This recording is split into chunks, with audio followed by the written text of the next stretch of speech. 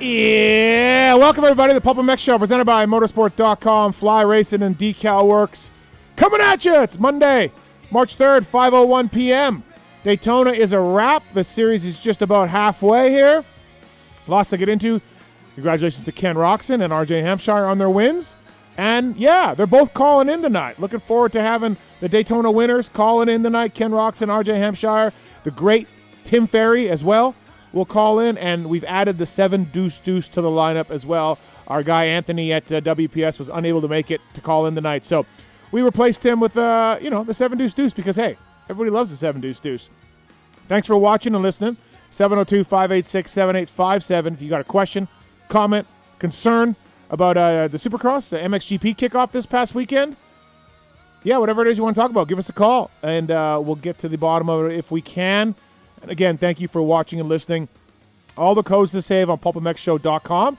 So you go there, click on a sponsor logo. You'll see the code to save. So whether it's X brand or whether it's Maxima, whether it's WUSA. By the way, WUSA, Ken Roczen and RJ Hampshire, both of their teams rely on WUSA for the wheels for their race bikes. So thanks to those guys. But if you want a discount from them or get data or Works Connection, so on and so forth, FCP, it's all there. So use the codes and support us. We'd really appreciate it.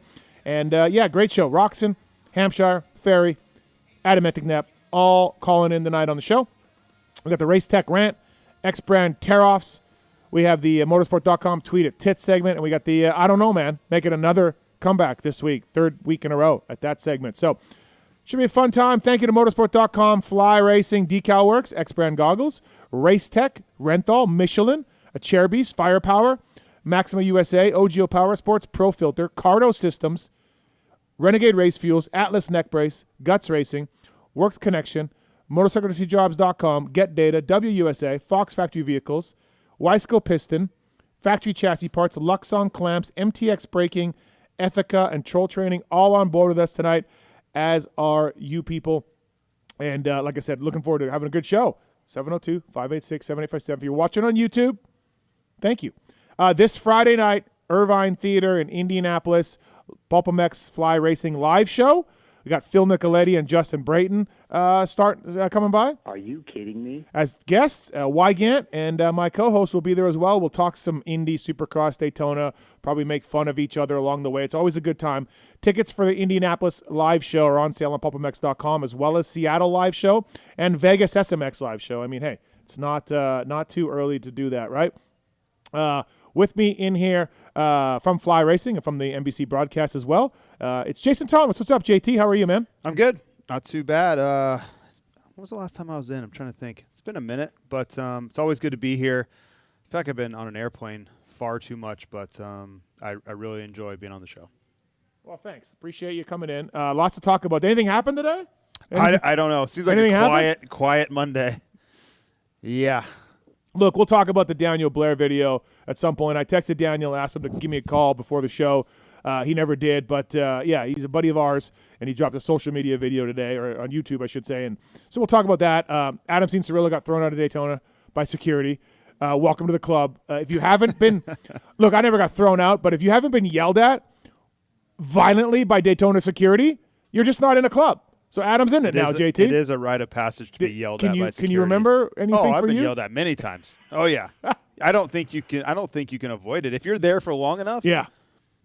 You're going to catch the wrath of somebody. I parked the box fan in the wrong spot one time, and oh my God. And then one time I tried to go somewhere with a rental car lot. I tried to cut the rental car, like I cut the track off to get to the rental car lot, and oh my God, dude. Well, the things that the places I've had to go, whether as a racer or a part of like a team or now on the broadcast, like I'm going places where they don't want normal people. Yeah. So you're going to get yelled at. Oh, in some capacity, I'm going to get yelled at by somebody at some point. Now, it didn't go to this level. Yeah. I didn't get escorted by police or anything. Thankfully, none of those things happened. But it's so funny to me because now you're so tight with Frank.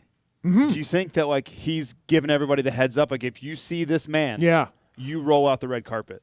Do they have a does every security guard have a picture of you in their wallet like their high school girlfriend? I don't know, but JB was telling me that we were laughing about the Adam thing, and Brayton said he had to go somewhere where maybe he wasn't allowed. I don't know, but a guy stopped him I was like, hey, what do you think you're doing or whatever? And then Brayton showed him his pass, and it has Justin Brayton on the bottom. And the guy goes, have a good day, sir. Happy to have you back here. Like, well, he won. No, I know, but I'm saying okay. even though Brayton won, they all knew that Justin Brayton won. Yeah, that's awesome. Yeah, it was pretty cool. I don't know. Frank may have put the word out. I'm not sure, but he's a hell of a guy. I was in the whatever the grandstand building thing is, trying to watch press day. Okay. I went over to where like the press. You were in the Rolex Club? No. Oh. Where the media like press box would be. Yeah. And I just was going to sit in there and watch so I could see the whole track. Okay, yeah. Because that was going to be my only opportunity to see it from that vantage point from the weekend. The rest of the day I'm on the other side and down on the floor. Yeah. Like, so I just wanted to get an eagle eye view of it. And I didn't get yelled at, but I was definitely told this was not open today. Right. So, I mean, I just like, Yeah. okay, no problem. Yeah. I'm headed over. Like, I didn't push back at all, but I thought I was going to get in yelled that at. case, like Adam posted about it, I think it's pretty funny. I don't think it's that big of a deal, but I'm sure both sides were at fault. Adam probably got a little lippy with the guy, which I think he did from what I hear. And then that guy was probably also like, hey, let's, calm down, man. Yeah. Just let him show you the credential. Yeah. Let him get off the jump. I think Adam was okay until he was grabbed. Yeah. And then I think it escalated really quickly. Yeah. And I understand Adam's anger, but at the same time, those guys, they don't want to hear any of that, right? Don't. So yeah, lots to get into tonight. We'll pray for Adam Cianciarillo. He doesn't get charged in criminal record or anything else. But he did say that the police officer was really nice to him. Yeah. And just like, I get it. I just don't have a choice. I'm Yeah. just going to walk you out. It wasn't some sort of Right. tense situation. Yeah. Someone on my social media said that he should be charged. The security guy should be charged with assault. Calm down, man. I mean, I think it probably would have been much less serious had the guy not been the head of security for Daytona International Speedway. Yep. Because he probably only answers to Frank. Right. Or maybe someone with the last name France. Yeah. So if he was upset, there was no one to intervene. No, he was done. All right, everybody. Thanks for watching and listening. Appreciate it. Roczen, Hampshire, Tim Ferry. It's going to be good to have Tim Ferry on the show, JT. Yep. Do you think he's going to remember? Oh, he's been okay, actually. I got to spend some time with him in January and reminisce, so he'll be good. All right, hope so. I'm talking shit on the great Tim Ferry. Working the cameras there, working the angles. He took a week off last week, so hopefully he's refreshed and re-energized. The Travis Marks. Refreshed, re-energized, just here living my boring life, looking at computer screens. Thanks for coming in, Marks. Did we fix that download speed?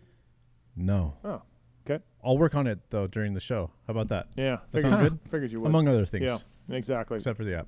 Just let him be a dad. Just leave him alone. Thank you, JC. Let him be a dad. Wow. See?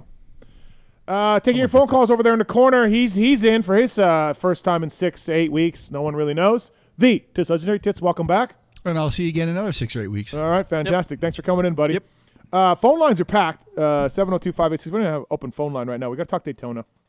Super happy that Ken Roczen got it done. I'm sure you wanted Fly Racing's Cooper Webb to win.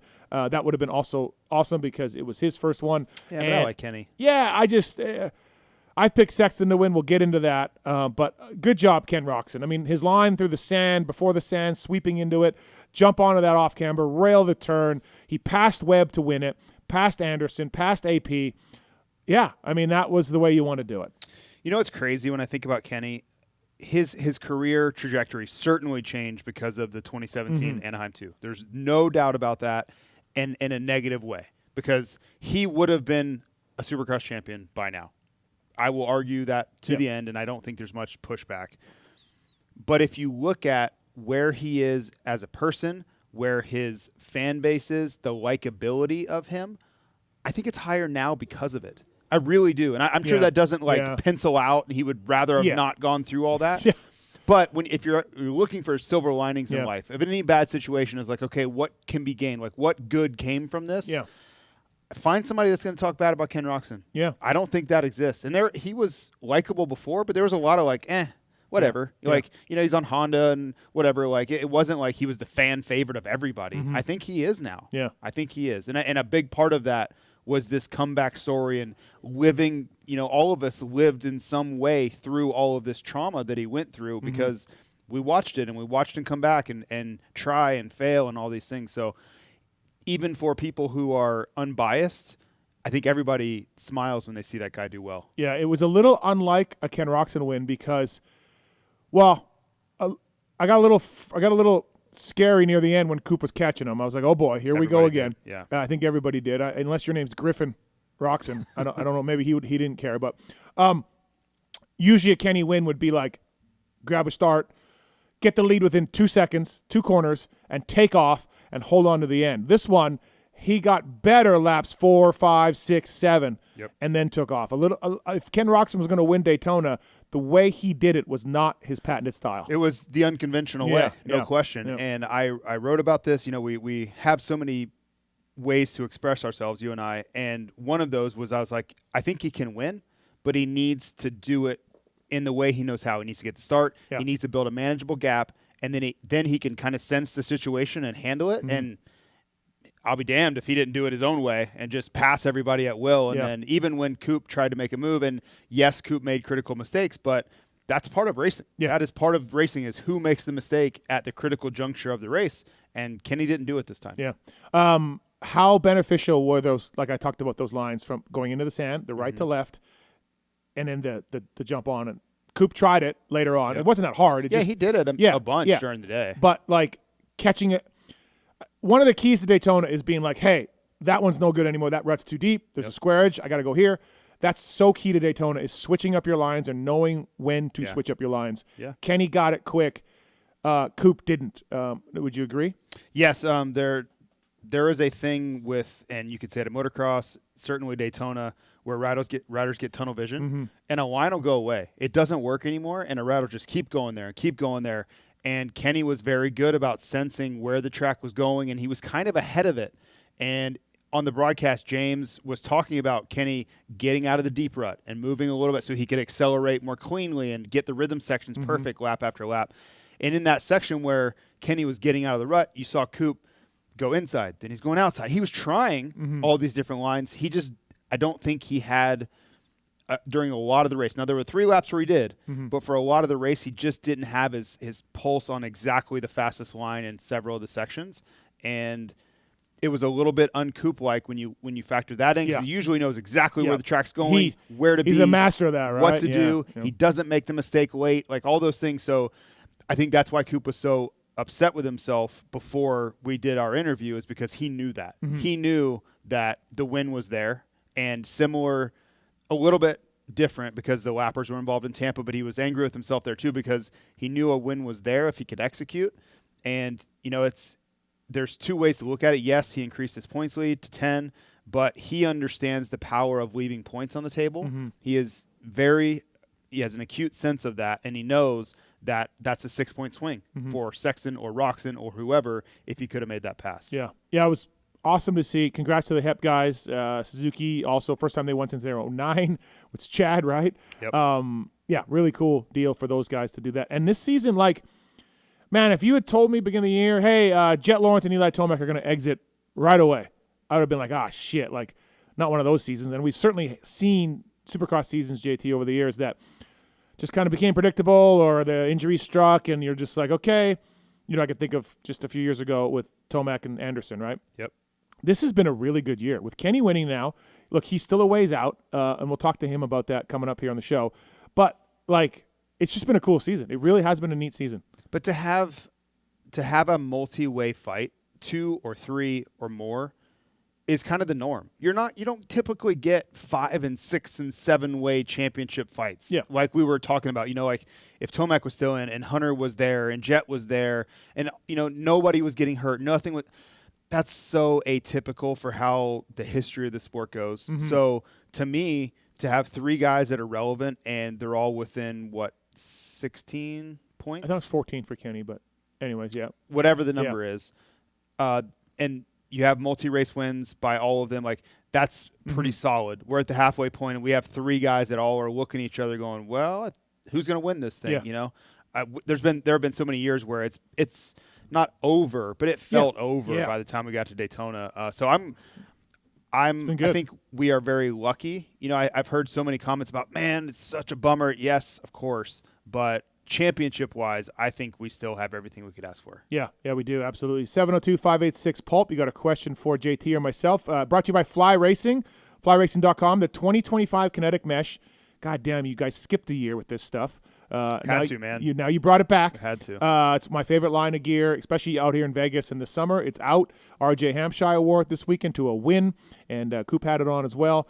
Kinetic Mesh has got BOA on it now, and is available for now, right? It is, yeah. It was available on Friday. So it's exciting for me because when you think about, me growing up in Florida and riding in the summer, not having vented gear is absolutely brutal. So to have new look, new style in that stuff, I think it's pretty big day. It's great, and code PulpMX will save you direct with Fly Racing, flyracing.com. All right, we got night show suggestion for JT from Charlie. Charlie, what's up, man? What's your night show suggestion for JT?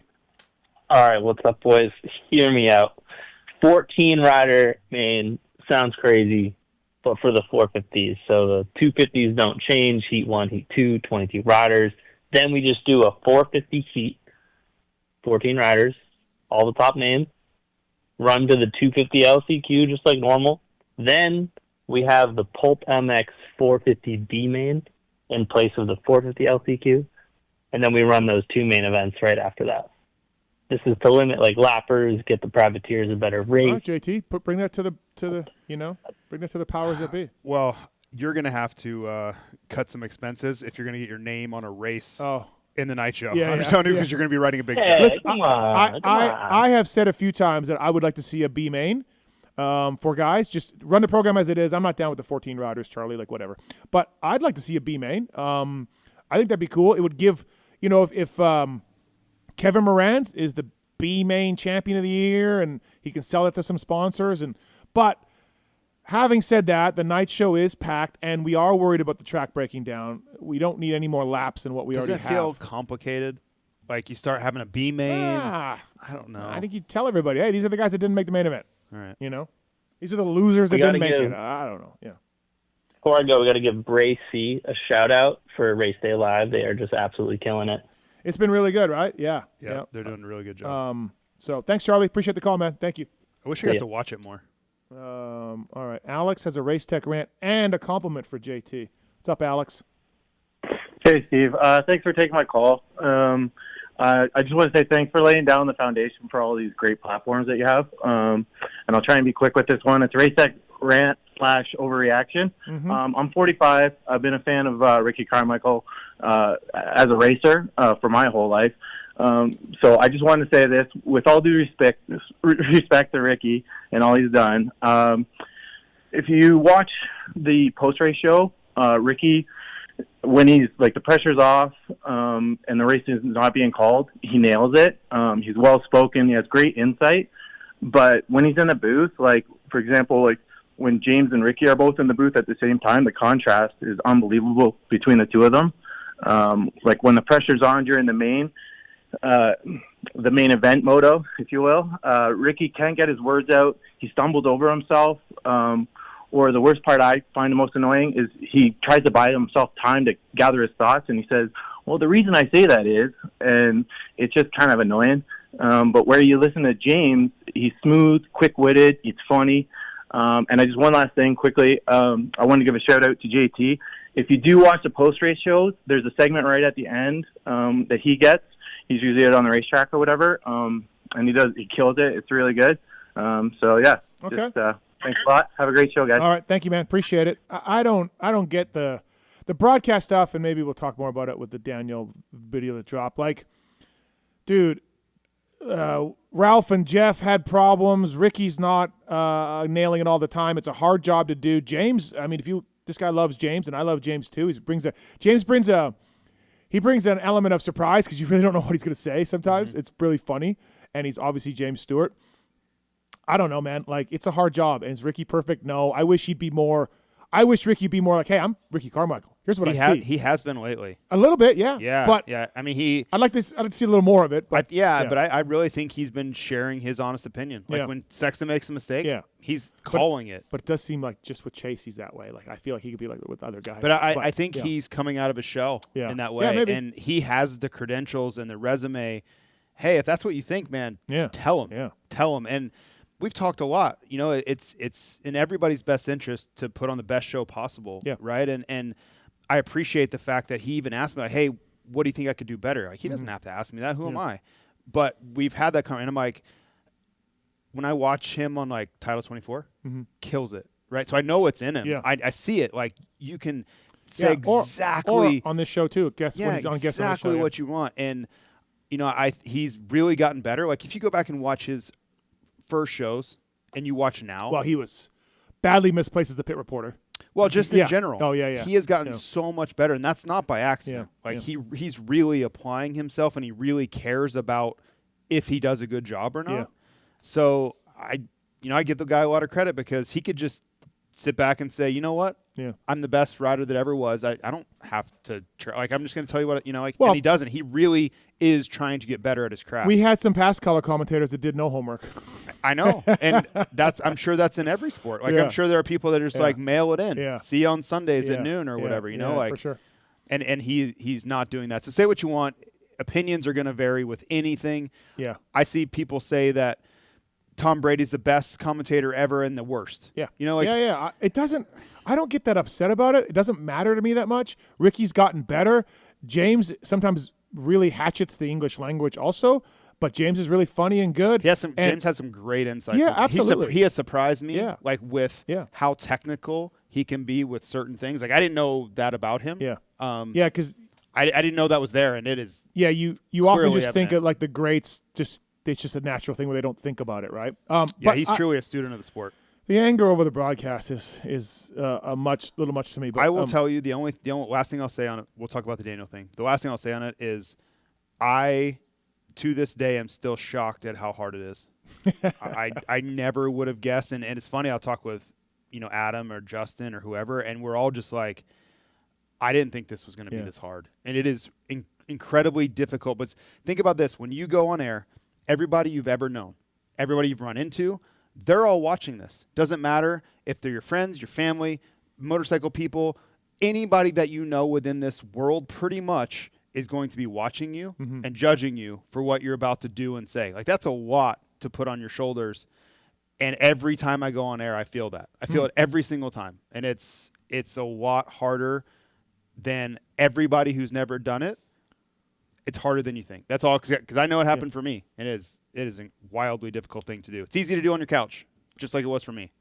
Yeah, you're right about that. Jennifer's on 6. What's up, Jennifer? How are you? I'm good. How are you? I'm good. Thanks for calling in. What's going on?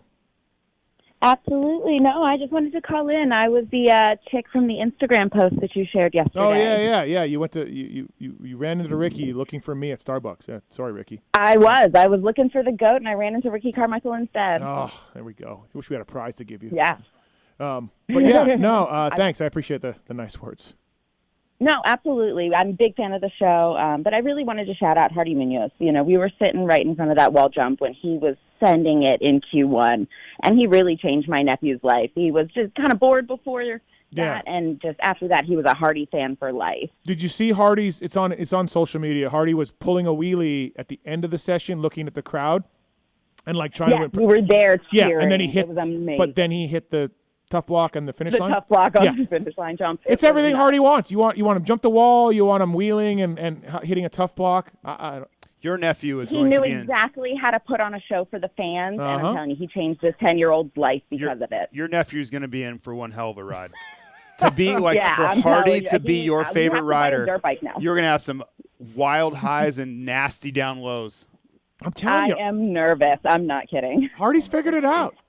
Hardy's figured it out. What? Well, we did see him at Bud's Creek smash himself, but oh yeah. No. Listen. The fact that Hardy can ride well has never been in question. Yeah. It's everything in between. So somebody told me in a group text that Hardy won modified B class against Loretta's a few years back, like against some good guys. Okay, like it's not whether he can ride or not. I had no idea Hardy he beat they were like, dude, he beat this guy and this guy. And do you think that this Loretta Lynn's appearance was like super clean and technically precise? 3 motos? Hell no, it wasn't. 3 motos. He probably crashed 7 times in 3 motos. Yeah, Jennifer. Hardy's been good this year, though. Yeah, it's been great. he really has. I mean, a top 10 finish in the main. I mean, that's Of really course, impressive. It's amazing. Yep. He looked the part in that heat race when they were battling. Like he looked like one of the guys. I was scared to death for him, but he looked the part. Absolutely. He's on Yamaha now. Smooth them out. Yes. I don't think that's the case. Blue Crew, that's right. That's it. All right. Anything else, Jennifer? No, I mean, I went to Arena Cross on Friday night, and that was a great show. I really encourage anybody to go to Arena Cross. Yeah, I went to Reno. It was great. Yeah, I didn't go this year. I wasn't able to heard. make it. I had some friends in town, but Arena Cross is a good show for sure. Looking forward. I've heard some plans about next year for Arena Cross, and if it comes through, it's going to be really good. So I hope. Well, I hope it has to do with more flaggers and helmets on the track. Oh, flaggers were sketchy? Yeah, the announcers are calling a red flag, and about 3 laps went by before the flagger noticed, and it got kind of hairy for a while. No medical that we noticed. Yeah, well, we got that problem in Supercross with flaggers noticing things too. So we do, don't we? Yeah, we do. So awesome. Well, thanks for the call, Jennifer. Appreciate it. Thank you. No, thank you. Have a great show. Thank you. Appreciate it. So Hardy won 2019 250 Pro Sport. He beat Mumphy. Strong. Yeah. I am a Hardy fan. He just scares the living crap out of me when I watch him ride. Andy's on 5. Andy, what's up? You want to talk to JT? Yeah. What's up, Andy? Not much. Sorry, trying to pause the YouTube here. All right, good. Hey, I heard you talking about Ricky, and I was just wondering if you're scared of getting axed too, or what? Just losing up to him? No, I mean, Ricky and I have a great relationship, and to be 100% honest, I don't know everything that went on that was before my time. All that stuff that, I watched the video today and learned a lot, and just like anything, there are 2 sides or multiple sides to any story. And I'm sure if you talk to anybody involved that was mentioned on there, they would have a different version of what happened too. So I'm friends with everybody involved. So it's really difficult to even make a comment on it, especially when I wasn't there when this stuff was going on. So it's just a bummer. Anytime, if you've ever had friends that you're friends with and they all have a really serious falling out, everybody loses in the end. It's a bad deal. Thanks, Andy. Thanks for the call. Appreciate it. We got to run. We got Roczen coming up. Yeah, it's like Marks and Tits. They don't really even talk anymore at all. They don't like each other either. Very sad. Taylor, what's up, man? You want to talk about Sexton and how he's covered on the broadcast? Yeah, so this week I kind of feared it was going to be like last week. So last week when he obviously ran into Coop and fell over, he was, at the end of the race, he was definitely having some emotions. I don't blame the guy for that at all. For sure. I don't blame him for losing it. But they show him for a good, probably what felt like way too long, cut to the winner. Then they cut back to him having his, I'm assuming, breakdown. It doesn't matter what it was. But to me, it was just they showed him that second time even longer than the first. It just seemed a little too much. I get it for, the storyline of everything and all that, but give the guy a little bit of a break. Oh, you're saying like it's a little too much emotion, or it's showing it for too long. Is that what you're saying? Yeah, he's breaking down. Looked like he might have been tearing up, but who knows? But show it for he's definitely beating himself up, but don't come back to him and show him even longer having a breakdown. The only thing I'll say, and I don't disagree, the only thing I'll say though is if look at any other sport, if there's something serious going on, they're glued to it, right? If their quarterback's yelling at receivers or anything is or sort of sometimes there's fights on the bench. Yeah, they're not going away from it. Or a coach is freaking out about something it's just a part of it, unfortunately. And for, all the people that are feeling empathy for Chase and don't want him to be on camera there, other people are like, this is what we want to see. We want to see the emotion and the highs and the lows of this whole sport. So I don't know. I'm too close to it. But I can understand your point for sure. Thanks for the call. Appreciate it, Taylor. We got to get Kenny on right now. Ken Roczen calling in. Thanks to the folks at Maxima and ProFilter. Pulp20 is the code to save with Maxima and ProFilter. Whether it's SC1, MPPL, FFT, just use the code PulP20 when you check out transmission oil used by Monster Energy Kawasaki and Mitch Payton as well. And ProFilter. Get your ready-to-use, pre-oiled, ready air and oil filter for dirt bikes, side-by-sides, or street bikes. Pulp20 to save at ProFilter as well. Thank you to those guys for coming on board, and use that code and save with those companies. Andrew Short, the great Andrew Short, uses Pulp20 code at Maxima and ProFilter for his own bikes in his house. So thank you to Maxima and ProFilter. And also our next guest brought to you by the folks at Renthal, renthal.com. When this man moved to the Suzuki guys, he suggested, one thing for his motorcycle, and that is rental bars on the bike, and they made it happen. And so Honda. They're going to say electric start. Oh, no, he didn't, yeah, they didn't make that happen yet. Rental.com brings you the winner of Daytona, Ken Roczen. What's up, Kenny? How are you, man? I'm good, thank you. How are you guys doing? We're good, man. We're just getting broadcast complaints to JT here in studio, Kenny, because JT's in. And so all the fans that are angry about the broadcast want to call in, and I don't get it. Like, the broadcast, and I'm going to defend JT here, like, is the broadcast perfect? It's not. But, man, people like to complain about it, Kenny. No, yeah, I don't even understand what the problem is all the time. I mean, it's literally they don't know what they want. Like, I'm fine with it, you know what I mean? Like, I think it's been good, but I've also, I don't know, like, I haven't worried about it that much, right? But I mean, I haven't really been having any complaints, to be honest. Yeah, like, I feel like they they try to do a good job. Are they perfect? No, they miss passes or whatever, but at the end of the day, it's you know. Yeah, it's just the continuous complaints. Like, it's almost a bit weird. Like, it's, I don't know. It's Did you guys strange see? how much. Yeah. Did you guys see any of the NASCAR Fox coverage? Like, it switched to Fox. Yeah. And I didn't care. Yeah. I didn't watch it, but man, Twitter, I was like, oh, this is what it's like. Yeah. They were just getting annihilated by fans for their coverage, and I'm sure they were trying their ass off to get this right. So Hey, Kenny, and speaking of the broadcast, we'll talk about Daytona in a second, though. Like, so Chase got fined a couple weeks ago for not giving a TV interview. And, whatever. It's not a lot of money. I think it's $500, JT? I think it was $1,000. $1,000. It's not a lot of money for Chase, and I get it. Do you think, Kenny, that you guys should have to do these interviews, or do you just say, that's fine, I understand, and I'll pay the fine? Yeah, I mean, it all depends on, so I think, if I'm not mistaken, was he fifth in that race or something? Or yeah. Where was that? That was something. That Tampa. was so like Tampa, yeah. I mean, I feel like, definitely top 3 should be mandatory. Mm-hmm. And then, as a writer, I mean, I understand TV, the fans, like, they want to know.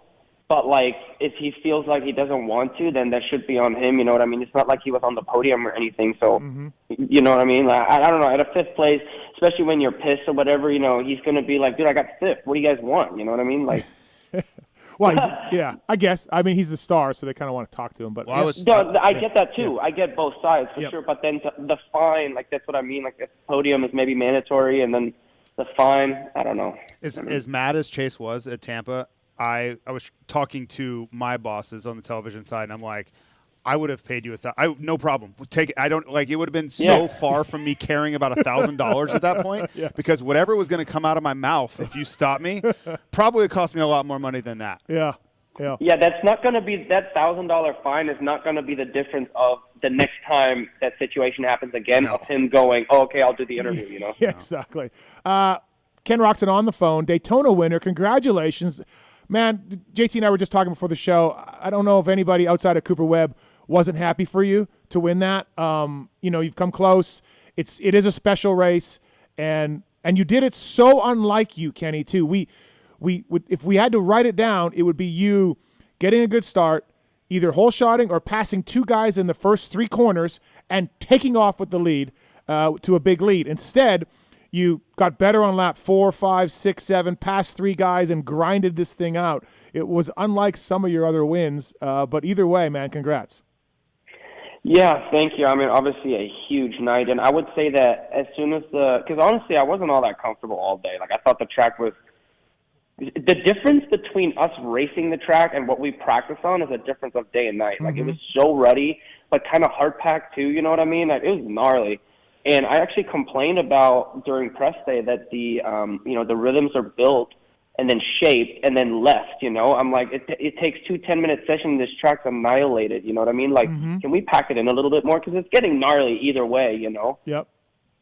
So, but no, it was such a huge night. And, I've just been really also working on myself, trying to have, when I'm in that position, like, to charge forward and be kind of a little bit more methodical about it, you know what I mean? Or just hang there for a minute, like, I don't know, just kind of like think it out, and if that makes any sense, even though you're acting on the fly. But I've been really trying to stay in it.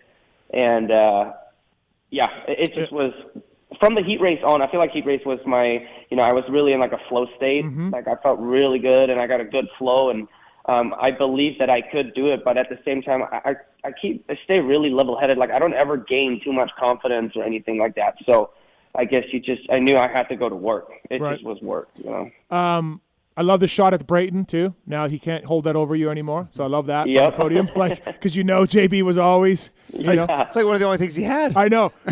So on a group text, JB was like, "Do you think I should talk to him about Geneva? Has he ever won Geneva?" But So funny. I did like that. Your line before the sand, you were on the right side of the track in that rhythm.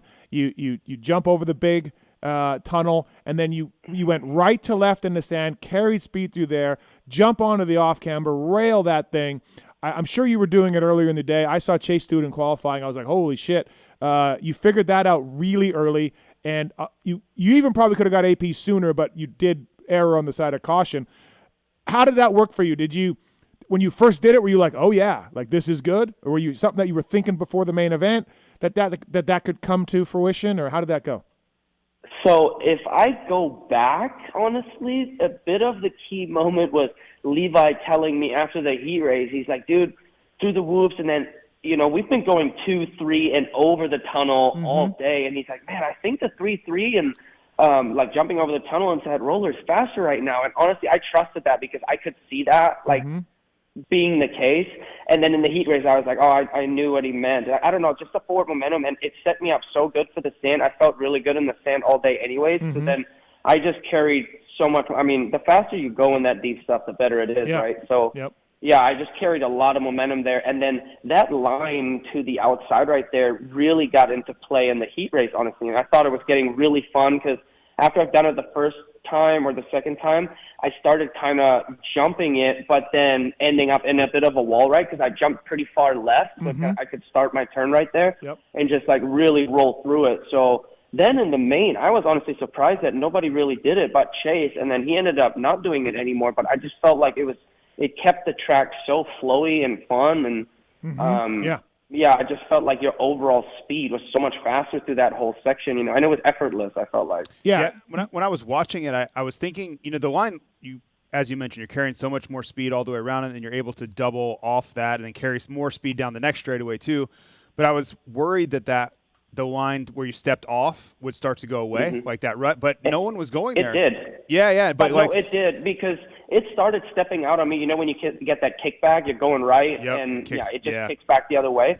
But then I ended up like kind of hooking it one time in mid-turn, like a quick hook, and it set me on the bottom of that little bitty berm that we had. So then I made a new line that was more on the inside of it. Like, yes, you couldn't just rail through it anymore, but all it took was a slight adjustment mid-turn, and then you were kind of out of that, and then I started grooving that. And you couldn't be too aggressive because you were essentially starting to turn on the bottom where there's like no berm, at first. So, but yeah, it still flowed a lot better than that inside rut is always so bumpy. Yeah. And I think so many people quit going out there. You were one of the only people late that was using that line, so the track deteriorated less out there because you were one of the only people out there. Agreed. Yeah, Coop tried it. Coop switched it maybe 3/4 of the way through the main, halfway through the main. Coop saw it. He missed the double off, though. Yeah. One time, and he's like, I can't do this again. Yeah. Like, unless I can do it perfect, I have to stick to the inside because he lost more time than he would have lost going inside. Yeah, it was interesting to see him do that, where he was like, oh, I guess Kenny, this works for Kenny. Let me try it. And then it's like, no, I don't like it. No, it's a great night. Did you go into the race with a quote-unquote Daytona setup from REP? No. Yeah, okay. So I agree. It doesn't work, man. I did make a fork change. I've been actually meaning to test this. It was a regular Supercross fork, but I was meaning to test this for a couple of weeks. But I don't know. Sometimes when I feel decently in tune, and we've been going to a lot of different dirt. Like, I really had to know my bike, and I'm kind of finicky with that. So I didn't test it. I'm like, I'm going to test it when the time is right. So then I guess this weekend, I wasn't really planning on changing anything like internally, but we did. And that helped me a lot, just putting the track together better. Yeah. Eli was on the show and talking about the vision at Daytona. How bad is it for you? How do you deal with that? Yeah, so I actually practiced all week with the roll-offs, and because I was like, you know what, I've been meaning to do this for a long time, because having like 14 tear-offs on for the night show with the lights and the dark dirt, like it's just not good. I hate it. But then I don't know, I just couldn't do the roll-offs. It's just not. I don't know. And I'm from Europe, man. It's like, I dread those things so bad. Just I don't even know why, but it's just a vision. Like you look too cool weird. for roll-offs. I'll be honest with you, like your look is too good for roll-offs. Well, yeah, I've heard nothing about vision. You know, vision is always a problem at Daytona, vision stuff. And then Eli saying that on the broadcast, I was like, yeah, like if you load 14 tear-offs, it gets a little really bad. Yeah, like so depth perception, the dirt is as black as it possibly can get. I didn't even really think about that till Eli said. And when Eli said that, I was like, oh yeah, like roll-offs. And you know, you can put 14 tear-offs on during the day. You don't have stadium lights in your face. It's still a different vision than once the stadium light hits you from the top. It's just more milky, you know, and like you can see fine with your blank eye, but as soon as you put goggles and tear-offs on, like it does change your vision a little bit. And then when the ruts get really, you know, it's very critical and everything just gets super hammered.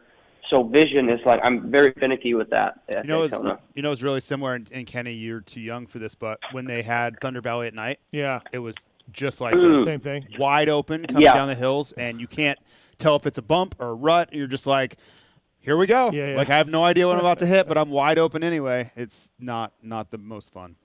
Yeah, I would not think that would be a track that'd be cool to ride in the dark, or to race in the dark on a moto track. Is just gnarly, anyways. Yeah, you probably never did Date City at night, Kenny. But Ken Roczen here on the show, brought to you by folks at renthal.com, Honda HRC, Monster Energy Kawasaki, Red Bull KTM. Ken Roczen, all using Renthal. Bars, sprockets, and more. Lock-on grips available now too as well.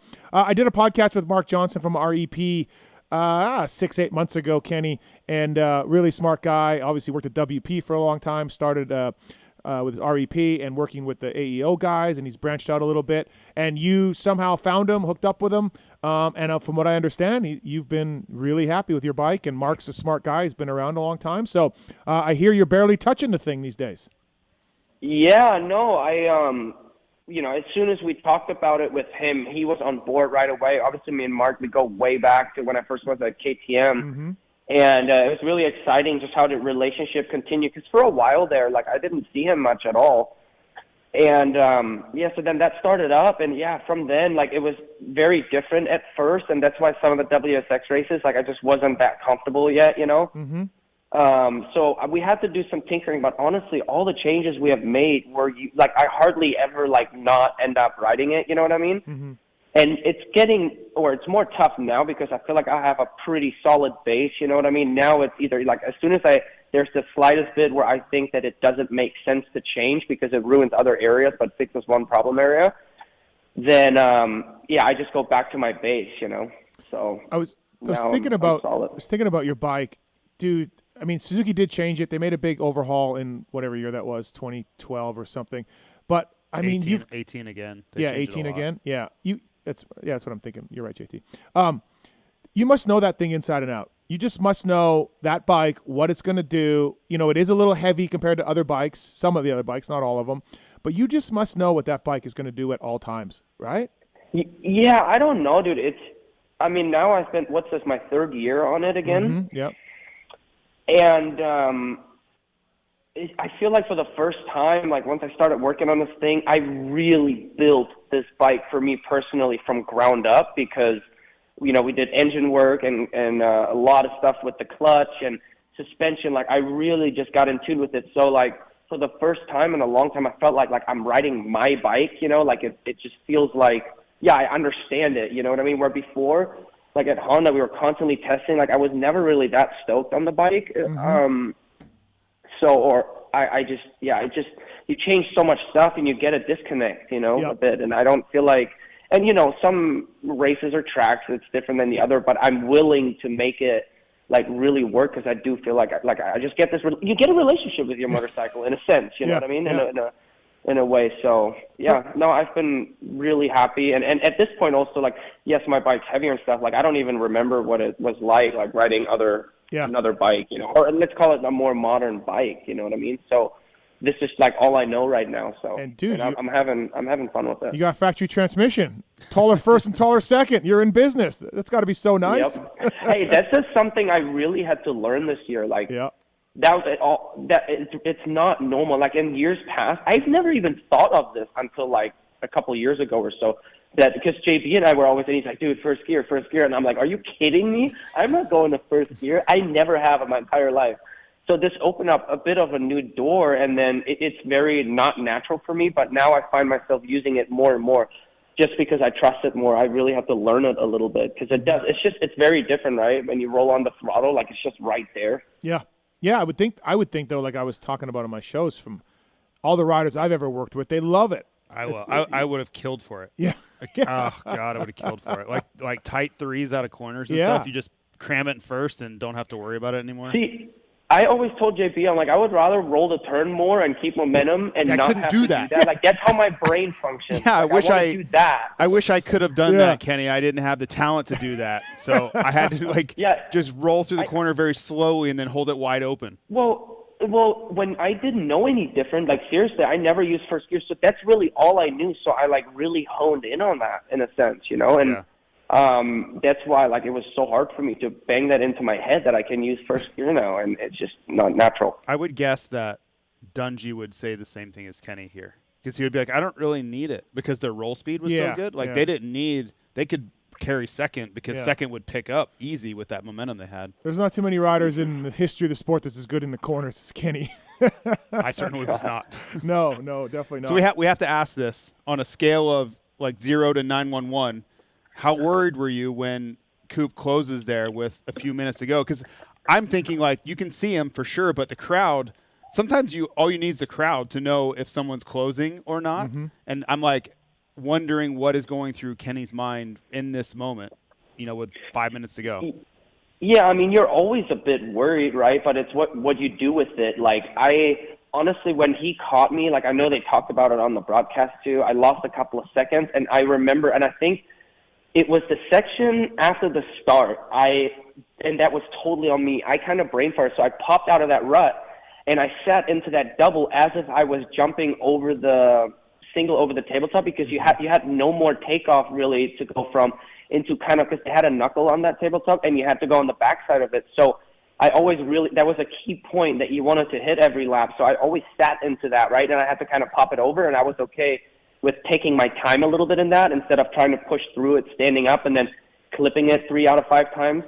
But I brain farted and I freaking throttled it. And last second, I'm like, no. And I doubled way too far into the rut of the takeoff right there.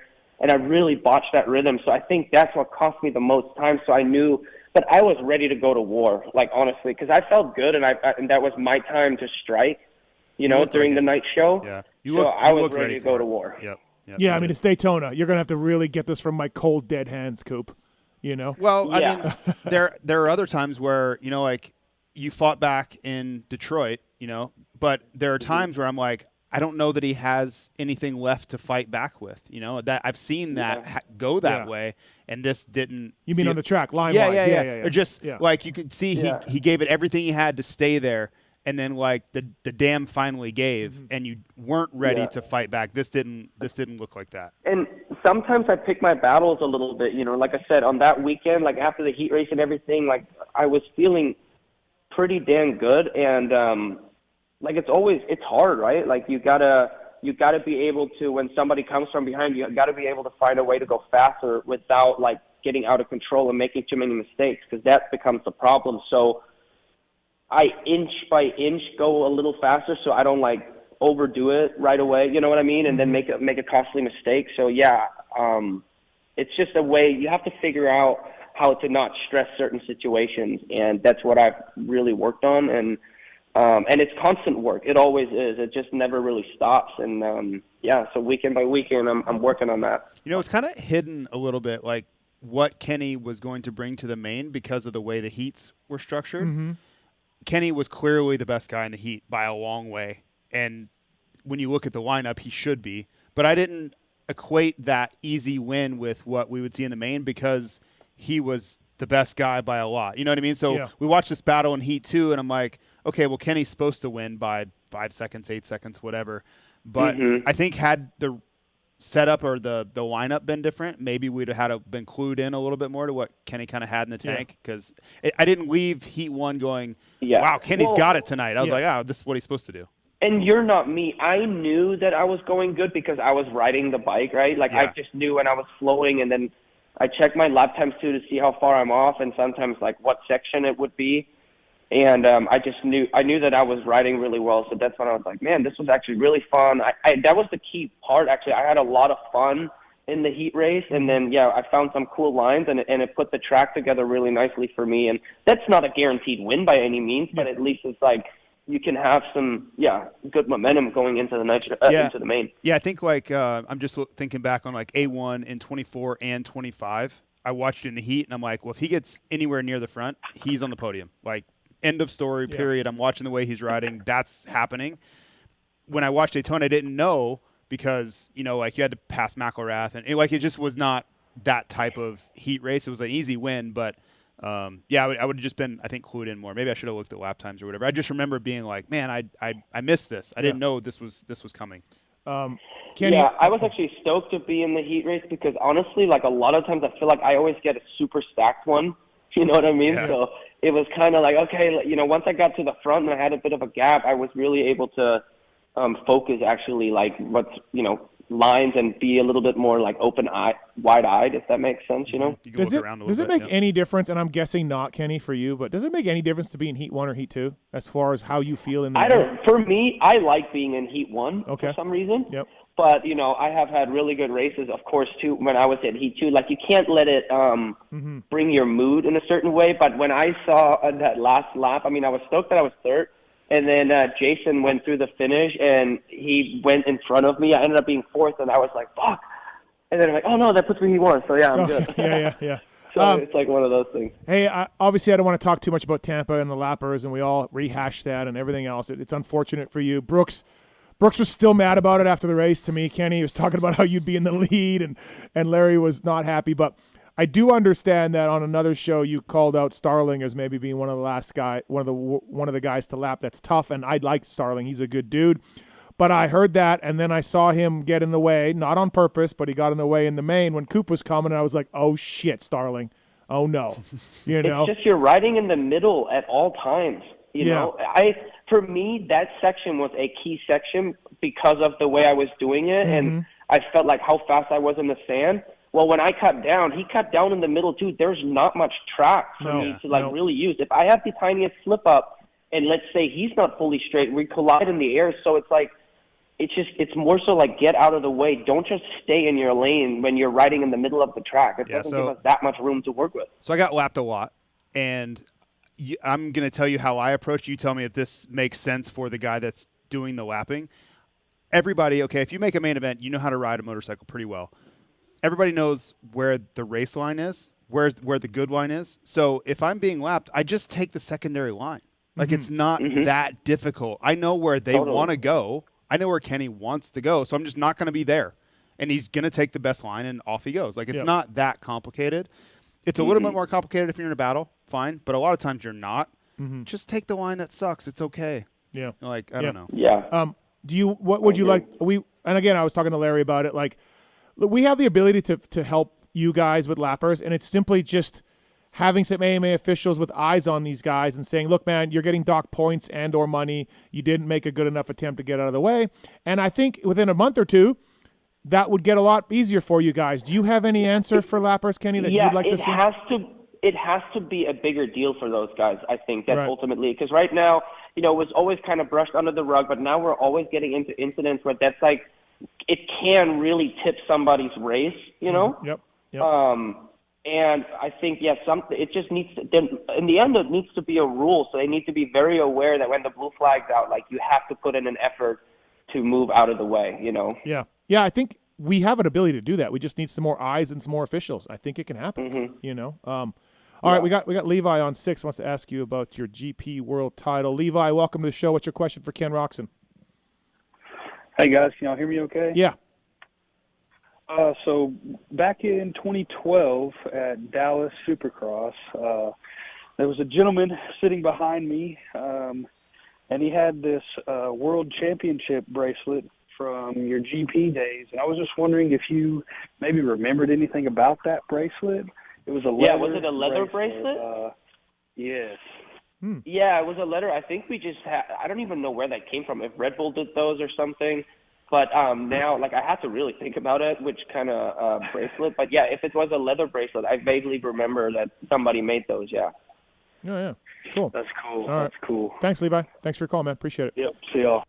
Yeah, it's Red Bull. Probably Red Bull. Red Bull always done. I think if I ever won a title, I'd want like a big ass, like wrestling belt buckle. Yeah. Like that would. Well, I would just wear it all the time. That's funny you say this, JT, because I was just going to ask Kenny. Like, Kenny, you got a lot of trophies. This Daytona one's probably going somewhere special. Well, look at Courtney's. Or actually, I reposted an Instagram page. We put it. We have a little in the story. We have a little like right next to the TV. I guess there's just a taller wall where we kind of have like championship stuff in there. Because I don't like to clutter the inside of my house with moto stuff. But we have a little corner where some of the special moments and key trophies are in. And yeah, I got it. Put it up there. It's like right in the middle right now. I see that. Yeah, #1 plates and a FIM medal, and yeah, right. Yeah. Yep. Yeah, it's you guys in your trophies. After a while, you've got so many of them, but this one's cool for sure. All right, man. Anything else for Kenny, JT? No, just congratulations. Yep. I know that Thank that's you. a hard fought one right there. Yeah, that was awesome. Really, really cool. And look, man, Indianapolis this weekend. You never know. You've done well there before. You get another win in Indy. This thing gets pretty tight then, So Music to my ears. I love it. Awesome. I'm gonna keep chipping away at it. Yep. Thanks, Kenny. Thanks for the time as Thanks, always guys. on the show. Appreciate it. Yep, Thank thank you. That's Ken Roczen, everybody. PulpMX show brought to you by Renthal, renthal.com. Always appreciate Kenny coming in, and it's a good interview. And He will forever be a 10-year-old riding a scooter around Stuttgart Dome. Yeah. Like, I just can't ever get that image out of my head. But did you know that he was fast? Like, No, yeah. he Like was they were like, fast. hey, he was on a 85, like he was but ripping. they didn't race 85s in those things, did they? Or 80. They did. No. I just knew of him. Oh, yeah. I was racing. Yeah, he but was there I was gonna hanging say out. they didn't race No. 80s He was and- just there hanging out, and yeah, whatever. I knew of him. Everybody's Right. like, this kid is unreal. Remember when when yeah. I did that series and I was going to go do GPs and I was in Germany? Mm-hmm. Mika, great sand rider. great sand rider. Yeah. Past Chiotti. That's how we got the ride. Past Chiotti. Amazing. 702-586-7857. We're coming up. Had to pay for coffee. Yeah, fuck. I don't want to speak ill of the passed away Thomas Knight, but not a very good boss. I was not happy with him. He wasn't happy with me. Mm-hmm. So yeah, all of that. What else we got? 702-586-7857. Got RJ Hampshire coming up here as well shortly. Listen, he is a ways back, and you look at speaking of Eli and Jet not being there, it's going to be tough for Kenny because Chase and Coop need to have bad weekends. I know you're big on that. You're always big on the multiple guys create a real problem thing. Yeah, but I'm saying it's going to be tough for Kenny. Oh, I know. Yeah, That's what I'm yeah, saying. right. Yeah. If it's more than one guy that you have to close the gap on, it's infinitely harder. Yeah, I mean, because he's talking about 2 all-timers, right? 2 champions. So it's going to be tough for him to certainly do this, but it would be cool for him to get closer into this mix. Yeah, Sure. I truly, okay, business interest-wise, yes, I would love for Cooper Webb to win this thing. But deep down, I was a fan long before I ever worked for Fly Racing. Like, I want to see those guys go at it. Marks has a stat here. Marks, go ahead. Marks did research Yeah, I on just this. wanted to get this out there before somebody else did. If Kenny wins from here on out, he wins the title. Oh, yeah, Weege will love that. Yeah, we'll make sure we'll tell Watkett that. I'll text him right now. Yeah, please do. Yep. Gonna come up with RJ Hampshire here on the call. We have Kip's on 5. He wants to talk about Daniel Blair. All right, Kip. Hey, man. Kip. Yeah, I'm here. Yeah, what's up, Kip? Hit us with it. Yeah, hit us. Hey, guys. Hey, good to talk to you. I really appreciate what you guys do. Yeah, thanks for listening. Yeah, it's great. I was trying to think of a question for Kenny because I was holding. But, yeah, no, I had a thing about the broadcast. It's kind of neither here nor there now. But my point was kind of how you guys it always seems like when there's a pass for the lead, somebody's, like, talking over it. Yeah, no. Is there a way to, like, avoid that, do you think, JT? No. So basically what happens, just to pull the curtain back a little bit, myself or Will or Katie or whoever's in that role, we are using what we call a talkback button to tell the truck, like, hey, we have something to add or insight or something that we're hoping makes the broadcast better. And we're always... Which it does. Yeah, you guys are great. Yeah, with, varying levels of success, But right. We're trying to also gauge if there's a battle. And also, Bondo and our production team is also gauging, is the battle setting up? Because a lot of times they'll say, no, it's too tight, we're staying out. Unfortunately, sometimes just things happen. People crash. somebody comes up right on them at the wrong time, and you hate it, right? Because we have to then interrupt what we're doing and pivot to that, and it sucks for everybody. It sucks for us. We feel bad. I mean, really, the only way you could ever avoid it is just never come down to us. Like, you know what I mean? Like but we do try. Yeah, like, I don't think that's a good answer. If I see, I think it's cool when you guys get your information in there. I will tell you that if I see something, you know, I've been watching this my whole life, like most people that are listening to the show have, and you can kind of sense when the battle's about to get real. If I sense that, I stay out. Like, I don't radio in. Right. I think you have a sense for that. I think some other people don't. Not to smash them or not to bash on them, but I think you and like Weed, you guys watch racing your whole lives. Yeah, like know. That's not their fault. That comes from watching racing. Way too much. Literally just way too much as you have. Right? Yeah, you have a sixth sense for how these things are going to go. As always, too, I can't explain this really perfectly, right? Like, you watch a sport like hockey or football or whatever, and it's like, okay, here comes the play. Now we're going to watch the play and talk about that. In motocross, you don't know when someone's going to crash or someone's going to case something or the leader's coming through, and you're talking. Like, it's easy to miss a pass or it's easy to talk over a pass because you literally have no idea. In a regular sport, you kind of know. Yeah. Here comes the play. Most of the time. The whistle has stopped the play. Most of the time what catches us out is a mistake that then forces a pass to happen. That's where we can't avoid it, and that's where I'm like, damn it, I shouldn't be talking right now. I don't want to be talking, but I'm in the middle of this thing. Thanks, Kip. Thanks for the call. We got to run. We got RJ on the line. Yeah, guys. All right. Have a good show. Thanks for listening. Appreciate it. Decal works. DecalNMX.com. Promo code PulpMX25 to get 20% off your custom. Decal Works, #1 for many reasons. They'll design anything you need. JT was a Decal Works guy. With stickers and SoCal gear back in the day. Decal Works, mission to cater to those who love to ride. Red Bull KTM, Husqvarna Off-Road, using Decal MX for their graphics. I think that was the best finish ever for a SoCal gear. We'll have to check with JB. Eighth, JB Brayton. Yeah. Oh, he didn't get 8th in a big bike main. No Probably way. not. No, chance. he wasn't wearing then, it then. no. Oh, yeah, but he definitely wore SoCal. I think he wore it Arena Cross. All right, and DecalMX.com brings you our next guest, another Daytona winner. We got them all tonight. RJ Hampshire, what's up, buddy? How are you? Good, man. How are you guys doing? We're good, man. Do you have any broadcast complaints? We have JT here. We getting a lot of calls today before the show about broadcast complaints. Go ahead, RJ. JT can fix all. Dude, I'm not diving into this one. I'm going to stay out. Hey, congratulations on the win, man. And I know, does it bug you, RJ? Because years ago, Kennard, Trey crashed a lot, and myself and other media guys, we would kind of like make references to Trey crashing a lot, and it kind of bugged him and his mom, I think, at different times. The one eye open comment? Yeah, the one eye open, and, so it kind of bugged them a little bit. And I get it. Like, we're doing our job and having some laughs at his expense, but also, too, Trey Kennard did crash a lot. So, RJ, long way of saying, do you get mad when we say RJ's going RJ? I mean, not really, because most of the time it is, like, I would say, going RJ. Okay. But, for instance, dude, for how Tampa played out, I feel like you kind of took it a little bit too far because, dude, my wrist at Tampa was not good. All right. Okay, so I had good speed and everything. Mm-hmm. It was me jumping a little bit too far in that rhythm, which, dude, we do that every weekend. Almost every lap, you're going to jump a little bit too far. And if you rewatch it, dude, my left wrist just literally gave out, which you go left, land on tough block, whatever. Yeah, and then, you get to Detroit, and, that's an RJ moment, but it's also, dude, I was so uncomfortable there, and anybody who watched could tell that. Yeah, look, you're a hell of a rider, and you're a champion, and, but we do, yes, we like to say, RJ, Don't do it. Oh, he did it. It's a hell of a ride.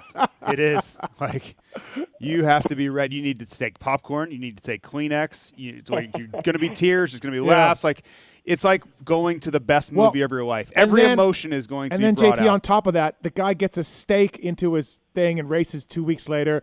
Then he comes back from ACL in like 3 weeks or 2 weeks. The Hangtown? We got the stake? Yeah. And then RJ's the only racer who gets an ACL surgery done, and he's back in like 2 weeks. So But you might be you immortal. you guys don't even see like the behind the scenes. Like imagine what my team and like my family go through. Like, you guys just see what happens on the weekend. True. Yeah, we don't have emotions tied to it. You're right. Yeah. But anyways, listen, congratulations. I said this to you after the race. I wrote about it today. Your best finish. You've never made the podium at Daytona. You're from Florida. You mentioned your dad passed away earlier this year. You were the fastest qualifier. You won the heat. You reeled these dudes in the main. I mean, just a storybook race for you, and I'm happy for you, man. Congratulations. That had been so cool. Thank you, man. Yeah, it was special, and for how my first 2 rounds went, you actually did call me for the win. I will give you, props did I? for that. Okay. Yeah. Well, maybe you just told everybody that on Friday at press, but you did tell me that. Yeah. I know I called Sexton twos though, so I think I would. Maybe I just got lucky. But yeah, no, I mean, just man, the change after Detroit. Like I knew I felt better on the bike, but my off season was not good. Mm-hmm. I mean, it's been a hell of a few months.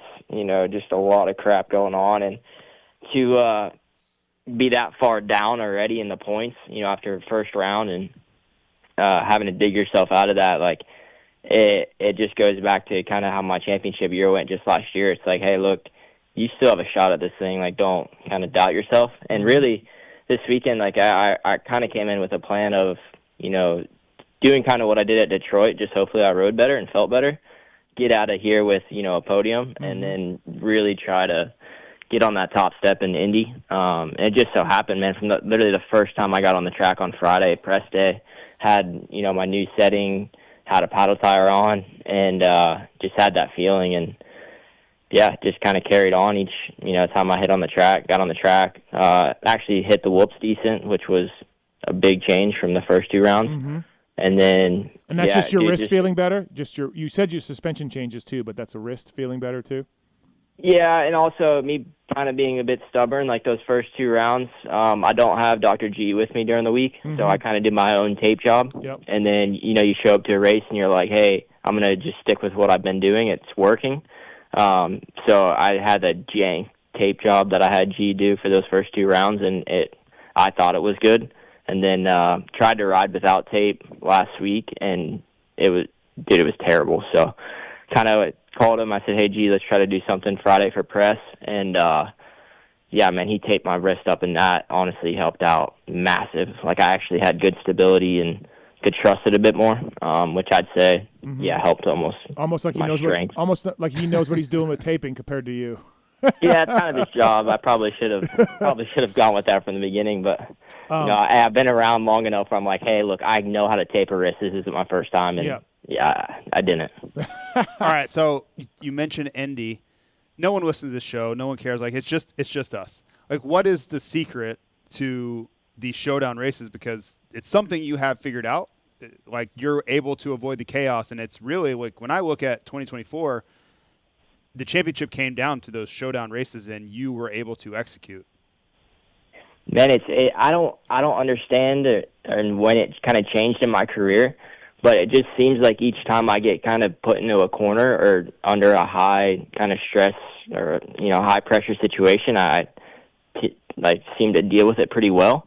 But I mean, we actually have a pretty a new start setting this year on our bikes.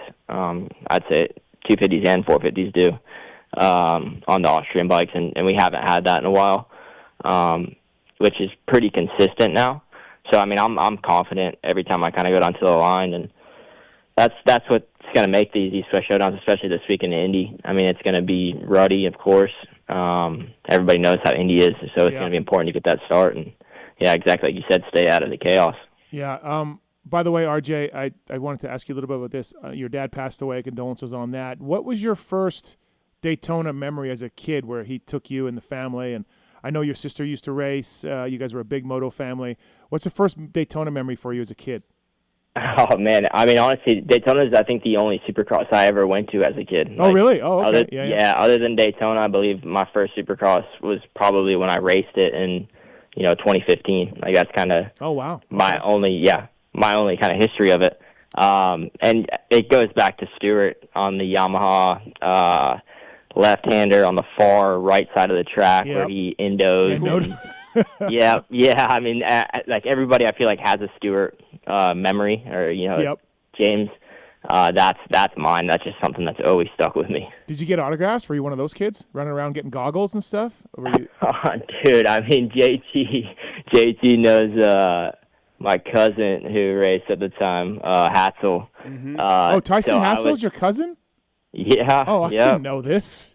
Oh, okay. Yeah. So I think at the time it was like maybe he was riding for Hooters or Tamer. Was that Tamer? Tamer? I think it was Tamer. No, it was. Was that? No. It was a Hooters. It was a Hooters thing, I think. Yeah. I'm just trying to think. Yeah, but I think the team it. name was Tamer. I think it was the Tamer Tamer Racing. I'm not sure about that. Yeah, I think Tamer owned it. But yeah, I mean, I really didn't care for dirt bikes that much when I was a kid. So it was more like I was there at a Daytona Supercross, and that was the only kind of event that I probably watched all year. I don't know. I mean, I'm sure I got a bunch of autographs. Yeah. Like I had a Stewart jersey that was a big deal, and then RC has been a kind of a friend of the family for a while, so kind of grew up with him as like the idol. And yeah, I don't know. I wish I would have kept more stuff as a kid, because now, I don't really have too much. When I first started racing, your dad used to beat up on me pretty good when I was trying to turn pro. I'd go to Dade City and like local tracks, and these old guys would just love to pick on kids, right? Like just run circles around us and play games with us. But I remember the first time I knew RJ was getting faster, and I remember going to Dade City on a Thursday, and I think it was like 2010, I don't know, but he was going so much faster than I was, and I was like doing okay. Yeah, I was getting points every weekend outdoors and main events every weekend, and like every time I came around, he was like 3 seconds further up the track, and I'm like, I'm going home. Like, this kid is way too. What was he on then? Like a Honda, number 21 on just some Honda. I don't know, but I just Probably remember how much 05 Honda or something. Yeah, I just remember how much faster he was going than I was, and I like thought I was hot shit. I was like, oh my god, I'm out of here right now. I'm going home. RJ, in the main this weekend, you're in fourth early, and then you get into third. Tom's got the lead. Were you just comfortable? Like, were you watching your lap times and like, I mean, you caught him pretty quick. It looked like it would. I don't want to say it's easy because that stuff's never easy, dirt bike racing at Daytona. But dude, it kind of looked easy. And in your mind, were you like, yeah, I got this, or were you like genuinely surprised at how fast you were catching those guys? It was crazy because I don't think I've really felt like this before. But from lap one, I'm pretty sure I came by the finish and I was in third. And I tried to blitz the whoops that first lap, and I'm pretty sure, this is where I was kind of so locked in I didn't even realize it, but I thought McAdoo was the guy in front of me. Okay. And he blitzed also, but he got buck wild, straight left, off the track, into the tough block. Yeah. And this whole time, I mean, I was sliding in the whoops too because we were all on paddle tires, so you don't have good traction. And this whole time I thought it was McAdoo. So I get around him, and then I'm like, all right, go to the front. And, man, I felt like I could control the pace, kind of that whole main event, because if you look at the times, like those first 3 laps, I mean, I was making passes, but also I was in the 119s, which I don't think anybody hit that the whole main event. And then once I got to the front, it was like I got maybe a 2-second, 3-second gap, and I kind of just held that, and I was like locked in. Like, man, I was doing stuff that I usually don't do. And I rewatched it, and I even told you, like, I was shifting to third in the rhythms, which I never do. And then I was actually like seat bouncing the whoops, like how I was going 3-3-3. And it was playing in my head because I was starting on the left side, and I would go 3-3 and kind of into the middle where there was a big rut going down the middle where they were almost gone. And I was like seat bouncing out of it. And it was just like stuff I never do, especially at Daytona. Like, you never feel good at Daytona. Like, you're getting, hairy every lap. And yeah, it just locked in. And then, of course, the red flag comes out, and I'm like, man, third one in a row. But like, I was pretty confident, and then as I'm sitting down there, dude, I just feel my wrist start throbbing more and more as we're waiting. Waiting, I'm like, man, this is literally worst case. And I was trying to come up with like a game plan to what to do in that first rhythm, because like that rhythm was huge all night. Like, I mean, guys were making mistakes nonstop. That long rhythm. So I'm like, man, what is Tom gonna do here? I knew he was kind of freaking out too because he was calling everybody asking, where I was making up time and stuff. And if we were to go back and I was the guy, behind, and I'm starting second, Tom's in first. Yep. I'm rushing and I'm doubling that first, rhythm. You're going outside and doubling. I'm doubling in. Yep. I'm showing a wheel or something to get out there. And I was like, man, I pray he does not do this right now. And I kind of like my line to it was like kind of wide enough where he didn't really have much of an option, but he followed right behind me. And then, I mean, dude, to be honest with you, I was like, all right, this is my main event. Yeah, you're like sweet, thanks. yeah, this is awesome. Like, I'm doing the basic rhythm here. If you watch the main event, the entire main, I was going on, off, 3-3, which was the slower but easier line in that rhythm. Yep. And yeah, man, I was just doing basic stuff, but trying to be better at like the, corners and wherever else. Like, I wasn't doing anything crazy. But yeah, I don't know, man. It was crazy. Like, I haven't really felt like that, and especially not at Daytona. Yeah, I bet. I feel like if I was out front or in that situation, Tom is one of the riders I would want. Like, he just doesn't do anything erratic. Yeah, he's not. Like, he's not going to run over you or run it. Like, he's pretty calculated. He's obviously great. He was defending champ in this class. But I don't know. I always talk about riders you can trust and riders you can't, whether they're going to be dirty or they're just out of control and they might clean you out on accident. Tom feels like he's like, he's okay. Yeah. Like, do your thing. He might go faster than you, might beat you, but he's probably not going to, wreck your race on the way through. Yeah. Yeah, but it was crazy. I mean, because before that red flag, I felt like I could have gone faster and pulled away even more, but I was staying in my lane, and he was fading. Like, he was. No, I don't think you needed to, really. Yeah, exactly. So I was kind of, just managing it. And then, that break, you get a 10-minute break or whatever that was, and he got, fired back up. Like, pretty much it was a heat race, and now he's got another heat race to go. So all the kind of fatigue and stuff is gone. Now he's fresh again, which, I mean, he was definitely stronger, I feel like, after that red flag. But, yeah, to your point, I mean, him or, like, myself or him, like, we're not going to do anything ridiculous, which is, nice to know. But also, we're in a championship now, which I feel like we're both kind of going to be at the top of this here. Yeah. Like, it gets a little bit later. It feels like that first lap on those restarts is so critical. If you nail the first lap clean, everything else kind of calms down a little bit. But, like, you look at Max in the sand in Detroit, like, that first lap, you have to be perfect. You have to be. It doesn't matter if you're great for 14 minutes leading up to it. If you're not great on that first lap after the green flag again, your race can go really sideways in a hurry because everybody's right behind you. Like, it's a freight train that can get to you. Apparently, we're going to do red flags every week. I don't know what's going on. No, I hope not. But I had 2 points to make on that first lap. It was hit that rhythm, do my on-off, get to the whoops, get through the whoops clean, and then I'm solid. Because I knew 100% Tom wasn't going to be grabbing fourth gear, blitzing past me in the whoops. Right. So hit the rhythm, get through the whoops, finish off the whatever he had. I think it was 4 or 5 laps. But still, man, that stuff's stressful. We got Kevin on 4. Go ahead, Kevin. What's your question for RJ Hampshire, Daytona winner? Hey guys, thanks for taking my call. RJ, I really appreciated your press conference when you got really vulnerable there, telling everybody about your importance of Daytona, how special it is for you because of your dad. I grew up honestly the same situation as you. Go to one Supercross a year, it's Daytona, and my dad's been bringing me there since I was a little kid, man. And he unfortunately passed away a few years ago.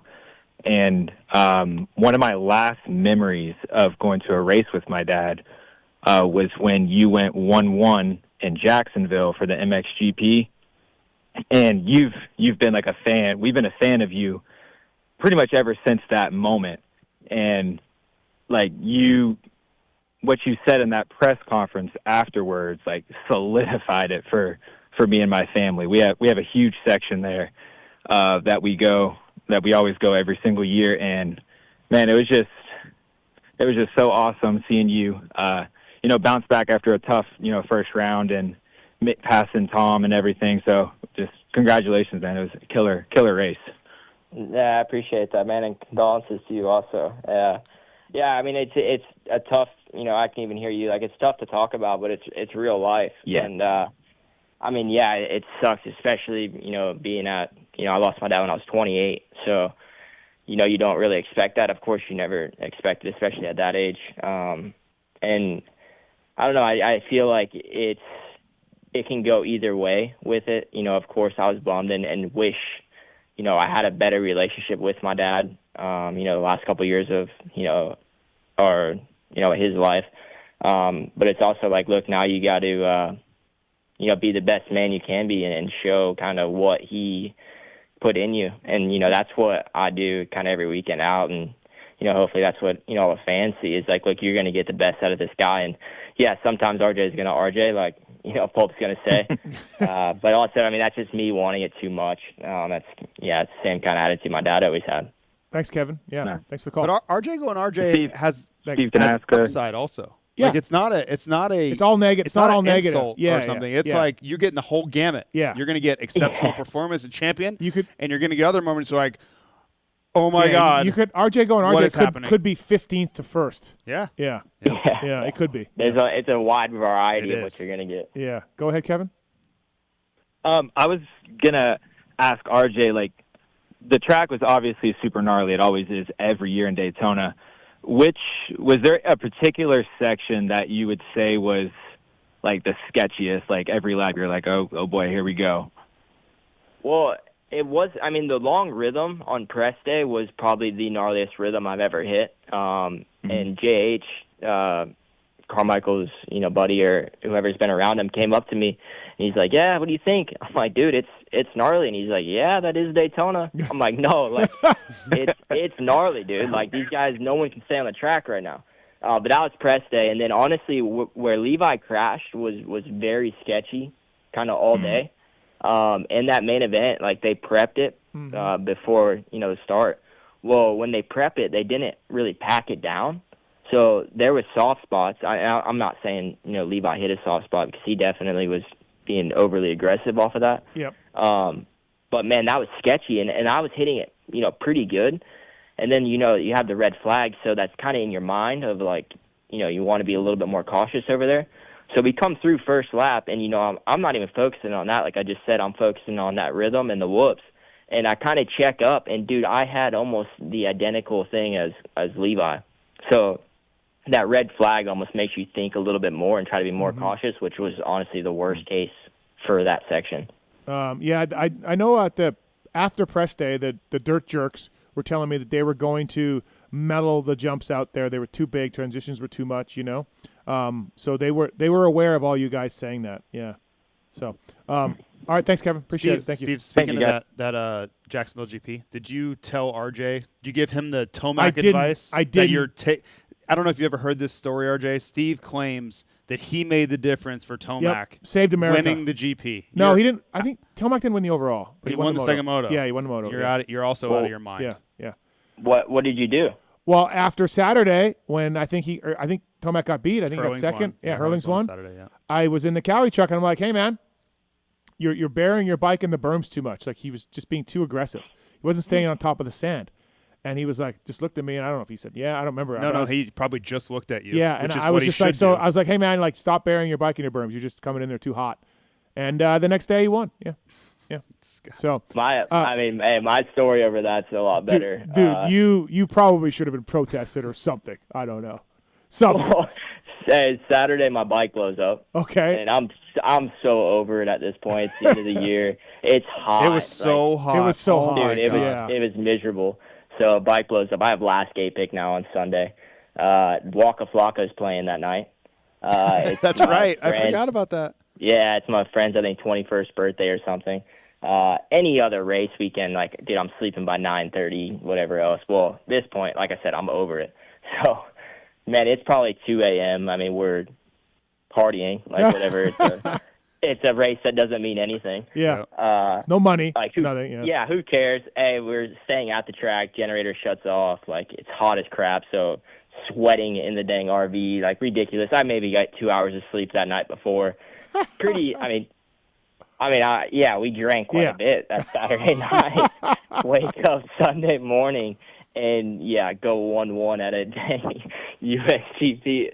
Yeah, that's just still one of the stories that, not many people know, but unreal. First professional win, and it was a complete I thought it was a complete joke. And then getting that outside gate was pretty nice, too. It was pretty nice. Yeah, exactly. Like, the whole weekend was like, okay, this ain't going to happen. And then sure enough.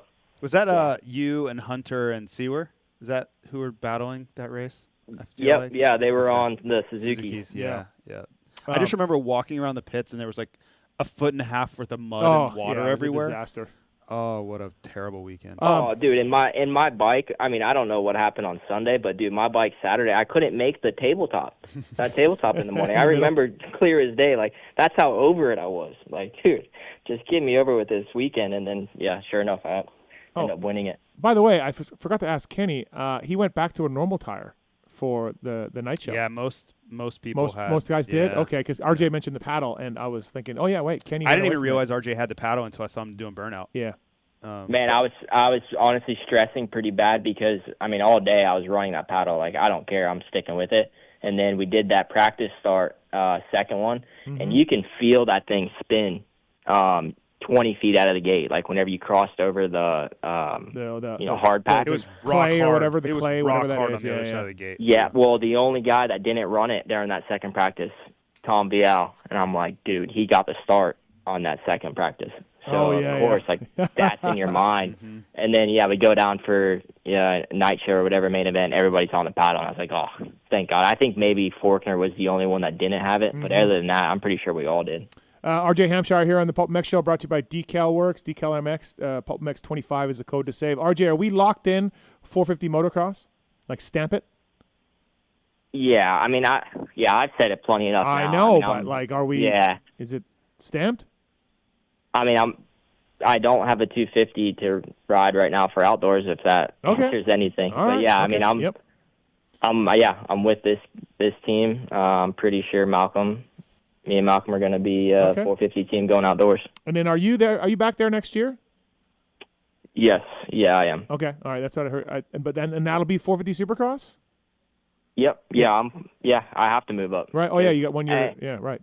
Yeah, man. I feel like I've been hearing crap for the last 5 years that I'm 30 in the 450 or in the 250 class, and I'm still not even 30. So I won't be racing a 250 when I turn 30. There you go. I'll be in the 450 class by then. Now we got Anstey. Anstey's 31, I think. I don't know. That's his number. Dude, that's what I'm saying. I mean, the guy's leading the series right now, and I'm the only one that's still taking crap for it. I mean, he was racing this class on a 250 in like 2010. Yeah, I mean, you can cut Anstey a little bit of a break because he had to do GPs for about 10 years in the middle there. But yeah. Anyways, you're right, RJ. I think I've called you 30 before. So yeah, you're 28. I just turned 29. All right, hey man, thank you for the time. Really appreciate it. Congratulations. Like we just had Kenny on, and I know I sound like I'm just blowing the guests, but I think people are happy for you. This is really cool. Like your story and your dad and Florida kid and all of it. Like I think it's a really cool story. It was a nice Daytona to see this for you to get this. So thank you for the time and congrats. Awesome. Appreciate you guys having me. Cool. Thank you, RJ. That's RJ Hampshire, everybody. Brought to you by the folks at Decal MX. Firepower Parts, JT. Firepower is a WPS company. Crushing it. Club MX guys using Firepower. Loading ramps and tie downs and batteries and hard parts and you name it.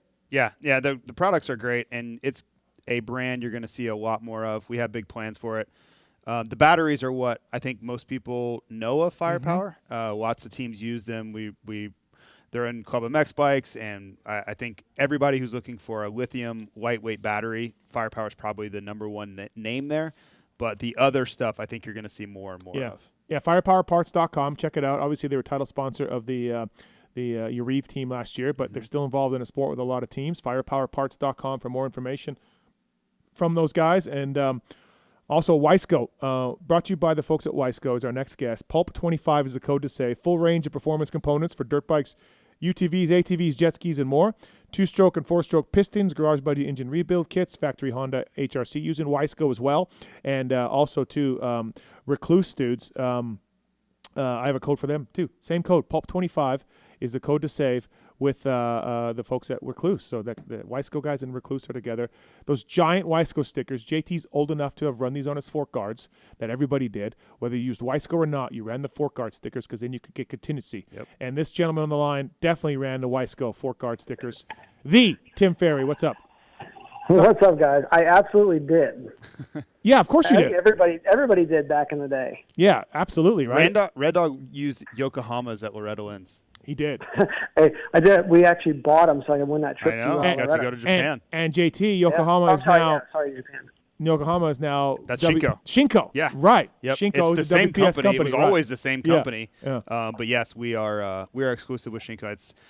It's not ours. Yeah. But we treat it like it's right. ours. The great Tim Ferry, 97 125 champion. All right, Red Dog. We had RJ on, who won 250s. We had Ken Roczen on, who won 450s. And you won Daytona in 1995. Yeah, I mean, I did it. I won at 95, and I feel like I always, especially when I was young, I did really well there. So obviously a Florida race.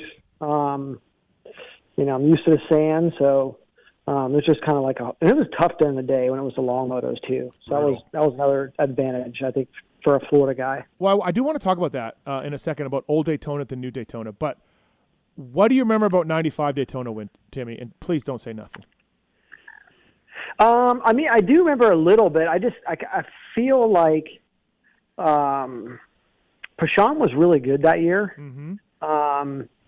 But he wore out like at that race. Like, so I feel like I caught him towards the end, and I just was kind of more steady. I don't feel like I was the fastest guy, which I normally wasn't. So I was like second or third, but I just remember it just being like a grueling race, and it was just over. And 95 was just a good year for me in general. I think I won the first round at Orlando too. Bike was good, right? Didn't you really like that bike? Yeah.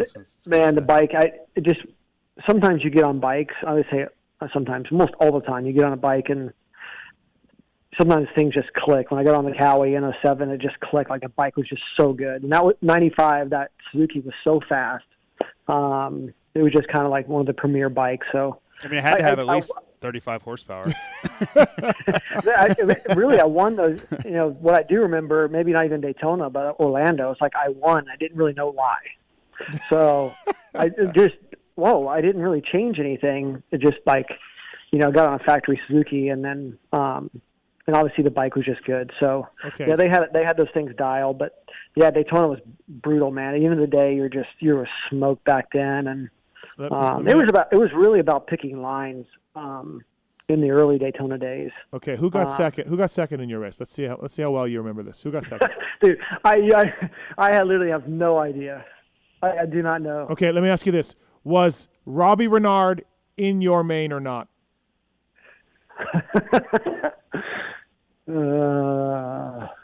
I'm assuming he was, because you're bringing his name up. So, was he on the podium with me? No, but he was fifth. Okay, all right. Was he on a Honda? No, Cowie. Cowie. He had went by then. Okay, all right. I do remember that, but I don't remember I didn't really remember I just remember battling with Pashon, and I think he had a pretty good lead, I think, and then I got him, and I think maybe I got a banner in my wheel or something possibly, and but I still won. Did Rainer go to Bill's Pipes Honda in 96? When did Rainer? 97. 97. Sure, not 6. 90, maybe 96. I don't know. 96. Okay, it doesn't matter. Yeah. Okay. Was Ross Rollerball Peterson in your race? No, I have no idea. I have no idea. There's no way Rollerball was on a 125 in 95 at Daytona. There's no way. I try to see what Timmy remembers here. Hey, so 95. So Robbie Rainer was he was hot back then, right? Yeah. Was he a rookie? We didn't think about stuff like that back then. I think 93. I don't know how you did it, but yeah, you also beat Wyndham. Wyndham was a bad dude in 95, 96. But you did it. So yeah, Daytona back in the day, it was, well, it's for people who don't know, dude, it was hot. It was a 30-man 250 main for a long time. It was 40-man in the early 80s. Thank God. Yeah. 30 man. Birdwell made it in too. It was nice. It's great. And then Gary Bailey didn't know what he was doing with jumps, so basically he would just throw heaps of clay on top of grass, and with no transitions. There were telephone poles for whoops. Yep, in the early 80s. I mean, I don't think that people fully appreciate the words that I just said. Yep. The whoops were telephone poles. Yep. So I went to race there. My dad raced 3-wheelers at Daytona, and I didn't know this. no lie, yeah. So my dad that's how I got into racing. Is my dad, he rode dirt bikes when he was young, like teenagers years, and like not competitively, but like in the woods. And so then when he was older, and I was already born, he raced 3-wheelers. 3-wheelers were real big back then. This is before quads, obviously. Yeah, Jimmy White. Yeah.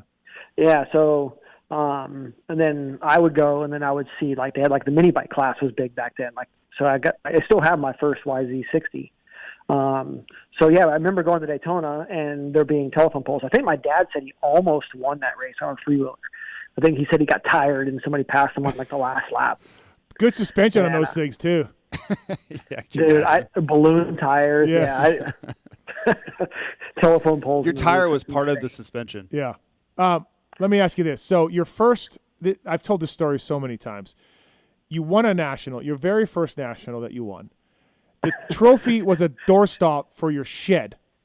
This is a fact. This is unbelievable. Was it High Point?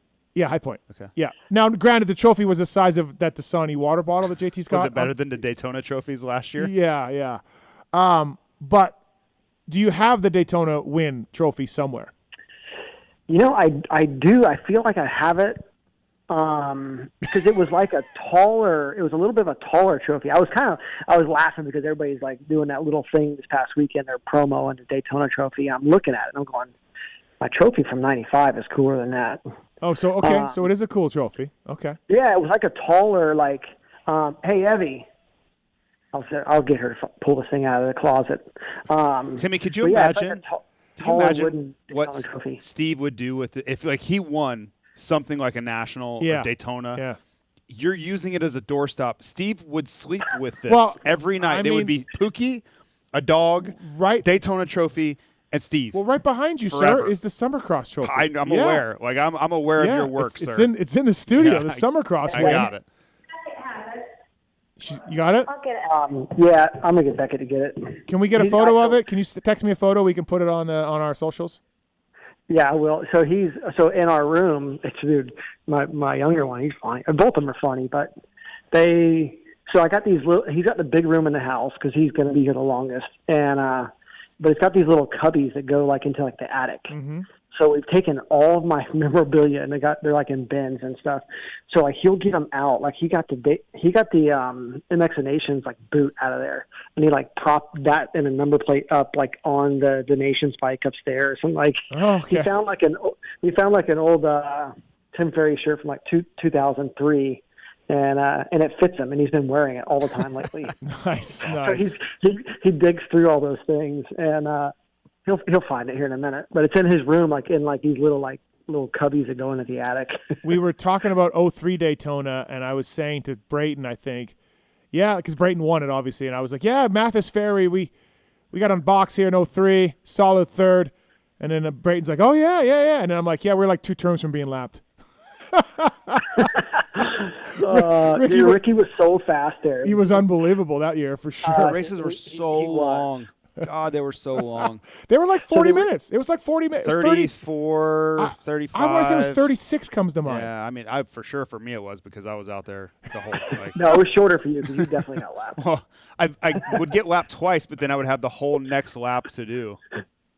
But yeah, it was laps. So it was laps back then. It wasn't time. And then, it was like 1:30 a lap, ish. You know, probably actually mid 1:30s, and it makes a big difference when it's during the day because it's obviously it's hotter. It's not as cool at night. Daytona gets cool and cold at night. So yeah, when you're in the sun, man, it makes a big difference. They have a harder time keeping moisture in the track too, so it just gets blown out and just turns like way worse. Like you can't keep the track the way you want it in the day. Anybody who's ever worked on a racetrack or gone riding, trying to keep a track better when there's sunlight on it is damn near impossible. It was so brutal. When I worked for Birdwell, like he was not exactly he looked really good in shape for like chicks and stuff, but like riding shape wasn't good. And I remember the mains, and he was basically rolling around by the end, rolling around. But other guys were rolling too. It wasn't the guys further back in the pack were no longer doubling, no longer You just had to tripling. find rhythm. Yeah, Like, it was like Timmy said, it was lines, and you just had to find a pace that you could hold. Like, everybody sprinted for a few laps, but then it was like, okay, I can do this. Yeah. And I can do the jumps, and I can stay. But, like, that's all you could do. Like, if you were trying to go flat out, you were either going to blow yourself up or crash your brains out. Yeah, Like, those are your two options. For sure. And I think just growing up in South Florida, it was always just like we were riding sand trails for tracks. Like, you really just kind of learn to pick around the track. So I think for me, it just kind of came natural. And if you found like a little rhythm where you didn't hit a few of those holes, and then it just made your life so much easier. So you know what doing the jumps was like at Daytona, like in certain years? Go to your nearest like parking lot. Go to the grocery store and find a parking lot, and then try to double off the parking curbs. Like find a parking curb and then put a jump behind it, and then hit the curb and then do the double. Right. But not with your 450 factory edition bike. Right. Get some upside down 1995 Suzuki Forbes. Yeah. Oh man, he did his bring down. So he brought downstairs. He brought down 2003. No, we don't want that. We want 95 back. But you're going to be disappointed, and it's broken.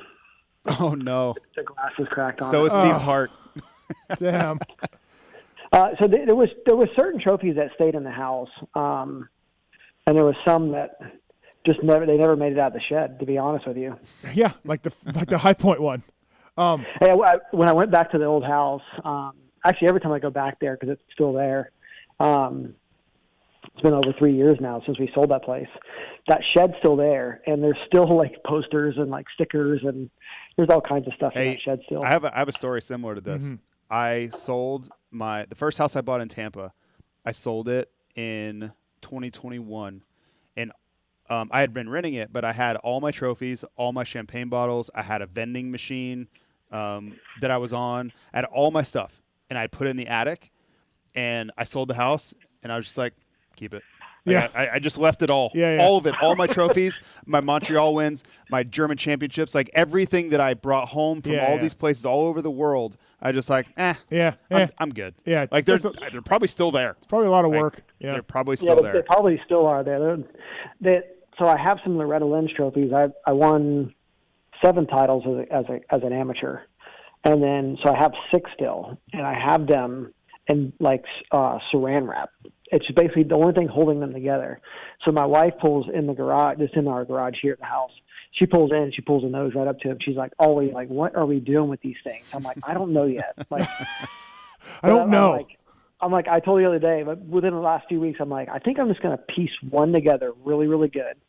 And then I'm going to put all the plates on it on one trophy or something. I'm going to give it to my dad because my dad would like be pumped to have that in his garage. And so I think that's kind of my next goal. So 7 Loretta Lynn's titles, and welcome to a box fan. He was the most. He was the most ever when he left, right? Yeah, when you left.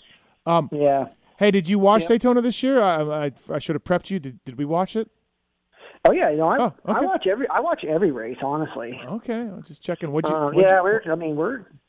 hardcore, whether Evan's racing it or not or whatever. It's a family gathering every weekend. So I have kind of shied away a little bit from the race day live stuff. If I don't have anything going on, I'll watch race day live, but it just gets to be a little too long for me, and it ruins my whole Saturday. So what'd you make of the race? 1:30 to 10 on like a Saturday.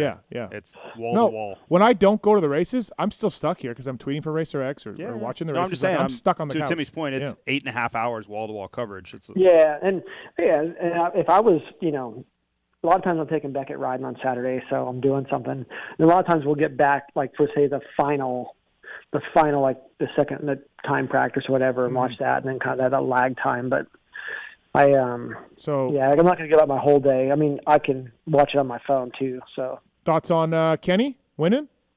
Man, he was just so good. Like, but I think he's been really good to me all year. Like,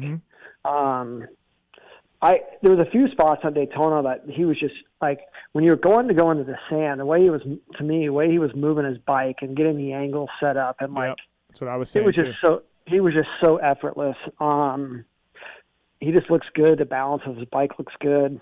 I have text with Tim Castrone. He's one of the Suzuki guys, and I'm like, dude, his bike looks so good. Like, he looks so good on his bike. It's like almost like we're in shock. Like yeah, that it's that good, but it's a good bike. It's one of those things where, I think newer people to the sport, there's so many people that haven't ever ridden, and they're wondering, like, how's he going so much faster in the sand? Well, all that's set up before. Mm-hmm. The way, the speed coming in, the angle. Well, you're not making the entry angle, like all that stuff. So it's, he's going 5 miles an hour faster on the exit of the sand, but that was set up 50 yards behind that, and it's those small things that I think Daytona really shines a spotlight on. The small technical stuff can allow you to go a lot faster, or it can really hold you back. Yeah, or it can really upset you. Yeah, exactly. You get out of your rhythm, and then, next thing you know, you're way out the back, in the back of the pack. So it does seem like Daytona is if you're flowing and you're feeling it, you're in, and if you're not, it's bad. Yeah, and it's not as bad. Like, I don't feel like it's as bad as it used to be. I was kind of, and I went back. I did see some videos of, like, say, time practice, and I thought, man, dude, the track is gnarly. It's so rutted, and but I thought they did a little better job for the night show, where the guys could at least still jump all the jumps the right way. Mm-hmm. But I felt like during the day, like, it was making riders look like, the best in the world look like sea riders, and the casing rhythms and things like that, and not tripling, just double singling. So for the night show, I thought they did a good job getting the track kind of, or keeping it kind of together, like the form of it. Yeah, no, the Dirtworks guys, they do a good job. They don't just, like Gary Bailey, drop a bucket and start digging holes. Headed to the beach. Yeah. Like once they let practice start. Yeah, like, see you guys later. Yeah. And like, why would he just put the backhoe and dig up holes? I think it was just trying to create chaos. Honestly, I think that was like, I'm going to challenge these guys with stuff they've never seen before, and they're going to have to figure it out. Oh, well, I think he was also creating dirt too without hauling it in. So yeah, there's that too. That's probably a little bit of it, but it was that white shell rock like stuff that they used to just plant on top of it. Yeah, man, that track was slippery too back in the day. Yeah, it was. I mean, yeah, it was. Remember the start too, like on the grass, it would just be like a 3-foot rut. Well, you would jump triples, like super steep takeoff, and just like to this flattest landing ever.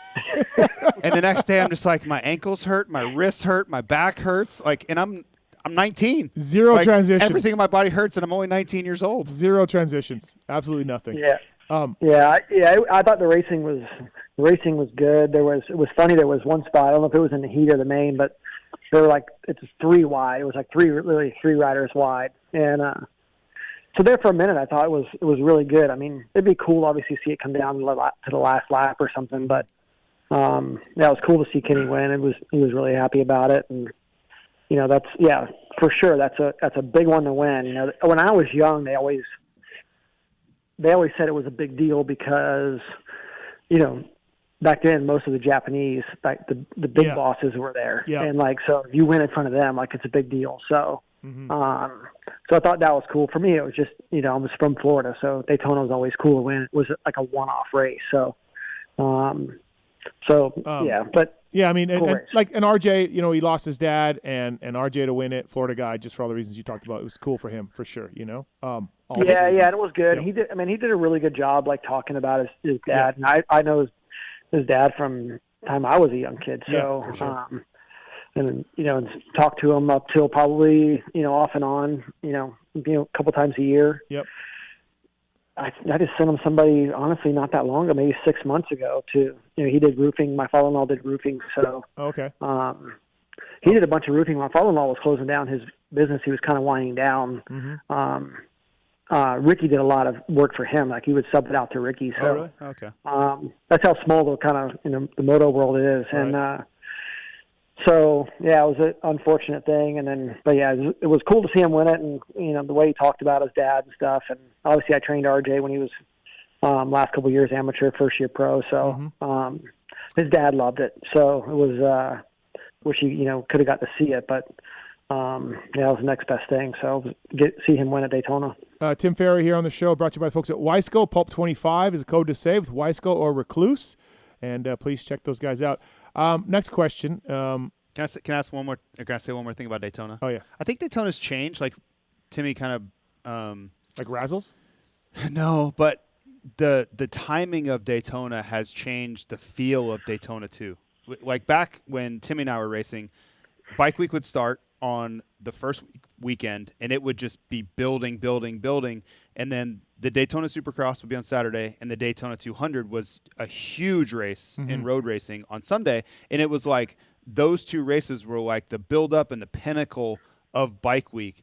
And now we like started off. No one's really there yet. Yeah. You know, it's still a big race, whatever, but it's changed. That feeling has changed a lot. Like I think that's a part of why it doesn't maybe feel as prestigious as it did. It's just that whole environment and week has shifted a lot. Yeah, I think that, and I think also to add to that, there for a while, what did it go like at Atlanta, Gatorback, so there was a little bit of an outdoor feel in there. Yep. I mean, obviously we're dating ourselves a little bit, but yeah, it was like this swing of like, you know, all the people from up north coming down, and like, yeah, you're right, JT. It was now when you go into Daytona, it's like you can kind of get in, boom, boom. Yeah, it's weird. Like I remember before, like you got to go way early, otherwise you're gonna be sitting on the freeway and you're gonna be inching your way in. Yeah. So It felt like for Daytona Supercross, the entire motorcycle community in America was there. Right. Road race. Yeah. Like V-Twin. Yeah. Supercross. GCC was always around there too. Everybody was at Daytona Supercross, no matter what. And I don't know, it's still a big deal, but it doesn't. It's sad that it's not that same way a little bit. Yeah. Timmy, I was thinking about JT's obviously in co-host here, and I was just like thinking. Obviously, you banned him from the compound for a little while. We had an incident, and you banned him, and he went to Tortelli's. But before you banned him, how many days riding do you guys figure you did together? Oh man! Like, I mean, what would you even like put a guess on it? Do you guys think you rode 1,000 days, 3 years?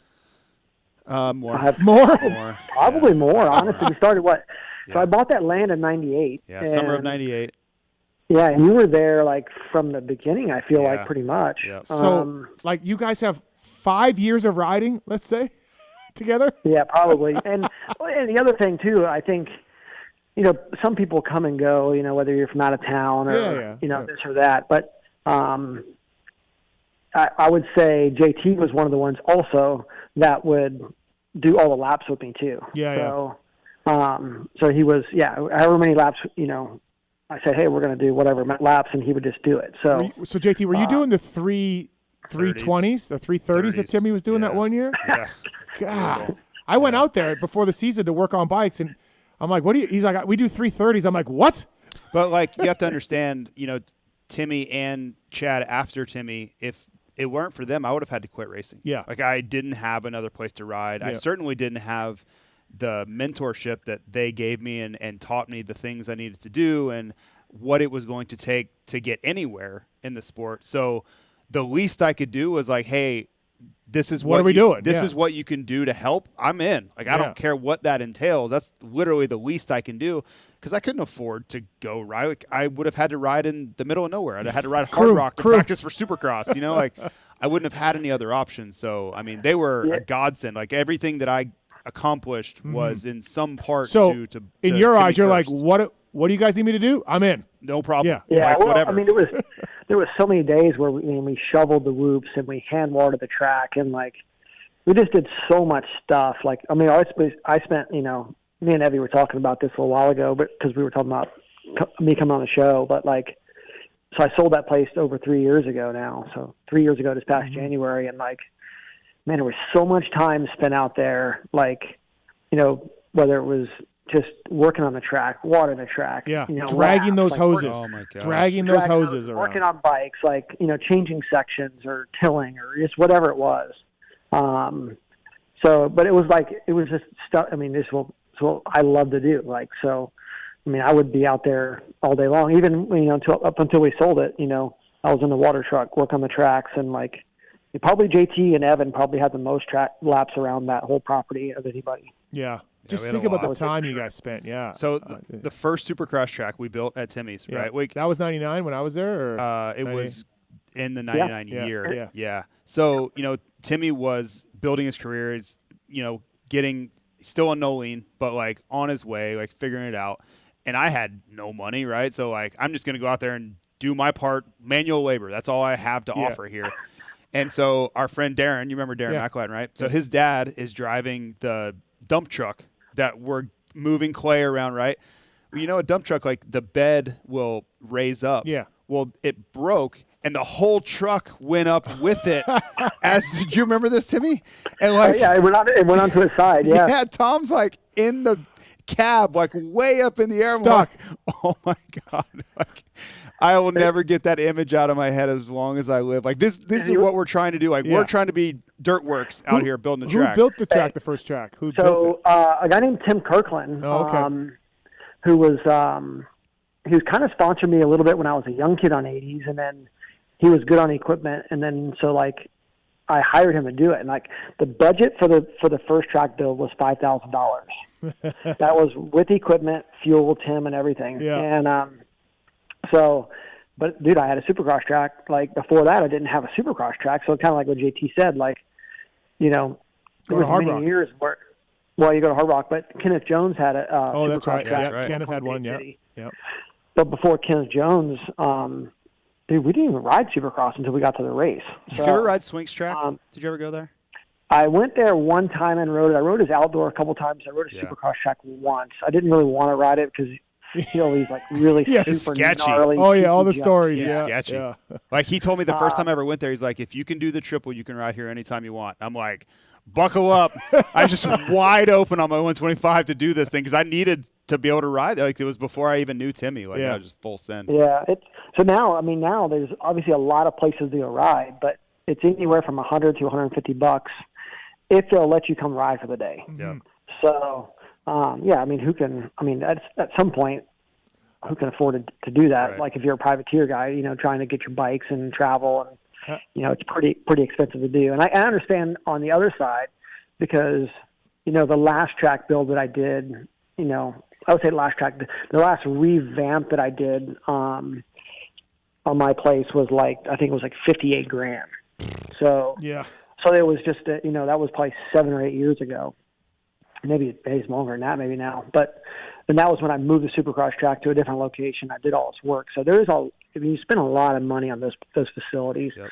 And dude, it rains hard the first time, and you got to start working on it. Yeah, I remember Chad was $50K every year to get his tracks rebuilt.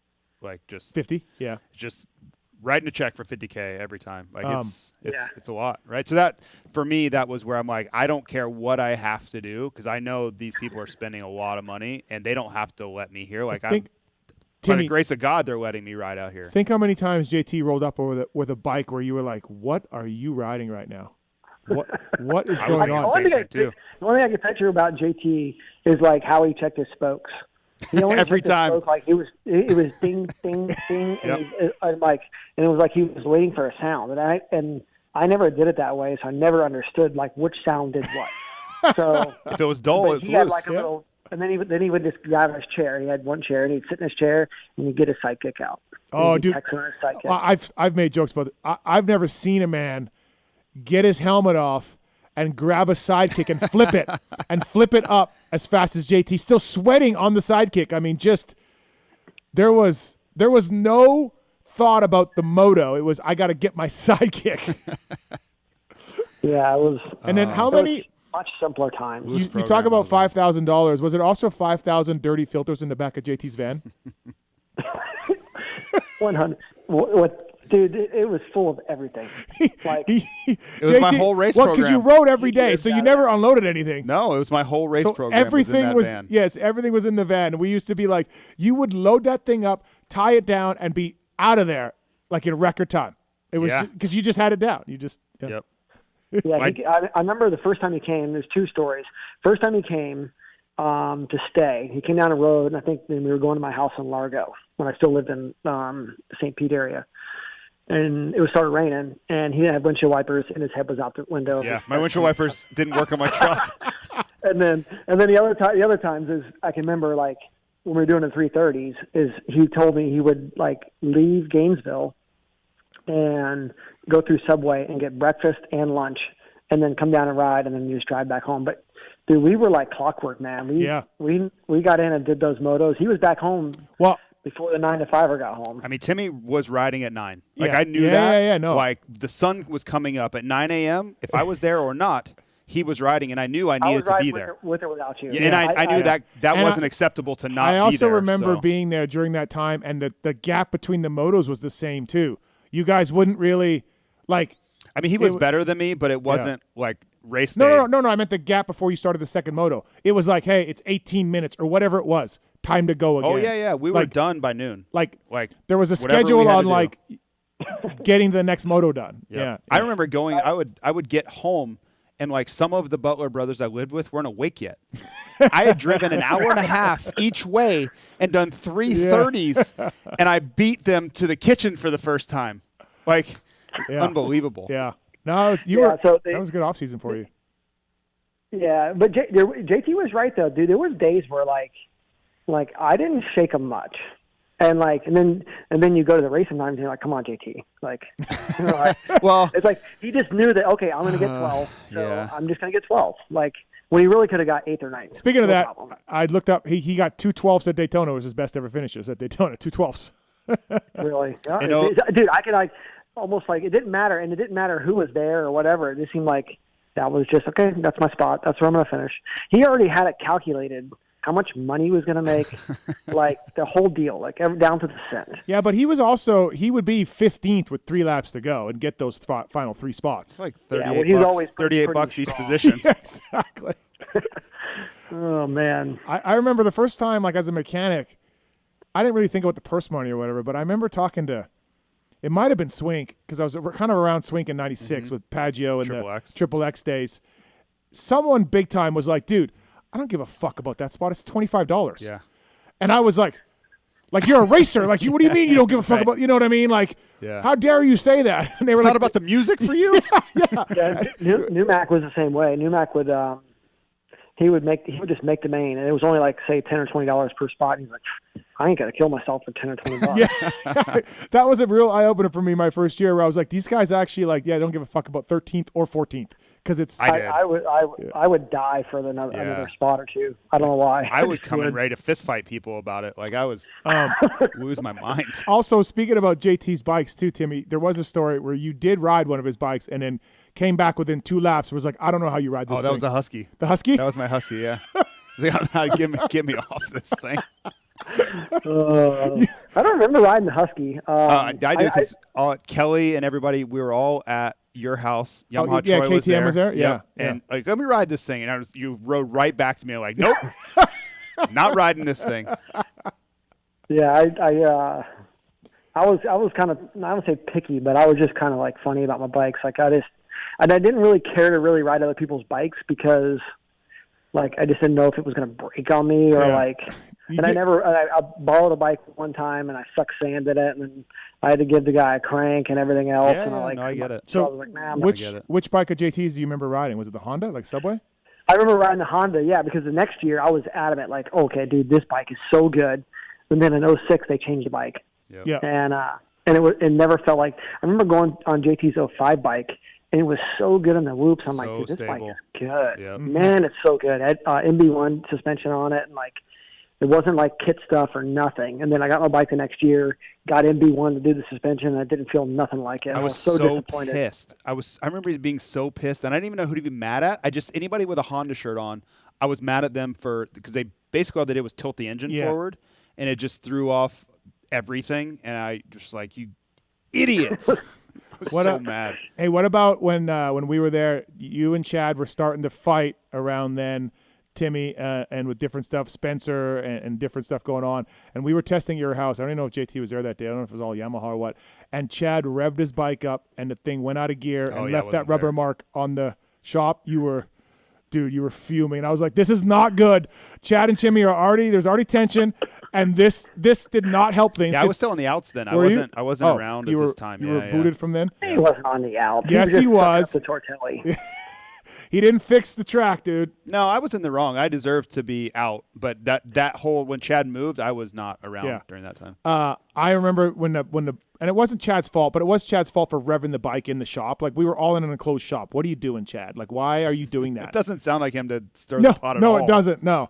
But when he left the rubber mark, I'm like, this is so not good. And then Gothic was trying to clean it up to make it better. And I'm like, oh, this is so not good. This is Timmy's beautiful shop that he cared about a lot. And Chad just fucked it up. Yeah, that bike like jumped into gear, right? Yeah. It wasn't Chad's fault that way, but.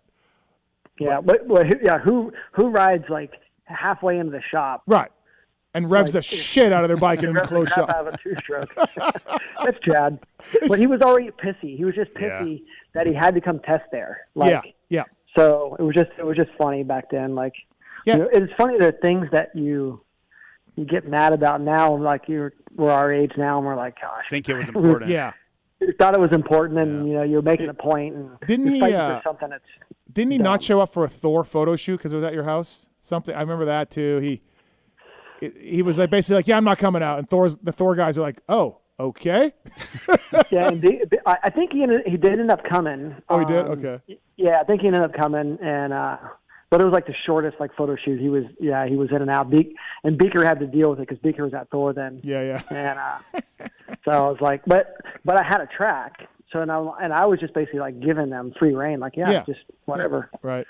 It was a really cool like photo shoot. I've seen some photos later on. I'm like, man, that was sick. The grass was like really like green and like colors were cool. Like, and I also remember with Timmy's property, I showed up. I was in the media then. He was at Cowie, and I don't know how we were driving your Yamaha mule around your property or something, and you were like, see that spot down there, like in the pit, like it was all like disheveled dirt. You're like, that's where I laid when my bike blew up. I was laying there. I remember that. Yeah, my bike was there, and I was laying off to the side. That jump was so big coming down, oh and you were like, I was like, oh, okay, man, cool. You had like left it like a memorial spot. Oh, dude, I grenaded that bike. I mean, like I can still like hear it now. Like it like locked right as I come off the lip of the jump. So I had full distance. Like I was making the jump, and it was just quiet. I could hear it wind, like, and I was like doing like the paddle in the air, like those are the worst. Rolling the windows up when you have time to think about. Yeah. Yep, I'm going to the hospital. Yeah. Honestly, I got out of it luckier than I should have. I mean, I should have gotten hurt. I did go to the hospital, and my brother got me to the hospital, but they just destroyed the bike, man. The bike, they just put it in a crate and sent it back. Yeah, and there was the dirt pile was just still there from like the. But man, it was really cool because like Fisher actually came and like seen me in the hospital. Oh yeah. He was like adamant. He really like felt like he was like genuinely felt bad. Like, right. Well, he'd been there too, as a racer. Yeah, he flew to Tampa, came to see me in the hospital, and then flew to the next race. Right. And so it was like we were a team, and we were all in it together. And I knew there was they didn't, they did the best they could, and sometimes things just break, Yeah, for sure. A couple more things here with Tim Ferry on the show. Hey, you're working with Regis Harrington a little bit, doing some covert camera stunt driving and stuff. How's that been going? Yeah, it's been going good. Yeah, I got hooked back up with I didn't know by Andy, but a couple years ago when did you know I worked for him as a mechanic? Did you know that? Yeah, I know. I hear all kinds of stories. Stop it. He's got really funny stories. Yeah, he does. He does. Yeah. And I ran into him on New Year's, and 2 years ago now, and he ended up living like 9 miles apart, and so I've been kind of messing around with him, and it's fun. I drove last week or the week before, and then operated one of his other pieces of equipment another day. So we gotta get you to be a stunt man. Red Dog. I told him, I'm like, man, I spent my whole life trying not to crash. So they call it stunts, but at least I haven't really seen a stunt yet. Mm-hmm. Just driving. It's more just driving, and then I have seen like where they do what they call pipe ramps and some things like that. And I'm not trying to downplay them, but you're harnessed in and you're set at a certain speed. It is. But, I have seen videos where they do slide motorcycles and do little high sides and stuff, but I've never seen that at least since I've been around for a couple of years now. Right. Hey, I ran into Evan at Daytona. He's doing some rehab in Charlotte area, and we saw him tear his Achilles there at Anaheim, and hopefully he comes back soon, right? For the Wildcat guys. I mean, we don't really know. So he's 6 weeks out of surgery. So now he can start to kind of get more active with his rehab. He's doing it with Corey Wharf over in North Carolina or in Charlotte area, not too far from Phoenix Honda, and he's been staying with Towers and then going out with Towers to club and during the day, kind of pass some time away because there's not a ton he can really do right now. So, but he got past the 6 week mark, so now he can be a little more aggressive. And it's a bummer. I think he raced 1 lap to go. Yep. Yeah, he looked pretty good. Looked like he was riding well, up until then. Yeah, like a better. Like it's such an unassuming thing too. Brutal. Yeah, I was just. Yeah, it's really weird. I mean, obviously we've seen a lot of those lately, so we're kind of like, hyper focused on the Achilles injury. And his kind of went just like Tomac's, where it was just like, I wouldn't even call it an over jump. Like a little bit of hyperextension, right? Like just and just landed, and then he made the next jump, kind of like Tomac did, and then just pulled to the side. And I kind of thought maybe he just maybe fractured his ankle or something. Mm-hmm. And then before I could even get back, I got a text from Coy. He thinks this is Achilles. He knew it was his Achilles immediately. It was just it's unfortunate. He's had a rough couple of years, to say the least. So he was kind of finally I could see it. Everybody could kind of see the old rider kind of coming back, and but I mean he's got opportunity to get back and race some this year at some point, hopefully, and then again next year too with the team. Do you? We had Evan on, obviously. That's the Wildcat. We had Evan on the show, obviously, when the Triumph thing went sideways, and look, a lot of things have happened since then. Hewitt's didn't even last the year. They've had some turnover.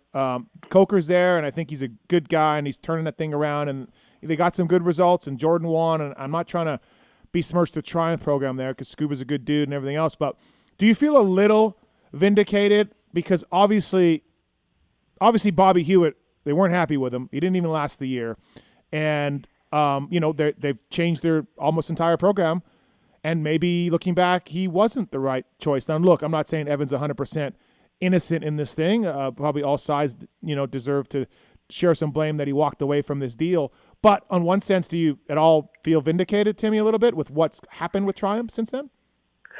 I mean, I don't know. I don't know what the right word is. I had this conversation a little bit with Ian from the UK because, as Ian from Triumph, yep. Ian from Triumph, at Anaheim. So we talked for a while, and you come over and seen Evan, and so it's really weird to see, what some of the media had put out and how it spun off. Mm-hmm. Even to say Evan kind of walked away is almost not even like, I don't even know if that's even the right word to use, because at the end of the day, I think it was just an agenda that Bob had. Mm-hmm. And so, whatever it was, like it was just a bad deal for Evan. Mm-hmm. And I commend them, and I told Ian that, I appreciated that they made steps that they had to make, and I think that's tough to do. I know you're trying to be politically correct, but I think he was the wrong guy to run that program from everything I know and heard. And look, when you were telling me some things and Evan was on, it's not like I just believed your word 100%. I called other people. I talked to other people.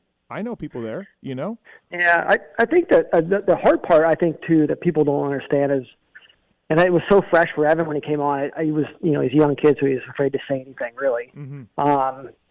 But people don't realize when we got into that program, and those talks started like 22, like in 22, mm-hmm. like. So even when Bobby Hewitt was trying to get Evan before his end of his second year was up at Husky, he was trying to get him to come to a Honda team that he was putting together.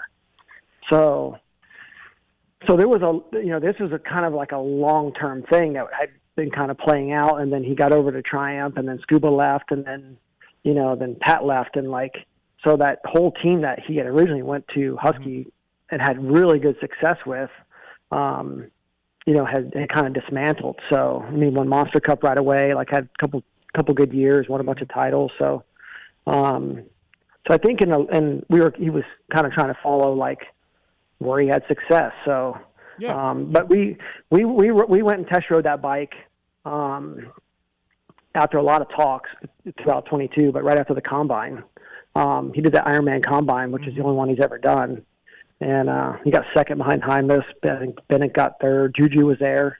So he was that level of rider when he got in that program. Mm-hmm.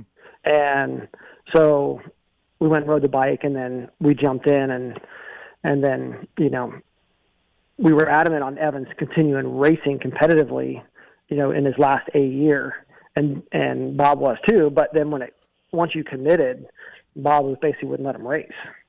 You can only race races that are to get points. And, because originally they were like, yep, you have a mechanic, we're going to build your bikes. They're not going to be Triumphs, obviously, they're homologated. And you're going to do all these things, and we're going to support you as if you are riding for, say Husky or NSA Yamaha or whatever. And that was just the polar opposite. And it really showed by the time, it was time to debut. Right. You can't not race competitively with good equipment, not these days. So, yep. So yeah, it was just bad timing. I think we all thought we were doing the right thing, and it didn't work out. But I just think with the facts of what's happened since then, puts your Evan's departure in a little better light. Yeah, it makes it better. Obviously Joey as well. That makes it better. Joey kind of left, and they made those moves. And I told Ian, I said, man, we're never going to go on that. It's not our personality to go badmouth people like teams, or because I said, dude, he might be underneath your tent in a handful of years, and you never know what's going to happen. Mm-hmm. So, yep. So it's that relationship, as much as people think is terrible, is not. When he tore his Achilles, the North American president messaged me and him, hey, if you guys need anything, I'm in Atlanta, Yeah, that's so cool. Right. Yeah, it at the end of the day, we're all human, and they're cool with us now. So it's really not it's not as bad as probably people think it was. It was just really bad for Evan because for whatever reason, Bob had he had an agenda. So all right. So said. But I would like to say I'm really appreciative of Eller and David Eller from Phoenix Honda giving him another opportunity. We actually rode his bike after the combine as well, and he didn't get the budget at the time, so he was hot on trying to sign Evan. So, and then the Triumph thing just kind of played out. So he gave him a good opportunity, and I think Evan ran with it, and he was riding well until he got hurt. So looking forward to get back with those guys and awesome. Giving this thing a go again. All right, before we let you go here, go to commercial break. We'll do the X Brand Goggle tear-off segment. Let's do this. It's the X Brand tear-off segment. 15-second rapid-fire Q&A. Rapid fire. X Brand Goggle, the Lucid Goggle, is fantastic. New colors for 2025. Pulp Show 25 to save with X Brand Goggles. Kyle Chisholm, Freddie Noren, a bunch of GNCC guys, a bunch of legends, really, wearing X Brand goggles. And check out their colors, check out the features. It's got the one-piece quick lens change, all of that going on at X Brand goggles. And, Pulp Show 25 will save. These questions are submitted by Corey Moser, JT. Heard of him. You have? Okay. Yes. All right. Has he always done X Brand? I feel like he didn't do X Brands for a while. His buddies do them for a while. Okay. Yeah. Let's do this. Rapid fire. All right, Marks. Steven, when did you peak as a mechanic? Peak? Was I the greatest mechanic? No. Some would say I never peaked. I don't know. I really felt like 02 with Nick because we were privateers and we were top privateer. But I don't know. Nick was burning clutches and ready to fucking kill me. So maybe that wasn't peak Matthes. It wasn't my fault. We took the adjuster even off his bar. I don't know. Yeah, with Tim Ferry, Summercross 99. Let's do that. Peak. JT, how do you think the current riders would fare on an OG Daytona track with telephone poles and random holes in the middle of the day? Oh, they'd be so mad. You know what? The bikes are so good now, and they're so technically skilled. They would be fine, but I think they would be shocked at how much they'd have to slow down. If they tried to go as fast as they're going now, there would be nobody left. Yeah. There'd be nobody left. All right. Timmy, who were you better friends with, Steve or JT? Which one are you pulling out of a burning building? Oh, that's messed up. Definitely Steve. Sorry. Yeah. There we go. Didn't even think about it. Steve, if PC wants a fill-in, who's their best option? Well, can you take a guy like Gage Linville from Dirt Bike Depot, or is it like a full privateer you got to take? Henry Miller, guys like that. Would they walk away from their privateer teams? So I don't know. Yeah, those guys, those type of guys. JT, if you are out on a jog and come across some sidewalk chalk art, what thoughts or emotions does it generate? I didn't hear this part, but Steve got mad. You got mad about this? I just think if you go on a street in your neighborhood and your kids ride on it with chalk, it's no problem. Okay. Just clean it up after. No, it's fine. Which part? Short answer, yes. It's fine to leave it. Okay, well, I don't feel like but it like is. this is you yelling at the clouds, old man. I just this isn't Nom. But they're also not hurting anything. And they're not hurting anything. But it's just teaching. Very apparent you haven't been around kids. It's just teaching your children good habits. No, it's not. JT, he said he was inconvenienced. It's so stupid. All right, moving on. Timmy, if you could change how Evan transitioned to pro, would you do anything different? Oh, geez. In 30 seconds. In 30 seconds, by the way. That's a loaded question. Yeah, absolutely, I would. A lot. I would try to get him to go pro a little bit earlier. All right, Steve, what were your most memorable races with Timmy? The best and the worst? I've told the worst. The worst was Southwick 05. I felt so bad for him, and I was so mad at sort of being a mechanic still and so over it that Southwick 05 was the worst. Because, Timmy, that was when your had nothing to do with me. Stator, right? No, coil wire went out. Yeah. And it was like 2 laps to go in a second. It was so hot. so hot. Oh, my God, it was so hot. And the bike broke at the furthest away from the pits. That's one of the hottest races I've ever been to. Yeah. Ever. Did I throw it down? No, I don't think you did. No, you're classic. And, Timmy, you were really sick too, right? Weren't you really sick? Because I remember I think it was that Southwick, going to your hotel, and Evie wasn't there, and I was like, I can't believe this guy's like, he might die. Yeah. Like, he was that sick. I think that might have been the one I hurt my knee at or something. It might have been. What about the one where you said you could beat John Dow with an eye patch, and then he beat you? Gosh, never go against Dowdy or Henry. It was a rough weekend for us. The best was, I don't know. I mean, obviously the factory podium and Anaheim's and podium and, lots of podiums outdoors and indoors, but winning, getting on the podium at Nolene Yamaha in Indy 99 was pretty impressive. remember Timmy Yogi goes, "What are you doing up here?" I just told that story last week, the same exact thing. He's like, so awesome. What did you get, the whole shot award or something? I'm like, no, I got third. I got third. He was like so surprised. I got third on that fucking bike right there. Yeah. All right. JT, who's been the most attractive podium girl in the history of Supercross? Like podium girl, I don't know. I always thought Leanne Tweeden was amazingly good looking. Yeah, I agree. Yeah, so I'll go with that. Strong. All right, last one. Timmy, who was your best mechanic? Because we know it wasn't Steve. Oh, wow. Timmy told me a few years ago, well, more than a few years ago, hey, you were a good mechanic, but you're a really good media guy. You're really good at media, for sure. Like, subtle. Right? I don't know. If I can't pick Matthes, I would go probably with Williamson. What about Rossini? Oh, are you shitting on Rossini? Rossini was a team owner. He did it all. Okay. All right. 25 seconds. Good job. X-Brand Goggle Tear-Offs.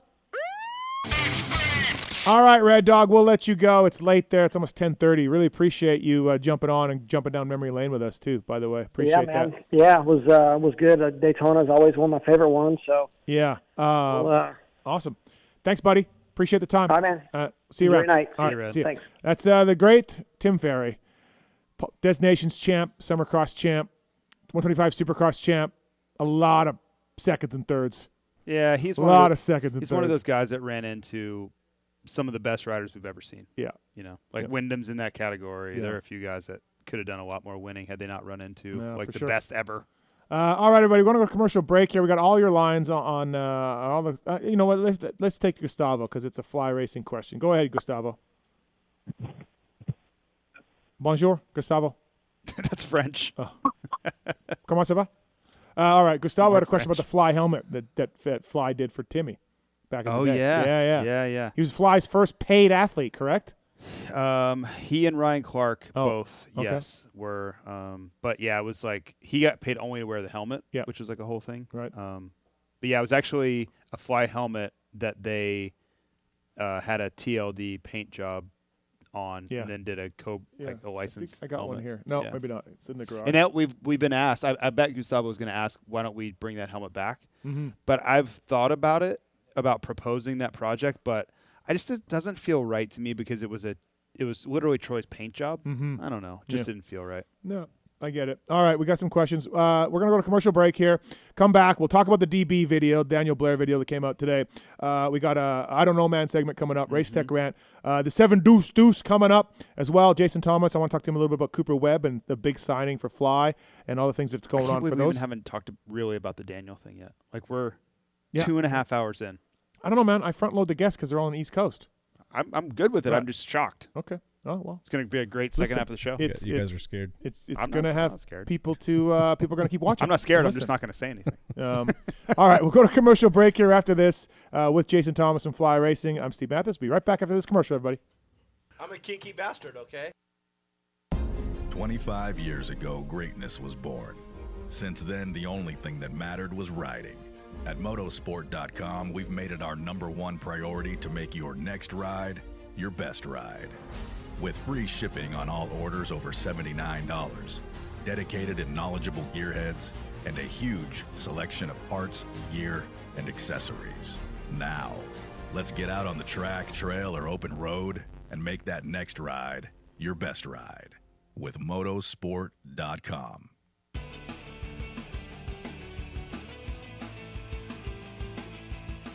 You likely know Racetech as the suspension and engine tuner of choice for the world's fastest private. What you may not know is behind the scenes, Racetech is the trusted source for many OEMs and factory teams throughout the motorcycle industry. For nearly 40 years, Racetech has been producing high-performance suspension and engine components and services right here in the USA. Racetech doesn't just specialize in motocross. In fact, they have many off-road, hill climb, flat track, road racing, and supermoto championships on the mantle as well. Not a racer but want to smooth out the ride on the street or add some performance to your Harley? Racetech offers a full line of suspension solutions including industry-leading built-to-order G3S custom shocks. All Racetech products are 100% guaranteed to exceed your highest expectations. Don't wait. Experience the Gold Valve advantage today by logging on to racetech.com. Don't forget to mention PulpMX when ordering for a discount.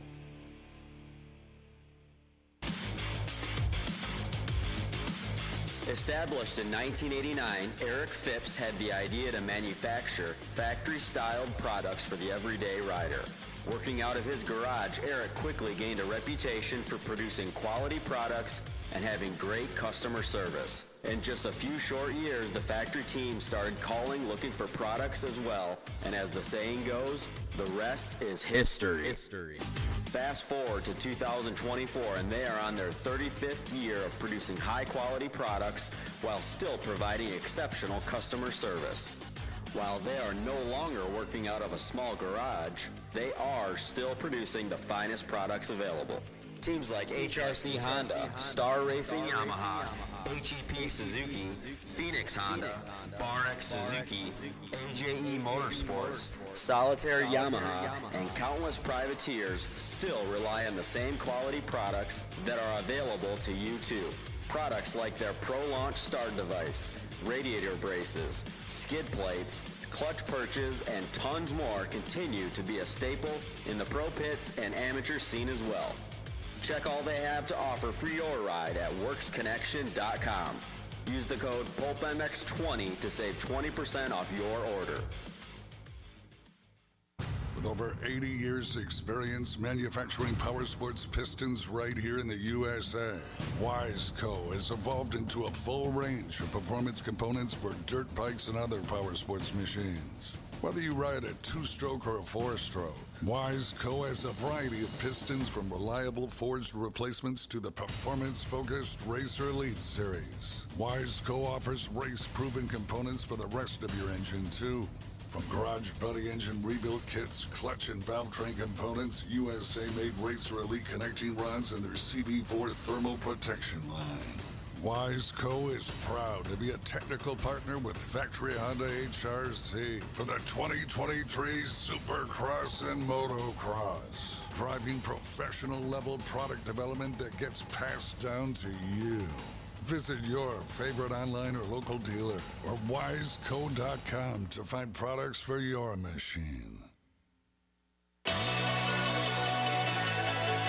Factory Chassis Parts was founded in 2018 with one goal in mind: to offer the highest quality works level upgrades to the average rider.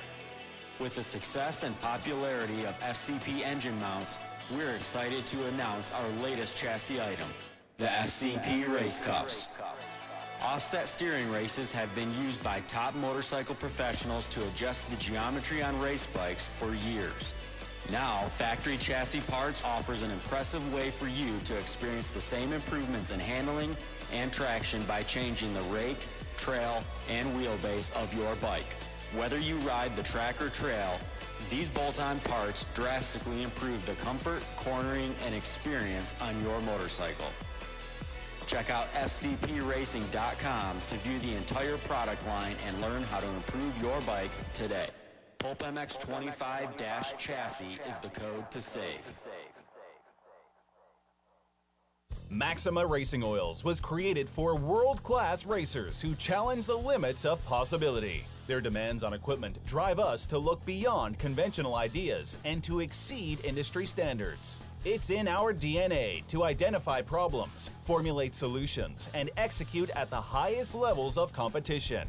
Case in point, the championship-winning Factory Kawasaki race team, longtime Maxima partners who extensively use Maxima throughout the bike. Maxima's USA-made products exceed JSO requirements and can be used in all motorcycle brands: Kawasaki, Honda, Yamaha, Suzuki, KTM, Husqvarna, and more. Maxima Racing Oils. Experience the difference. Visit MaximaUSA.com for more information.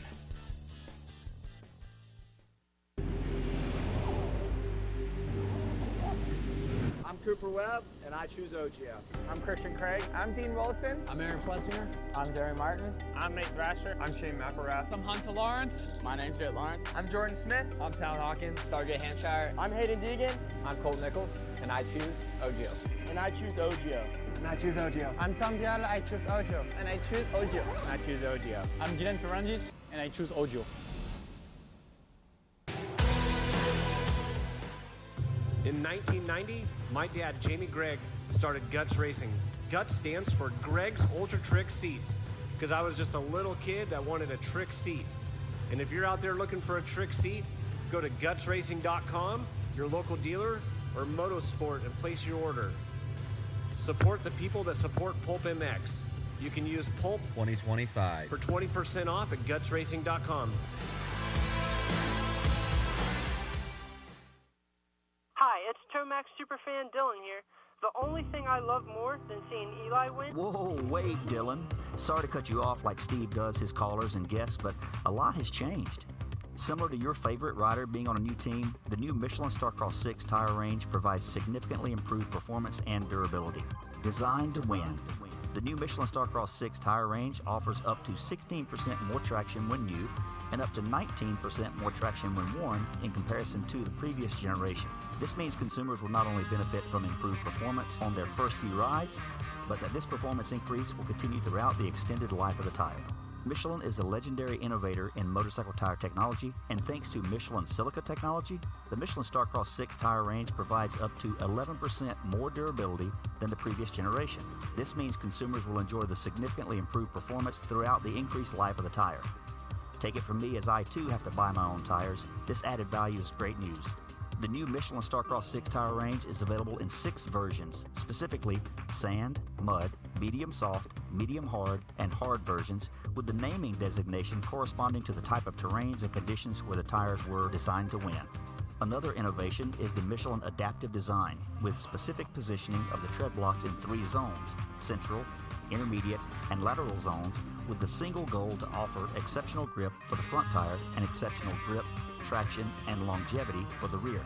To learn more about the new Michelin Starcross 6 tire line and all the quality products that Michelin offers for motorcycle segments that Steve cares nothing about, visit michelinman.com/motorcycle, and then visit your local dealer or online retailer to choose Michelin product to maximize your riding experiences. Also, too, make sure to follow at Michelin Motorcycle on Instagram and Facebook.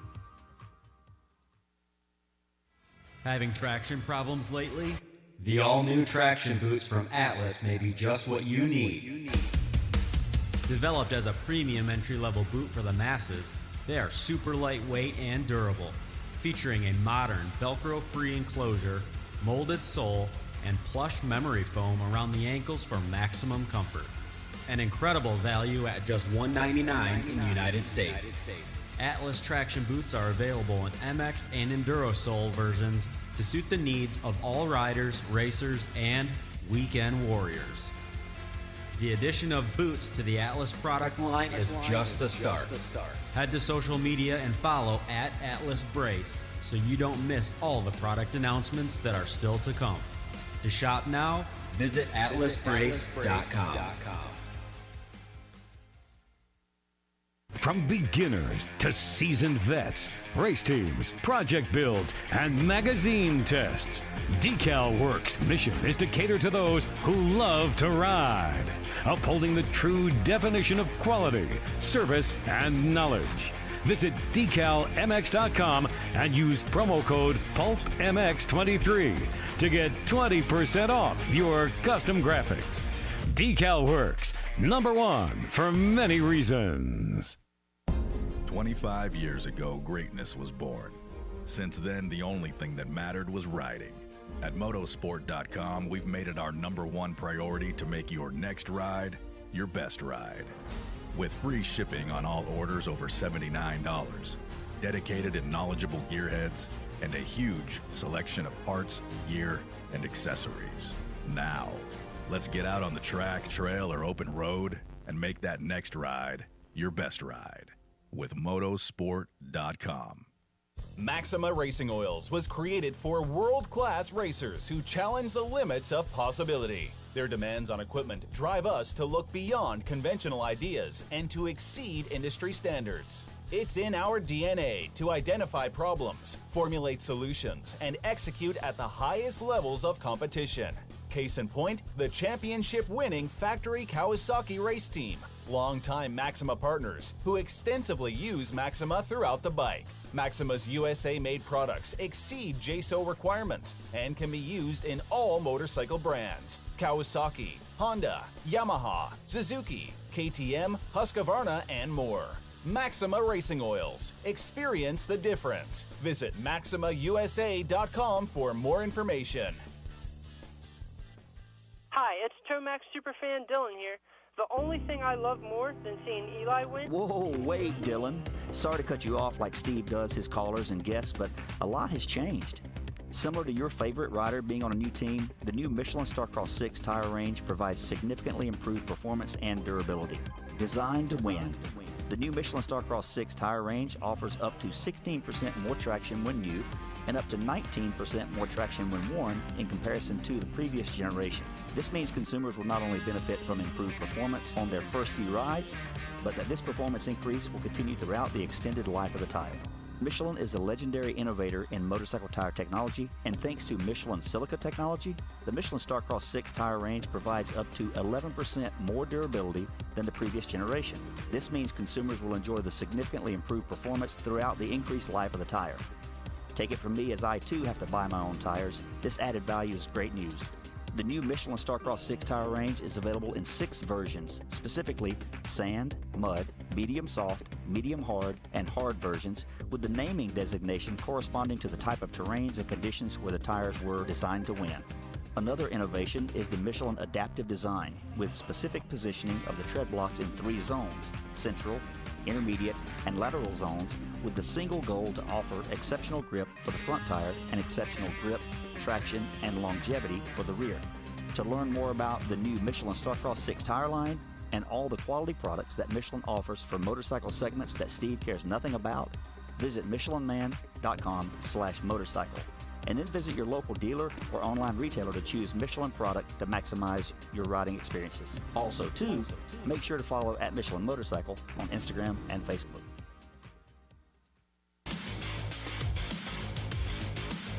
Established in 1989, Eric Phipps had the idea to manufacture factory-styled products for the everyday rider. Working out of his garage, Eric quickly gained a reputation for producing quality products and having great customer service. In just a few short years, the factory team started calling looking for products as well, and as the saying goes, the rest is history. Fast forward to 2024, and they are on their 35th year of producing high-quality products while still providing exceptional customer service. While they are no longer working out of a small garage, they are still producing the finest products available.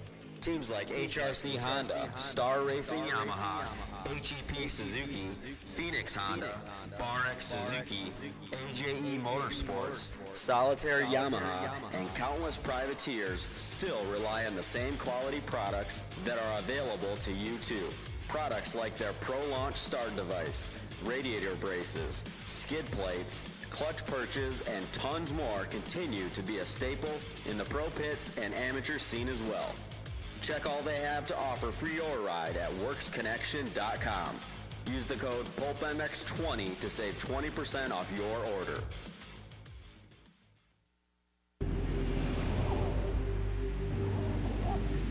I'm Cooper Webb, and I choose OGO. I'm Christian Craig. I'm Dean Wilson. I'm Aaron Plessinger. I'm Jerry Martin. I'm Nate Thrasher. I'm Shane McElrath. I'm Hunter Lawrence. My name's Jet Lawrence. I'm Jordan Smith. I'm Tal Hawkins. Stargate Hampshire. I'm Hayden Deegan.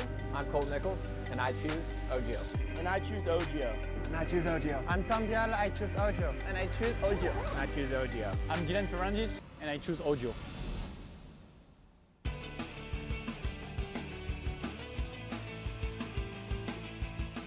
You likely know Racetech as the suspension and engine tuner of choice for the world's fastest privateers. But what you may not know is behind the scenes, Racetech is the trusted source for many OEMs and factory teams throughout the motorcycle industry.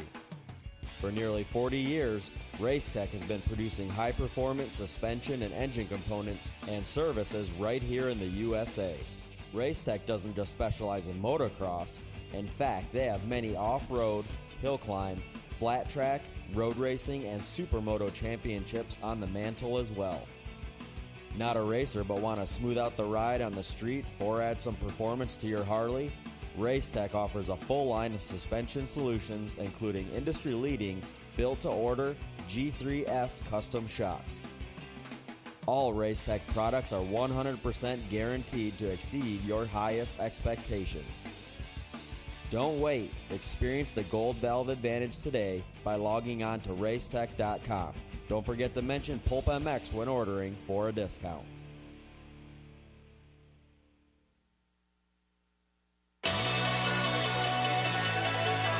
Factory Chassis Parts was founded in 2018 with one goal in mind, to offer the highest quality works level upgrades to the average rider. With the success and popularity of FCP engine mounts, we're excited to announce our latest chassis item, the FCP Race Cups. Offset steering races have been used by top motorcycle professionals to adjust the geometry on race bikes for years. Now, Factory Chassis Parts offers an impressive way for you to experience the same improvements in handling and traction by changing the rake, trail, and wheelbase of your bike. Whether you ride the track or trail, these bolt-on parts drastically improve the comfort, cornering, and experience on your motorcycle. Check out fcpracing.com to view the entire product line and learn how to improve your bike today. PulpMX 25-chassis is the code to save.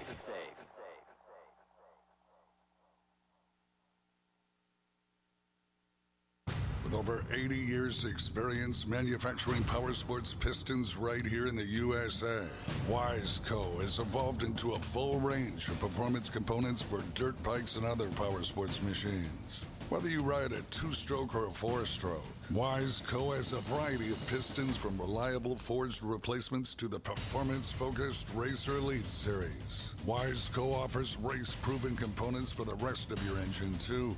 From garage buddy engine rebuild kits, clutch and valve train components, USA-made Racer Elite connecting rods, and their CB4 thermal protection line. Wiseco is proud to be a technical partner with Factory Honda HRC for the 2023 Supercross and Motocross, driving professional-level product development that gets passed down to you. Visit your favorite online or local dealer or wiseco.com to find products for your machine. From beginners to seasoned vets, race teams, project builds, and magazine tests, Decal Works' mission is to cater to those who love to ride, upholding the true definition of quality, service, and knowledge. Visit decalmx.com and use promo code PulpMX23 to get 20% off your custom graphics. Decal Works, #1 for many reasons. In 1990, my dad, Jamie Gregg, started Guts Racing. Guts stands for Gregg's Ultra Trick Seats, because I was just a little kid that wanted a trick seat. And if you're out there looking for a trick seat, go to gutsracing.com, your local dealer, or Motosport and place your order. Support the people that support PulpMX. You can use Pulp 2025 for 20% off at gutsracing.com.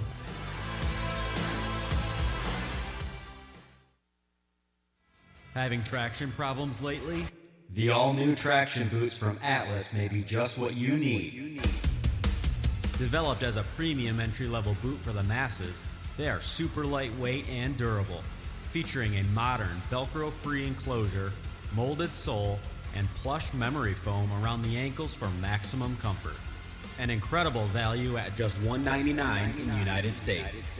Atlas traction boots are available in MX and Enduro sole versions to suit the needs of all riders, racers, and weekend warriors. The addition of boots to the Atlas product line is just the start. Head to social media and follow @AtlasBrace so you don't miss all the product announcements that are still to come. To shop now, visit atlasbrace.com. Yeah, welcome back, everybody. PulpMX Show presented by Motorsport.com, Fly Racing, Decal Works as well. Myself, Steve Matthes, Jason Thomas here in studio. 7 Deuce Deuce, Adam Enticknap coming up right away. We got some phone calls on the hold as well. And Acerbis, the 7 o'clock hour was brought to you by Acerbis, world leader in accessory dirt bike plastics. Check out the latest styles and colors at Acerbis USA on social media.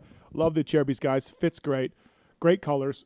I like the gray PulpMX bikes that they use. The Acerbis guys help those guys out. So looks good. MTX Braking as well. MTXbraking.com. Use code PulpMX for a deal on the brake pads, road bikes, mountain bikes, all of it inspired by motocross and power sports. They got 2 different compounds, a red and a gold, and make your mountain bike brakes better, more power, better modulation. Use the code PulpMX.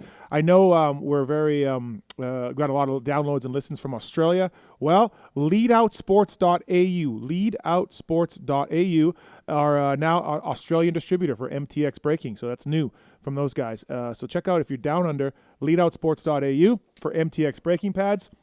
And also Renegade Race Fuels, PulpMX 25 for the cleanest, coolest, and most consistent race fuel on the market. Grab a can of Renegade, and they'll see you on the podium. Justin Brayton, some guy named Will Hahn. They won titles with Renegade Race Fuels, and they have a new 50 fuel out and SX4, MX4. Check it out, and right to your door. PulpMX 25 with RenegadeRaceFuels.com. All right, some calls on hold. We got some more Daytona stuff coming up. We got the I Don't Know Man segment, Race Tech Rant as well. Do you have a rant tonight? I forgot to ask you if you got a Race Tech rant. I don't really rant. Yeah, you don't. That's true. I don't really rant. All right, LCQ Challenge tickets. If you want to win a 2025 Yamaha YZ450, go to PulpMX.com. All the money goes to help privateers. We're doing that race again in Denver on Friday. JT is probably going to be involved in the broadcast of that. Us and the Verb guys are coming together again. So go to PulpMX.com and check that out. I was asking Harlan, JT, I'm like, hey, because right now I figured Harlan would make all the mains. Yeah. And he was like, Me too. Yeah, I know. Brutal. But Harlan's like, I'm not throwing one. Like, if I don't get in, I don't get in, like, into the race. Throw a fit? No, throw a race to get into the LCQ race. Oh, I'm sorry. Yeah, okay. But this weekend he did it all by himself, so now he should be good for the year. Unbelievable. Congratulations, Harlan. Not bitter at all at that. But he was 80 points, should get Grant Harlan. And Tristan Lane's leading right now, 137. So we're going to take the top 17 of these guys and get them into the LCQ race, and we'll pick some wild cards as well. Klondike on YouTube, $9.99, JT.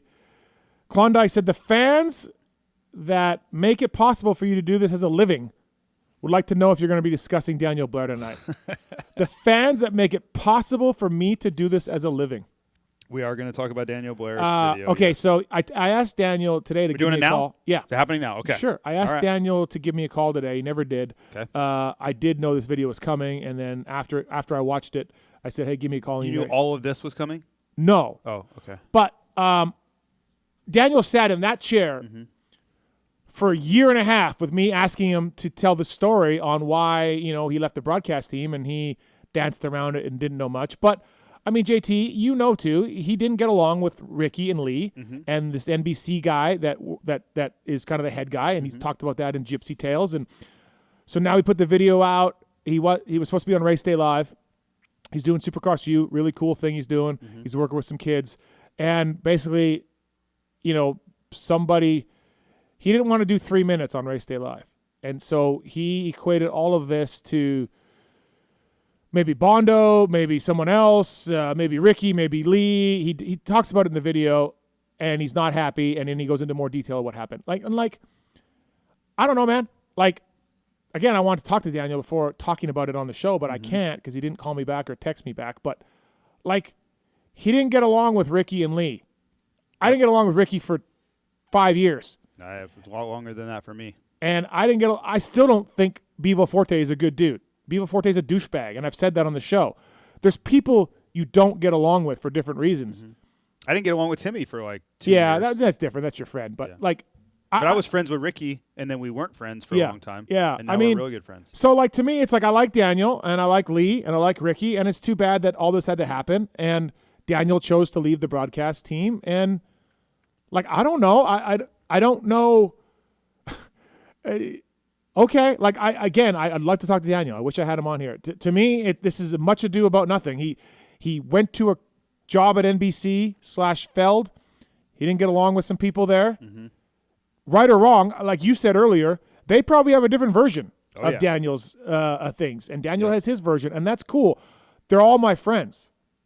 Yeah, that's the hard part. I'm friends with everybody involved, and I work for some people involved. And I can understand, to an extent, everybody's perspective. And that's what makes it really difficult. I don't think there was, and if you talk to all of them, they're probably all going to say that somebody was the perpetrator or in the wrong. And I look at it and I'm kind of like, okay, I I kind of see what you're saying, kind of see what you're saying.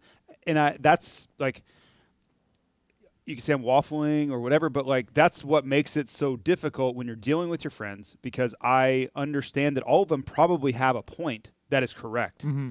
The challenge gets in where someone gets offended and then someone gets mad and then really hard feelings come into all of it. And I just like, you know what? I'm out. I don't have any part of this, nor do I want any part of it, because all of you are my friends, and I don't think that anyone is fully in the wrong. I really don't. Yeah. I don't. I know all these people well enough that I don't think one of them's like, you know what? It's their fault. I don't think that. I don't think that. Yeah, I mean, I knew Daniel and Ricky and Lee thing. I knew that. Daniel told me that. I mean, yeah, I've worked. I didn't like people at Yamaha I worked at. Like, I don't know, like. And the person that Daniel, I think, is the most mad at is an employee of NBC. Yeah. I answer to him. I think that, you know, I don't think he's perfect, but I do think that from my experience with him, and I think a lot of what I'm hearing from Daniel, I think this gentleman's, I don't want to say heart, but like his intentions were in the right place. I think he was trying to steer a path and tell Daniel the way that it needed to be done to meet NBC's expectations. And I don't know if the delivery wasn't what Daniel wanted, or it wasn't received the way and it was intended. But that's, to me, where it really seemed to go sideways. You know, whatever happened between Lee and Daniel, that's between them. I have no part of it, nor do I want any part of it. But then this other thing, I've dealt with this gentleman a lot, and he's very direct. But he's going to tell you exactly what he's thinking, good, bad, or indifferent. And I have just told myself, like, and ultimately, he's the boss. He's the boss. He's the boss. He's the boss, and he has a lot of influence, and he works with some of the best talent you'll ever come across. So he knows what he's talking about. I just have said, you know what? I don't have any ego at all with this. I'm relatively new to it, and I'm just going to take it for what it is. And I don't know, like I've tried to look at it from everybody's perspective in this, and if I was this person, how would I view what's going on? I think all of them have a reason to not be thrilled with what's going on. Yeah. All of them. Yeah. I get it. And I get some of Daniel's points, and that's what makes it so hard. And then some of me is like, hey man, those guys, like, okay, Daniel telling Todd Harris that he's a great announcer and then Lee getting butthurt, that seems out of character for Lee that I know, but maybe, I don't know. But ultimately, Lee Diffie is a fixture in professional sports TV. Yep. You know, and he is NBC's lead motorsports announcer, host, whatever the correct word is.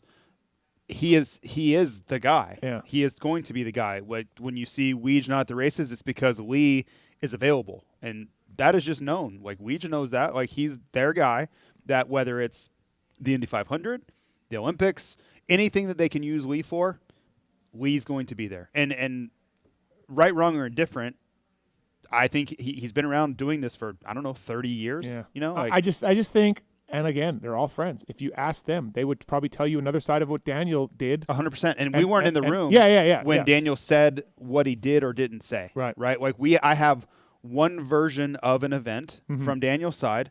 It's none of my business to ask Ricky or Lee what happened. I would never do that. I was not involved. Yeah. It's not that I don't want to know their opinion. It's just none of my business to know what happened. But I have a very strong inclination that their version of what happened would be different than what Daniel's. And that's normal. That's normal in an altercation or a disagreement, is perspectives are going to vary widely on something like this. The one thing I would say when it comes to the Race Day Live thing is I've been on there 4 or 5 times. I'm pretty sure that a couple of times I've gotten 3 to 5 minutes, and then I'm gone. Yeah, I don't know. Yes, you're right. I don't know, and I would tell Daniel this: they don't owe you any extra time than what they can give you. It's their show; they're doing it. If that's the window they have for you, that kind of sucks. 3 minutes, absolutely, but that's their show. And again, I think I've been on it with about 3 to 5 minutes, of time. So I don't know what the promise was. Like, I don't know, but I'm just, like, to me, I mean, did he go all the way to Daytona for 3 minutes? Then that is kind of fucked. If they told him more, I don't know. I don't know what the conversation was. But in my experience on Race Day Live, it's pretty structured about, hey, this is what you're going to go, and this is what you're going to talk about, and this is the time you have. I kind of felt like a little bit, and again, Daniel is someone I have a lot of respect for. He's helped me a ton where he didn't have to. I was literally auditioning and stepping into the same job he was doing. Yeah. And he never treated me like I was a threat or I was infringing on anything. And I really owe him a debt of gratitude and respect for that, because he didn't have to do that. He could have told me to pound sand, but he never did that. But I felt a little bit like, I'm trying to think of the right way to say this. He was taking personal offense to a situation where I don't think I don't think Feld was out to get him, because we talked about this before the show.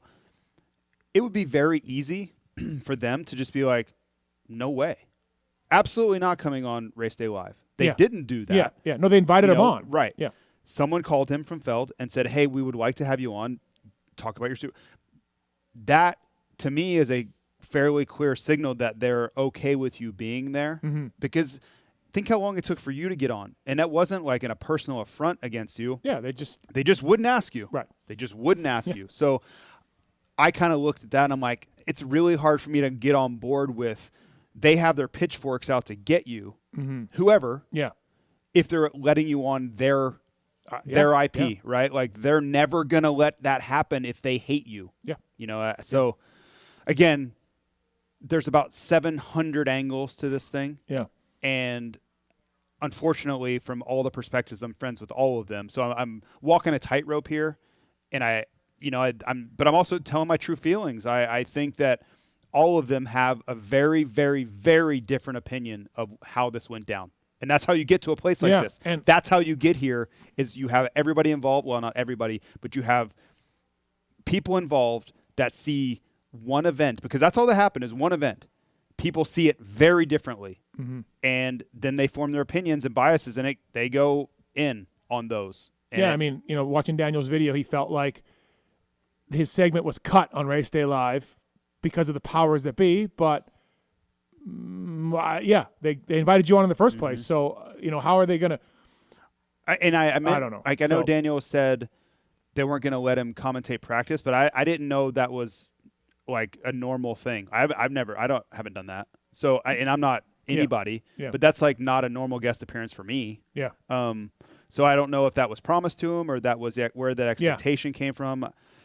So I don't know. But they're not going to invite him on in the first place 100%. if they're out to get him or whatever. And I've texted this to people that I know, not anybody directly involved, but it feels like there's so much emotion tied into this dynamic, and I don't think there should be. Like, the emotion factor should be much lower, and it feels like it's at an 11 right now. I mean, again, like, I've had this show for 15 years, and I've called a lot of people out on the show, and I just, like, I don't think it's that big of a deal.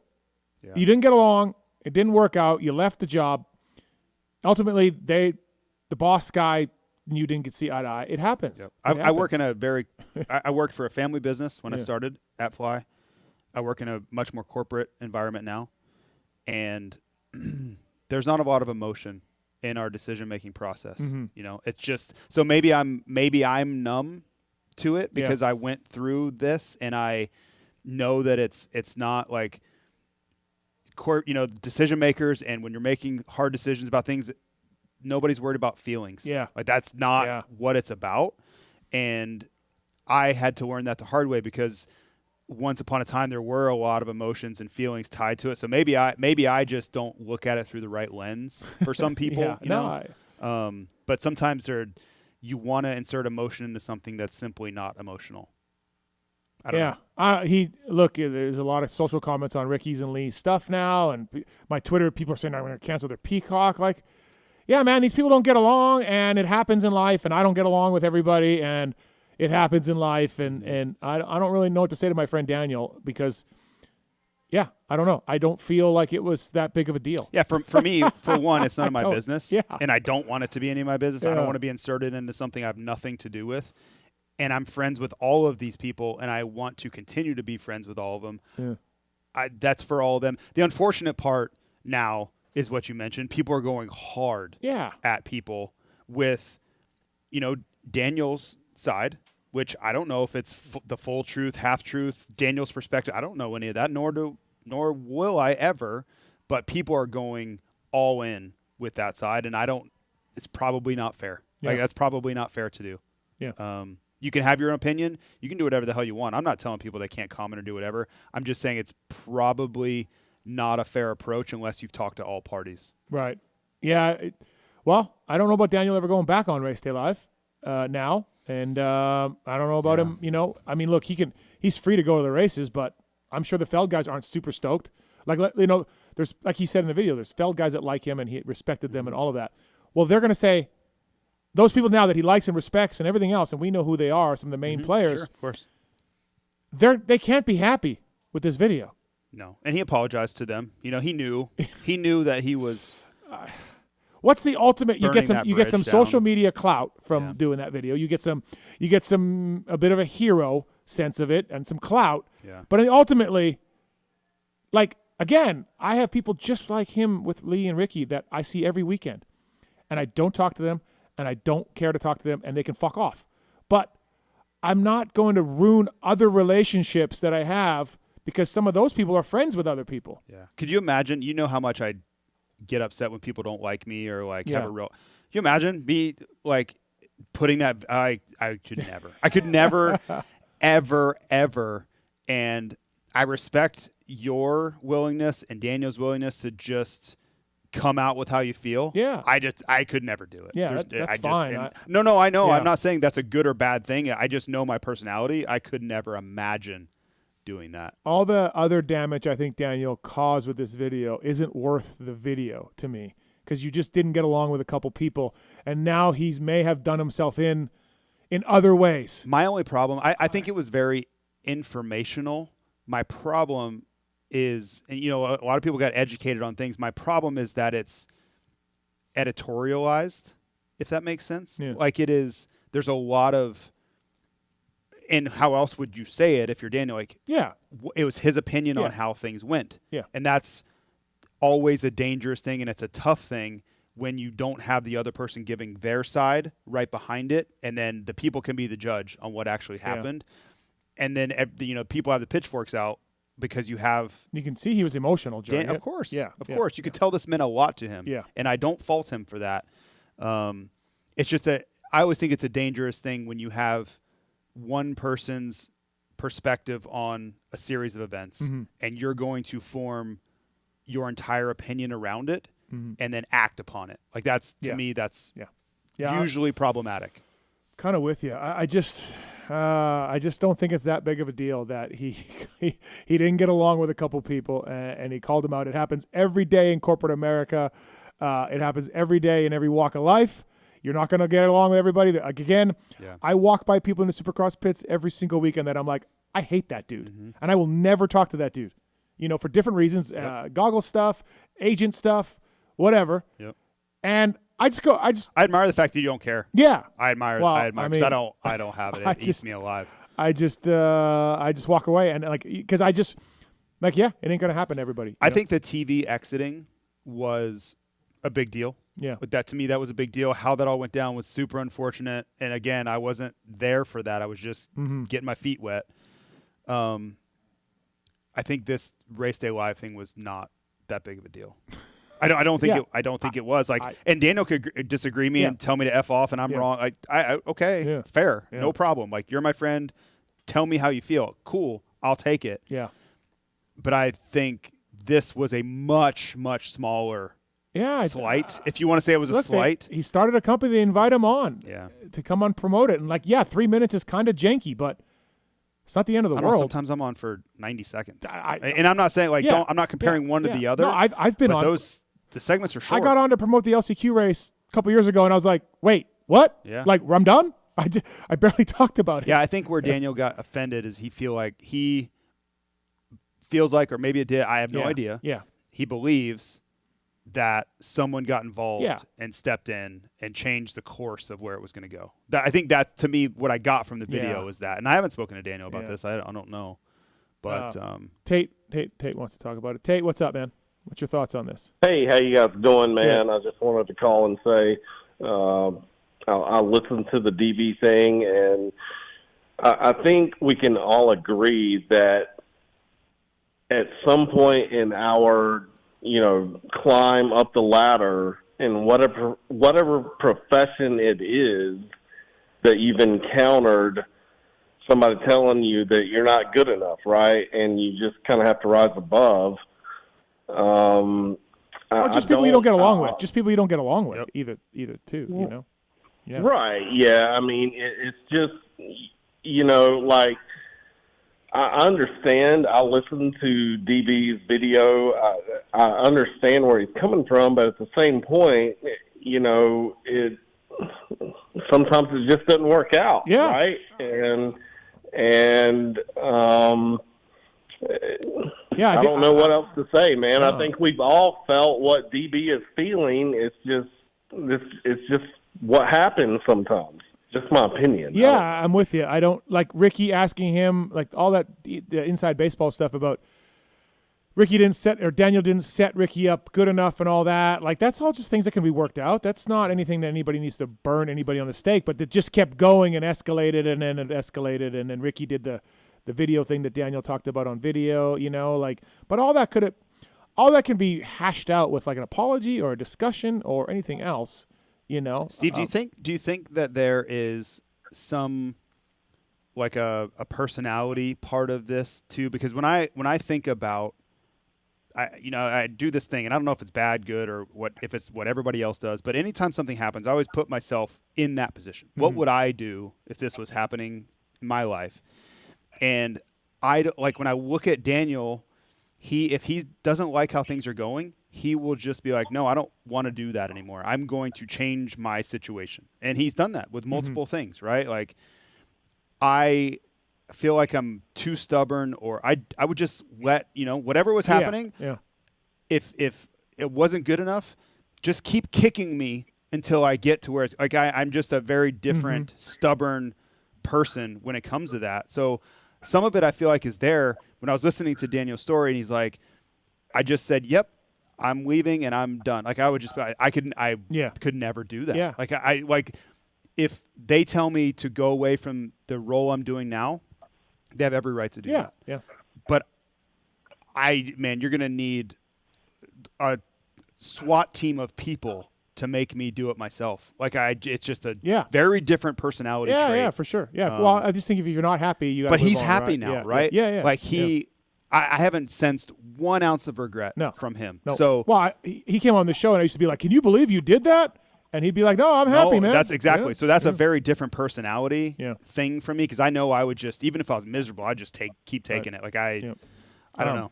All right, Tate, thanks, man. There. Yeah, Tate, thanks for the call. One quick thing, Matthes, it's kind of the same situation, right? Like whenever Yamaha came and said, nothing against Heath Voss, but hey, you're going to be Heath Voss's mechanic. And you were like, yeah, I don't want to do that. And you did something different, right? Yeah, I quit a factory job. Yeah, I quit a factory mechanic job. I was miserable, and I didn't want to work for Voss. Yeah. Voss is your boss. Yeah. So okay. And I got fired from FF Honda. I didn't want to get fired, but I said, hey, what am I doing next year? And they were like, yeah, we're gonna move on. And I was like, oh, okay. So one other thing, I just wanted to say this. JT, man, I was one of your VIPs back in Seattle 2019. Oh, cool, man. Best time ever at a Supercross race. Glad you're where you are, and continued success, my man. Thanks, man. It's good to talk to you. Thanks. Appreciate it. All right. Thanks. All right, let's get Adam Enticknap on the show.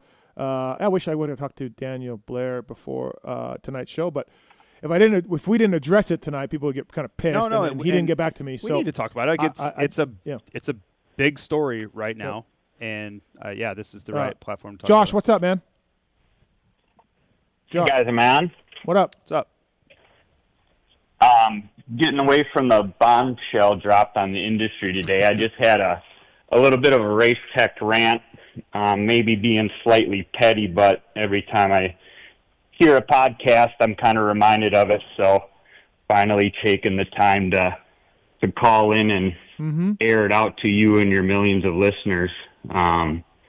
So the rant is the sponsor reads. Okay. I spend hours a week listening to moto podcasts, and the sponsor reads are either outdated, repetitive. Is there something we can do?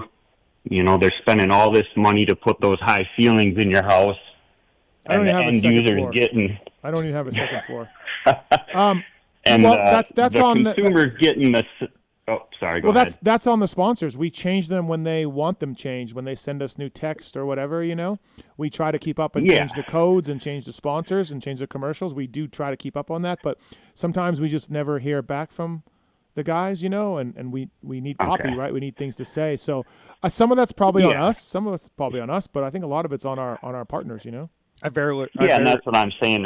I'm saying the most of it's on your partners. You know, they spend all this money. You'd think they'd want to be updated and with the current times. And one that stands out is I think Weisco is still supporting the 2022 Honda HRC team. And it's just like, you know, 3 years later. It's a and like I said, maybe being petty, but no, I don't think so. All right, well, just something that grinds me a little bit. Yeah, so. Race Tech Rant. I like it. I like it. My show's yeah. What's that? I was gonna say my show is like 0.5% of what Steve's show is, but I kind of get what you're saying, and I get a read, and I almost kind of don't use it ever. I just talk about what I want to talk about with the sponsor and what they do, and I don't know. Because I do this. I don't listen to a lot of moto podcasts or any really. I watch Weed Show. That's about it. But I listen to a lot of other stuff. And the best show out there, by the way, right, Steve? This weekend's show was fantastic. Yeah. But yes, the same thing bothers me, and they don't feel organic at all. So I just do mine different every time. I mean, honestly, I have people tell me, "Hey, I fast forward through the commercials," and I'm like, "Yeah, cool." Like, that's why I change. I put mine in a different spot. I put them at the front and the middle. Well, no, I meant back. the break we just had, that commercial block. People just fast forward through it. Totally but get like it. we do that commercial break more for us to grab some food, go to the bathroom. I know. So, but I'm trying to make it. Right. I'm trying to do right by the sponsor, and I want. And I thank the listeners. Like, hey, thank you for listening to this commercial. It's the only reason they're here. You know, like they're not doing it for charity. Yeah. So. All right. Thanks, Josh. Thanks, man. Yeah. One more quick thing. Coming down from Minnesota again this year for the third year straight, doing a live show at Indy. So I'm excited for it, and I appreciate you guys putting that on and giving us something to do on a Friday night after driving all day. So. Yeah, no problem. So we got something special for this Friday night at the live show. Just wait. I talked to the guy today, and we're gonna involve some multimedia into the live show. Perfect. I'm excited for it. Okay. Thanks, buddy. Thanks for the call. All right. Thanks, guys. Appreciate it. Thank you. All right, everybody. Let's get our next guest on the show. This man is brought to you by OGO Power Sports. Pulp 15 is the code to save with OGO. Whether you want a 9800, whether you want a backpack, the travel roller bag is fantastic. And OGO Power Sports website, Pulp 15, code to save, backpacks, gear bags, travel stuff, all of it. Let's get our next guest on here. He's a legend in the sport. Still around a lot, which is nice to see. Adam Enticknap. What's up, buddy? How are you? Dude, what's up, Steve? Good to see you, bro. Good to hear from you. Yeah, thanks for joining us. Appreciate it. Late call. We had somebody drop out, and then I was like, man, I've been meaning to call you to get you on, so I appreciate you doing this on late notice too, bro. So. Heck yeah, no problem. I love being on the show. So, hey, you're back at the races. You're doing the Monster Jam stuff. We'll talk about that in a second. But you're back at the races. VIP stuff for your old team, HEP. How's that going? How do you like that? Dude, honestly, I really enjoy it because I knew I had a lot of knowledge, and I'm not trying to be like cocky or whatever, but you don't realize how much you actually know about Supercross when you have these VIPs come and they really don't know much about Supercross and they want to get like an in-depth analysis and look behind the scenes, and you're realizing like, wow, you know, I've spent so much time inside this rig that nobody ever gets to see.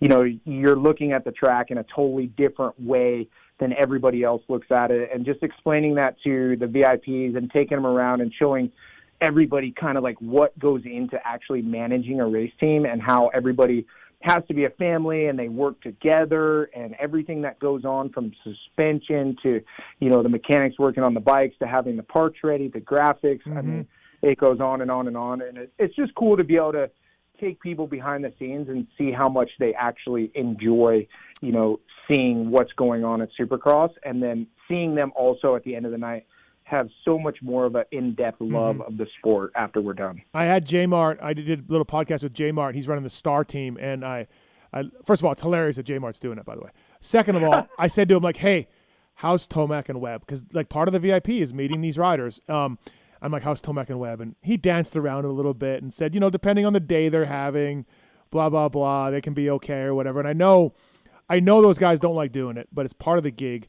How's Kenny? It's 100% depends on the day. Okay. And like one of the rounds, he's like super stoked. One of the rounds, it's like, bro, I need a minute. And it's like, okay, yeah, no problem. Yep. It is what it is. And, I think that's one of the big things that I explain to my VIPs is that, dude, these guys have millions of dollars on the line. Ken Roczen's in the fight for the championship, and like, you're there and we're meeting Kenny and we're going to get as much time as we can with Kenny. Yep. But he has a task at hand that he's risking his life, and he's also trying to, make money and win a championship. Get some food, get some sleep, all of that. Yeah. Yeah. Yeah, this is a big task.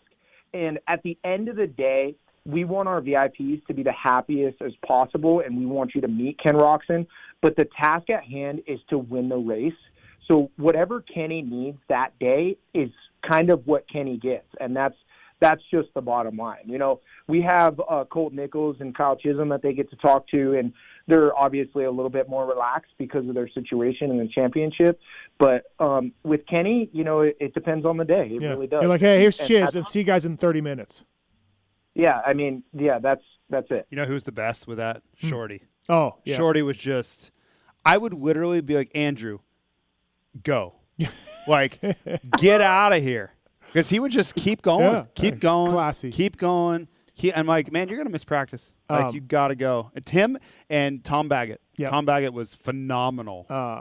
Seven Deuce, I'm sitting across from the original VIP host, the man who started it all. Oh, my gosh. 7 years of this now. 7 years. I'm going to have to call you, bro, and get all your insights. BBMX, there was no one doing hospitality like JT. The GOAT. No. The GOAT. No. GOAT of VIP. No. You know what? It's funny, like the GOAT. It is funny for me to watch everybody doing it now. Yeah. It's cool. It's everywhere. It's awesome. Yeah. It's like my little unknown legacy. You guys were crushing it for a while. Butler Brothers. Yeah, like you guys were the only ones doing it, and you would take them everywhere. And and then Chad got in on the action. Yep. Yeah. And they did it. And then I'm sure Dan is doing a great, because Dan did it for Chad. Yeah. Right? Like, that was where the whole falling out kind of thing happened. And then, Dan's still doing it with the Lawrence Brothers. And I'm sure all of these programs are wildly successful. Yeah. I don't know. Yeah. It's cool for me to look back in hindsight, and nobody cares and nobody knows, but I know where this all emanated from. It really started, though, too. Like, you guys, Forrest Butler, the team owner at the time, was good friends with Dave Prater. And like, it was really like, hey, Dave, just help us. And Dave being cool and being like, 100%. Okay, well, I'll give you some. Dave went way above and beyond to help me to get that started.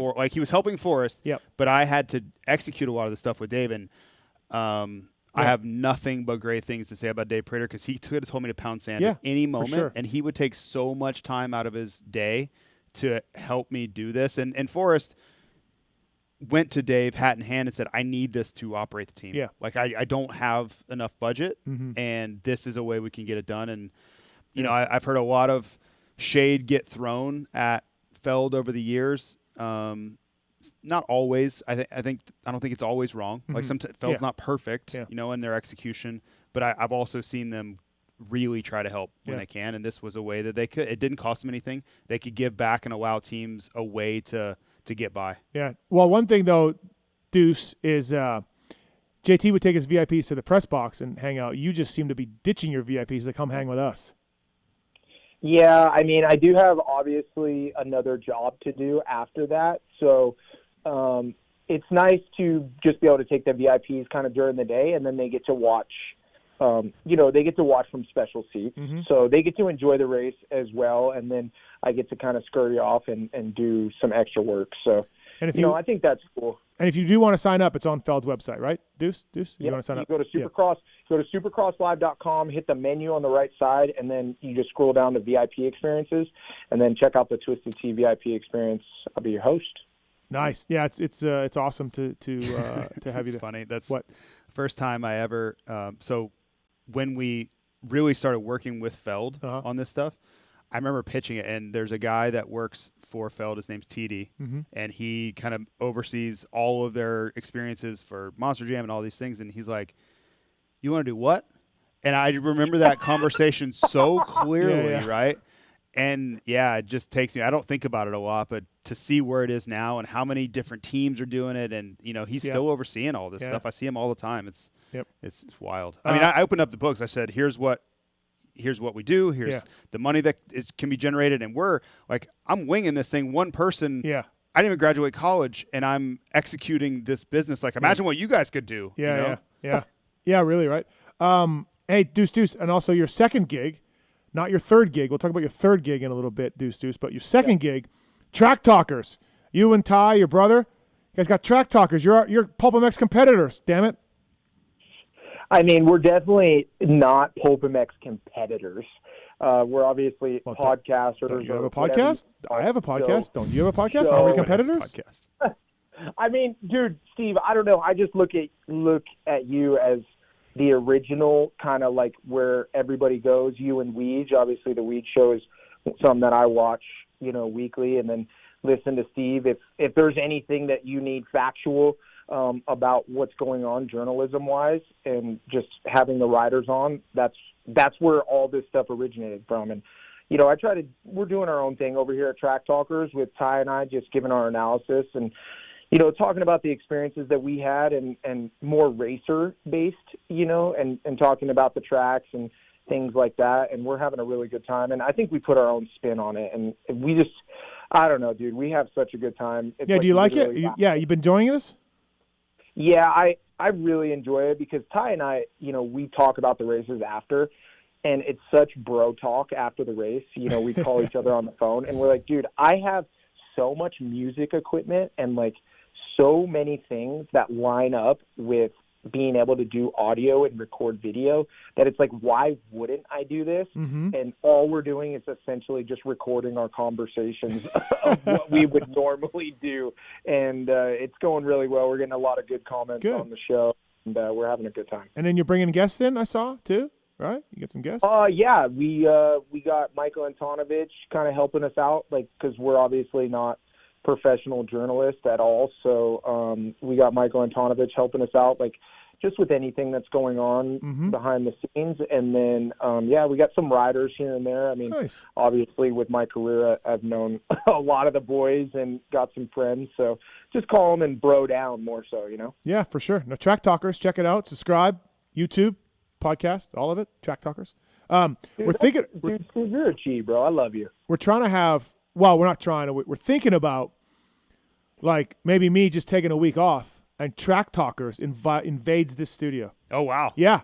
Just Track Talkers. Bro, I think we got it covered. Like a takeover. If you have me at the helm, if you put me at the helm for PulpMX, I got you dialed. Marks, can you handle the Track Talkers? I think that's a Nick day. Oh, that's I think Nick will be here that day. All right, okay. I'm just kidding. I wouldn't miss Seven Deuce. I mean, you got to get in and out of the reads. You got to, you have sponsored segments. Deuce, you got all that, Bro, we have been working up to this pinnacle moment for a long time between Monster Jam and doing all the reads there and my music, speaking on a microphone. Now I got my own podcast show, deal with Track Talkers. I mean, dude, we have put in so much behind the scenes work to be ready for the pinnacle of taking over PulpMX for the night. I mean, it's like a no-brainer. You guys want to buy PulpMX? Yeah, do you want to buy it? You can buy it. Bro, if I had $1 million, or I mean, how much are you selling it for? Are we allowed to put that on air? Or is that off air? No, I got to figure out the EBITDA stuff, right? It's 7 years of that, JT? Is that what they say to sell a business? No, not in this economy. Stop it. You got to factor in tariffs. If you got $1 million, we could talk. Let's go. There you go. There you go. We're going to put the sponsors fucking together. Track Talker Pulp. What would you call it? Dude, it'd have to just say PulpMX, right? Track Pulp?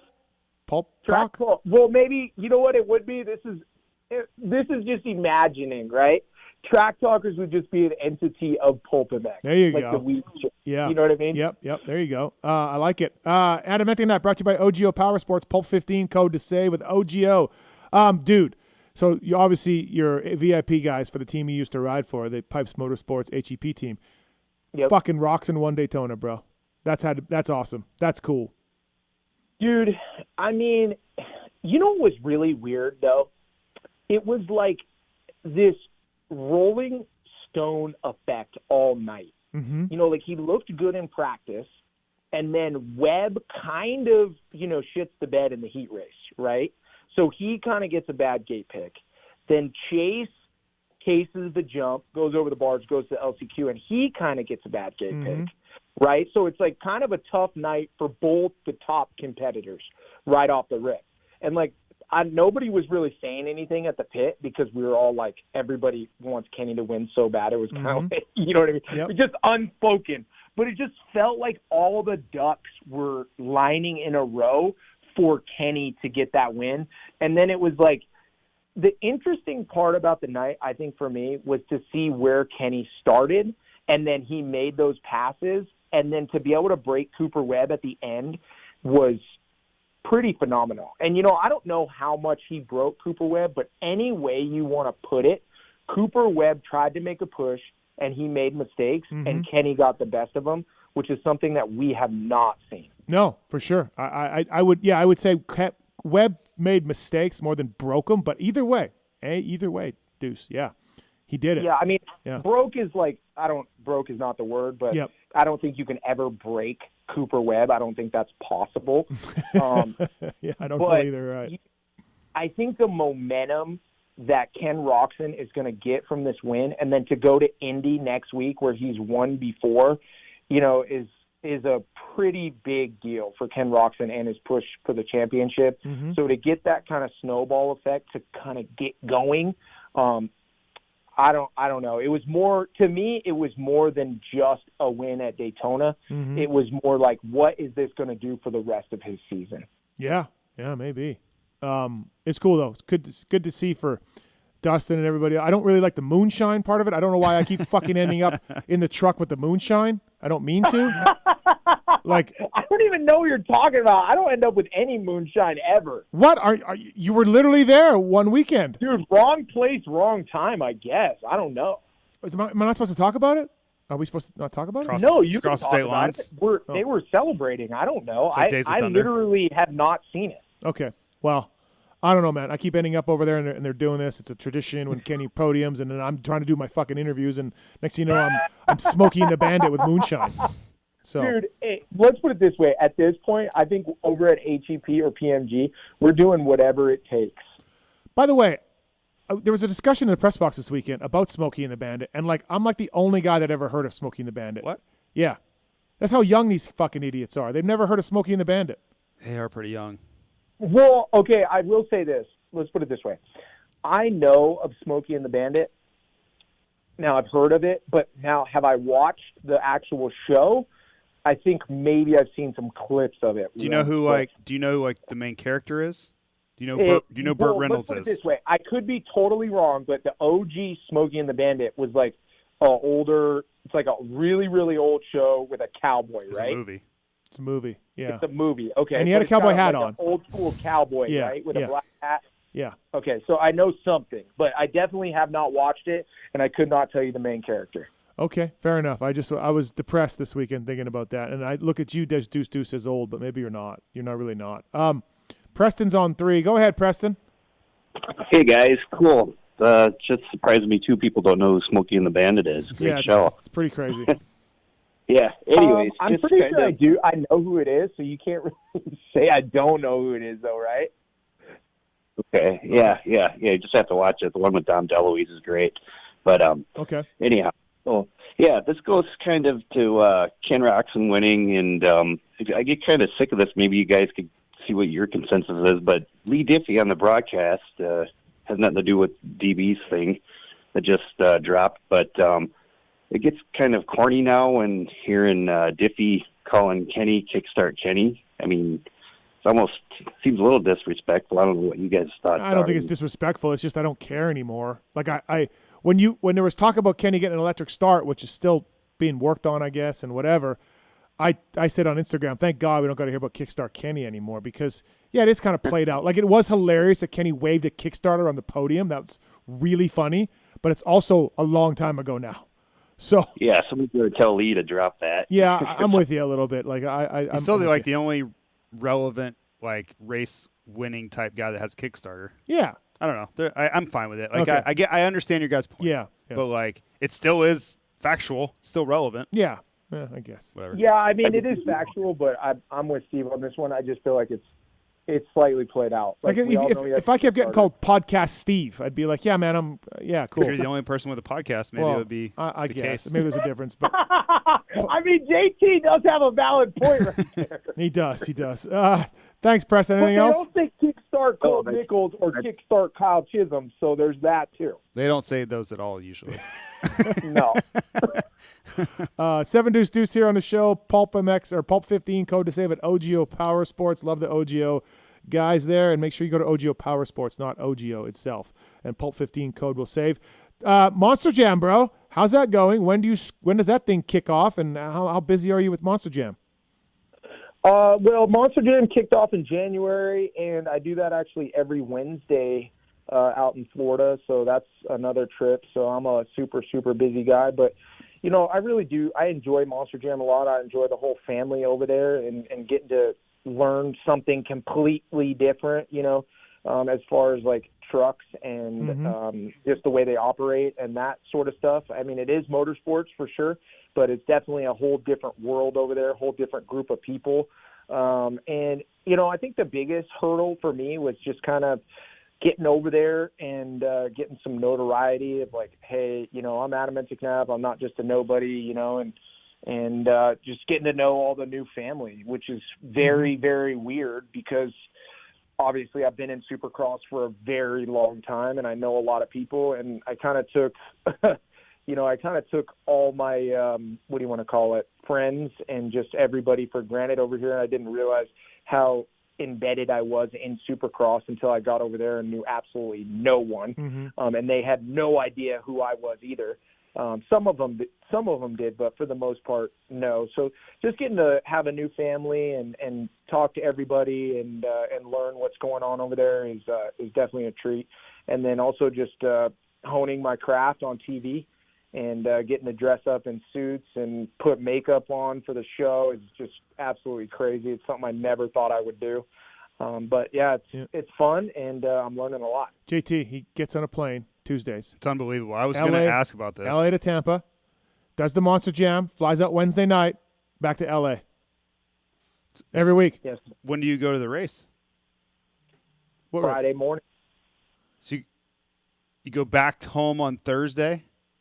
Yep. And then you leave on Friday. Spend the day, leave on Friday. Oh, that's worse than me. That's rough. Oh, I thought you got out Wednesday night from Florida. No, you never did?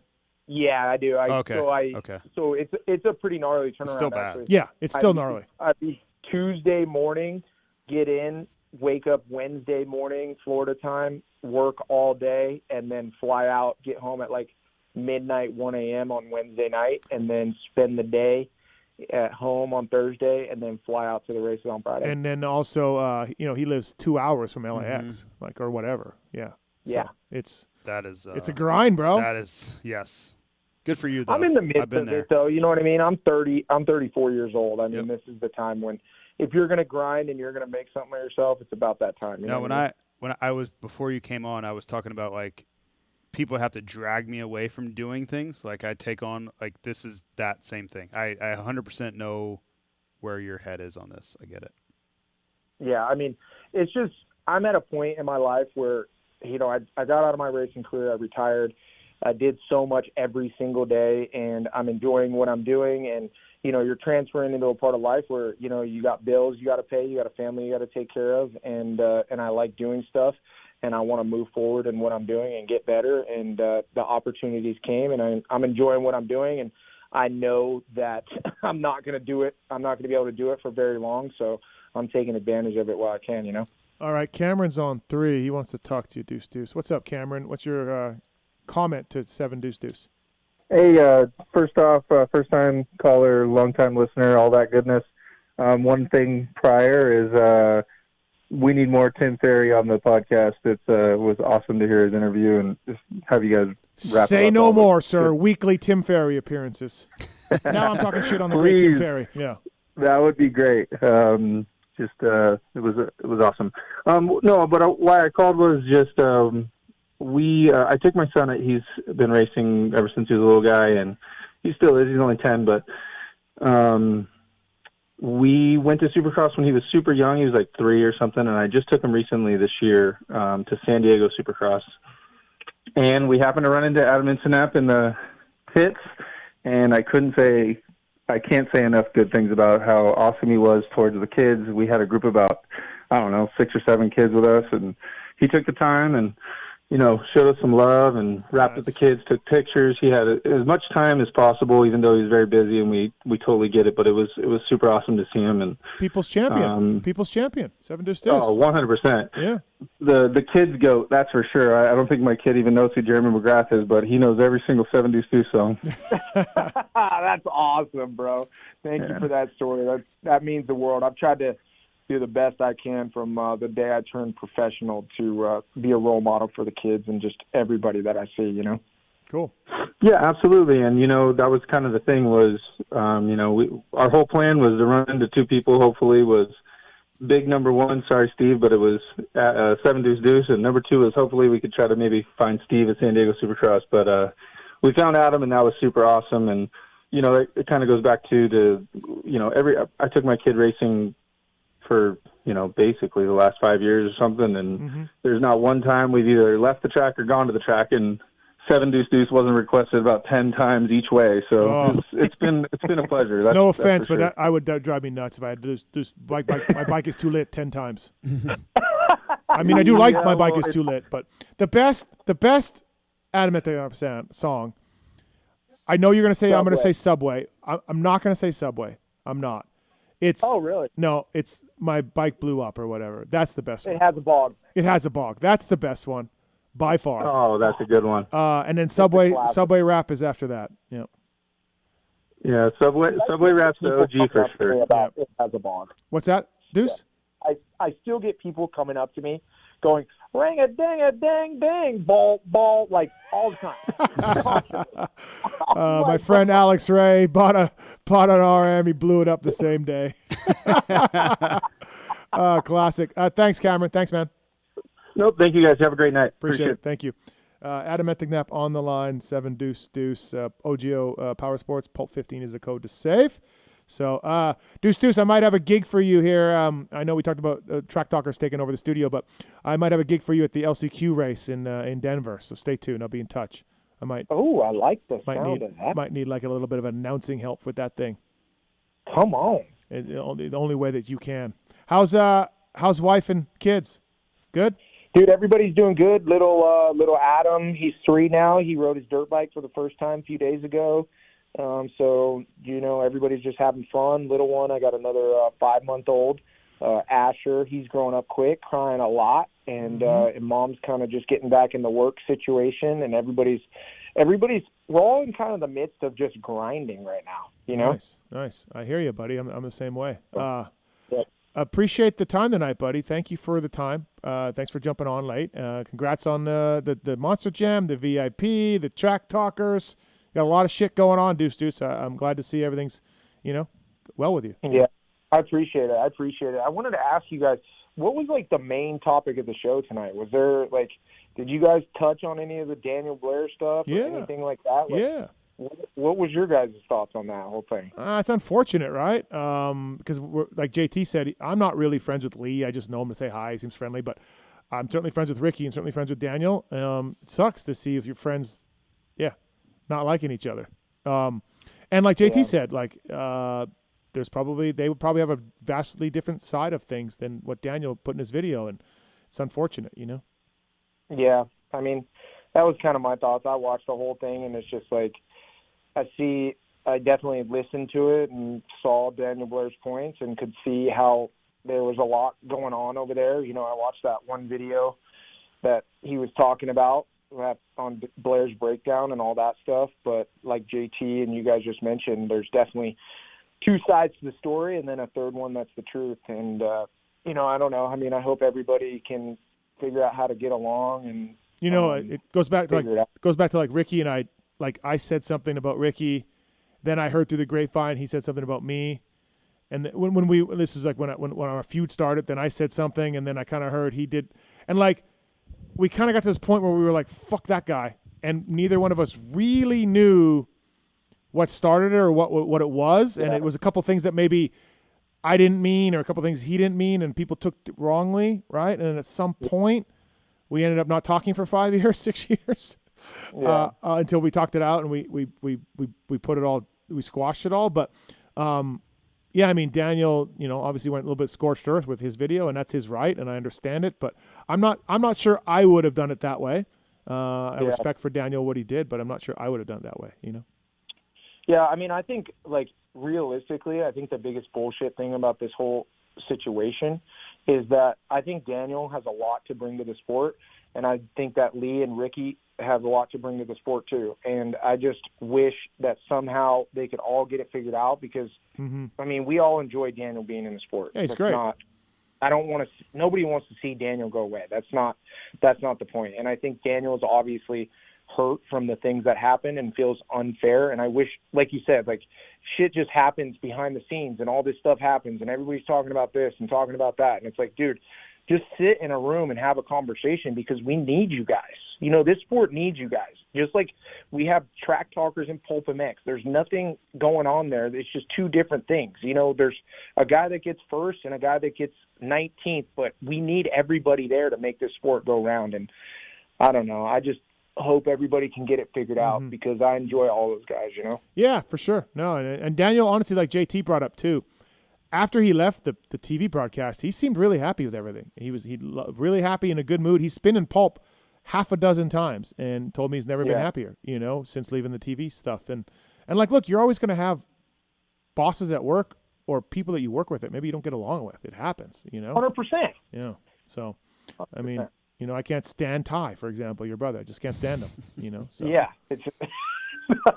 They're really disagreeable guys. Yeah, You're yeah. right, No, I just can't stand Ty. And you know, it happens. So. Way to lighten up the situation. I love it. Thanks, Deuce. Thank you for your time. So we'll see you this weekend in Indy, right? Yes, sir. You'll see me this weekend in Indy, and hopefully we'll see that Suzuki back on the top step. Oh, are we playing it? Oh. Oh, yes! What a send-off. That's great. We're going to go out with this, Deuce. Yeah, I appreciate it, guys. All Thanks right. for having me on the show. See ya. Bye. We'll talk to you guys soon. We'll see you in Indy. Later. Go get that million. Yeah. All right. We got Ben on 5. Ben, what's up, man? Ben, you there? Yeah. Nice talking, Ben. 4 is Bo. Bo, you there? Yeah. Hey, guys. How's it going tonight? Good. What's up, man? Hey, first I want to say I have an apology to JT. Okay. I owe him. I want to say I respect your hustle, man. The hard work you put in as a privateer and all that, what you're doing now. It might just be I'm a little jealous, but you are good at what you do, and I understand that both you and Steve right now kind of have to take a position that's very neutral, because there are two things that I think a lot of us learned tonight. One, and none of this was on our bingo card, the whole thing with DB, you know. I think the thing that a lot of us are bothered about, though, is a lot of us woke up today having a hero that we saw achieve. I mean, he's the GOAT, right? And then the career that he's going, and we don't know what's all behind the scenes, and we don't have to get into all that. But what we saw at Arlington, that video that's floating around, that's where we kind of lost respect for the GOAT. On Daniel's show, you mean? Is that what? The Blair's breakdown. Yeah, it was Arlington 2023. Oh, yeah. Got it. Yeah. It's floating around. There's a lot of people in the chat about it. We lost. We feel like we lost our hero today, and that's kind of unfortunate there. I mean, isn't that a bit of an overreaction though? Like Ricky, maybe. Nice use of overreaction there. Thank you. Maybe Ricky, in a sense of busting someone's balls, took it a little far because there's maybe some truth behind that, right? That him and Daniel weren't getting along, but we all have those moments, right? I don't know, man, but what their relationship was, and that is really between those two. You know what I mean? But for you to say we lost our hero, it just seemed a little extreme, if you don't mind me saying. If you watch that video, I've seen it. I watched it. Yeah. There's many of us that just feel that way. You know what I mean? From what we saw with him. Yeah. But we understand that, for NBC and Peacock and the other side of this that we're realizing today is that there is a moto industry of just kind of like the whole America thing. You know what I mean? It's very political, and it's sad, to be honest. Well, I want to make sure that when you watch Ricky go out to Foo Fighters, there goes my hero. This is not what they meant, so don't take it literally. There goes my hero. Don't take it literally. That is a show I would love to see at the Sphere sometime. Yeah, I would too. I would too. My race tech rant, by the way, some guy named, is it Richie? Was that Richie? Speaking of Sphere. Yeah, Richie. Nobody wants to talk about Sphere. Okay.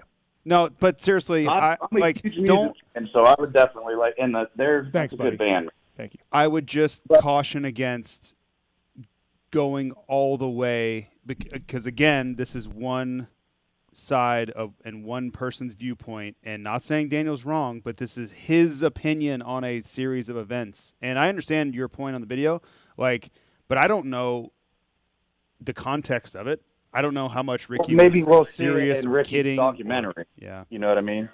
We might see Ricky's side of it in the documentary. No, there was nothing about Daniel in Ricky's documentary. To everything, there's three truths, right? Yeah, look, again, Ricky is a dude. He's behind the scenes in his whole entire life. He's been a ball buster, and that's the way he grew up, and that's the way he is. If you get a few beers into him or you're hanging out with him. When I've been around Ricky, which is very seldom, I'm just a fan that got to be around. He was very cool. Yeah. And I understand the stress that JT and those guys that are doing a job there on the media, they got people in their ear, they got all this and that going on.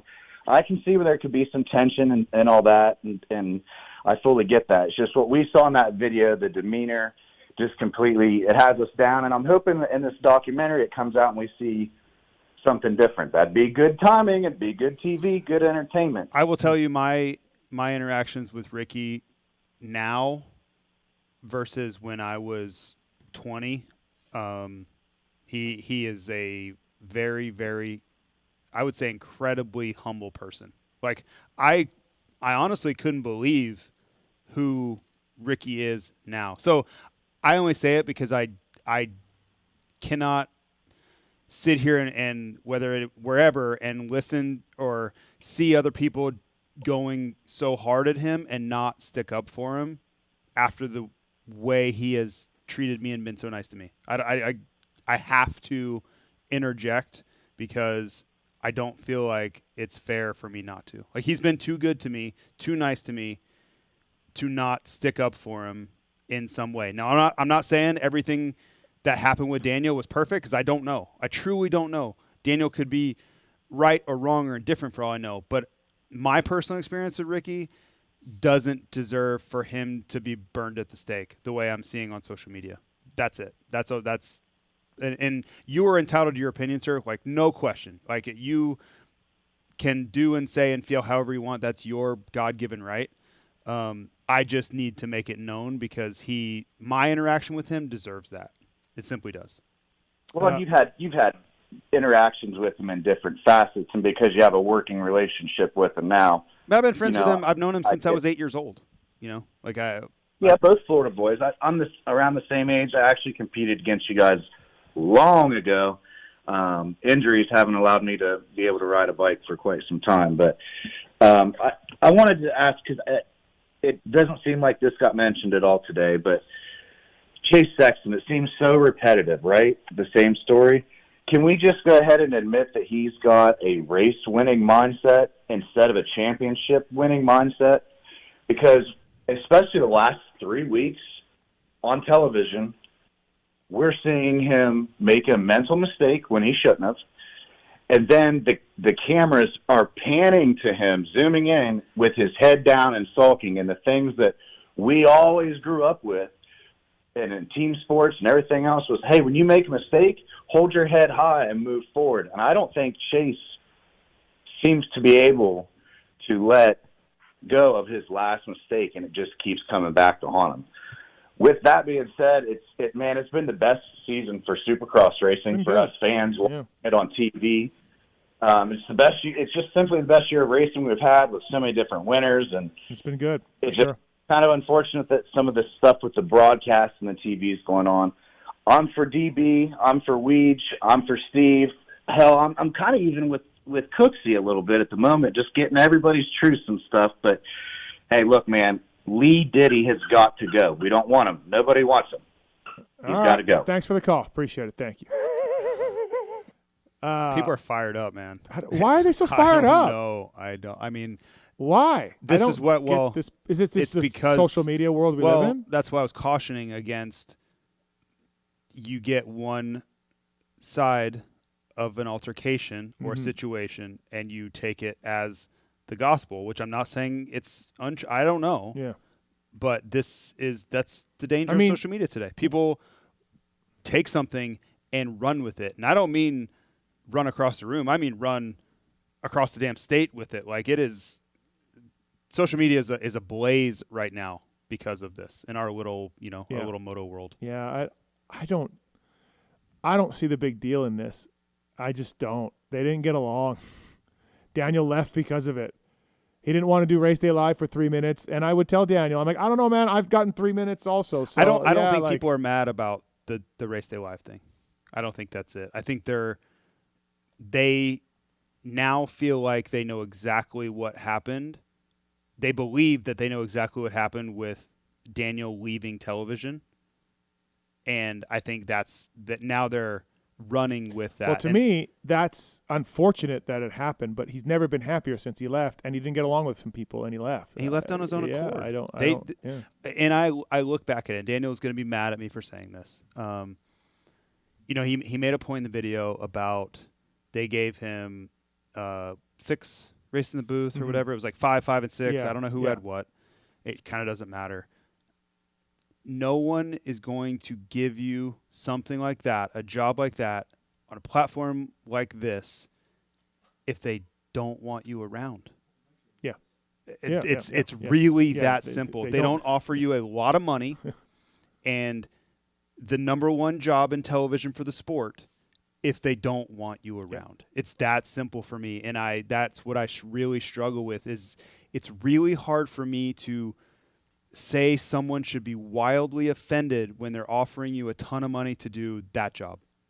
Yeah. That's tough. We lost our hero was a tough call. I mean, I get it. People are mad and whatever. Lost our hero. It does feel like a little bit much. But I will never criticize Daniel for feeling how he feels. Yeah. You're allowed to feel what you feel. Yeah. 100%.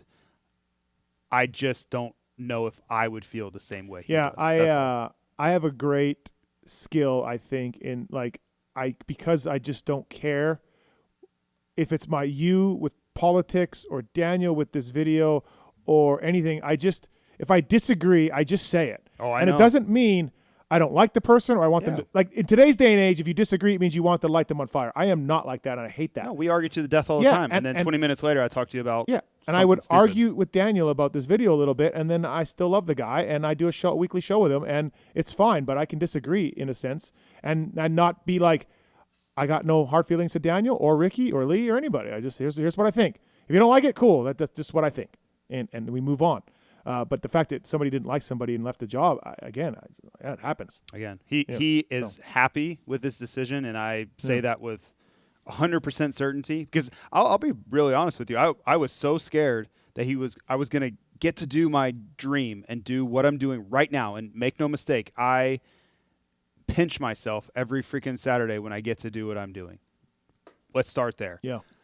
But I was terrified that Daniel would go away, do something else, and be like, I really screwed up. Mhm. Like, I got to come back. Yeah. And I know how good of a job he did doing it. I watched it every weekend. And they'd be like, Daniel needs to come back. We're bringing it back. Yeah. And I'd be out again. Yeah. I was terrified of that. And the first few times I talked to him after I could see he wasn't missing it at all. Like, he was very content, and I got to take like a sigh of relief. Doesn't mean I won't get fired tomorrow, but that risk was kind of off the table because I knew he didn't want to come back anymore. Yeah, absolutely. All right, by the way, Fox Factory Vehicles, your home for Black Widow, Rocky Ridge, Black Ops, and more, partnering with top OEMs like Chevy, GMC, Ford, Jeep, Nissan, and more. Backed by the OEM factory warranty, easily financed through your local dealership. Visit foxfactoryvehicles.com to find your next custom vehicle. And what do they do? Lift trucks? They take a truck and they lift it and they put grills on it and bumpers and everything. All the companies that they're involved with. So they'll take a stock truck and then build it out. They have So like you could 40. You could make a one-stop shop. Like, Yeah. Hey, I don't want to go through all this stuff. Yeah, I don't want to pay someone to install. I want to buy this truck like this. Got it. And so they can do that. Foxfactoryvehicles.com. And Michelin. Have you heard about Randy? He got a knee replacement. I know he kept it on the DL. Yeah, very quiet. Yeah. Quiet knee replacement there. He did, but he got a knee replacement. Yep. He's doing well. He's back at work, in case you're wondering. So Okay. We really appreciate Randy and for all the things he does. And also Michelin, they'll be offering a customer rebate promotion. Starts now until April 26th. 15 Michelin motorcycle tires will be eligible for a $25 or $50 after-purchase rebate. So Starcross 6s, which applies to the motocross tires, $15 and $30 rebate on a 1 or 2 tire purchase. Local dealer, preferred online retailer like motorsport.com, michelinman.com to learn more about those rebates. Thank you to those guys. And also Cardo Systems, Pack Talk Edge phones are waterproof, dirt-proof. Great way for a rider-to-rider communication or a rider-to-coach or mechanic. The systems can fit on any helmet. They sound crystal clear. I've used these before. They're fantastic. Cardo Systems. Visit at Cardo Systems on Instagram, cardosystems.com. The code PulpMX to save at Cardo Systems. PulpMX to save at Cardo Systems. All right, it's time for everybody's favorite game. It's taking the motocross world by storm. It's called the I Don't Know Man game. So let's do this now. What has been? I don't know, man. I don't know, man. I mean, I don't know, man. I don't know, man. All right, it's I don't know, man. I didn't mean to step yeah, on that's your fun. intro. Yeah. What has been more popular, I Don't Know Man or the Mandarin? The Mandarin. Oh, yeah? Oh, Okay. the Mandarin's a hit. Okay. Yeah, it's absolutely a hit. And I hear he's reached out. Oh, wow. Yeah. You know how when they get a pope, you see smoke Yep. out the chimneys? Well, you can't do that right now because he's literally like about to die. Oh. So. But when they get a new pope, I mean. That's what I mean. Well, you only get a new pope when the old one dies. Yeah, yeah. So, how it goes. Like the pope out the smoke out the chimneys. You're still going with it. Yeah. Okay. No, I'm just saying it's the Mandarin. Catholic people right now everywhere are horrified at this. I'm not saying it's happening now. I'm saying it is happening now, though. Okay, I don't fucking know. What I'm saying is in life, this is what happens when they look for a new pope. And you got to look for the smoke, and you know it's been chosen. The Mandarin is the same way. You start seeing things in the air.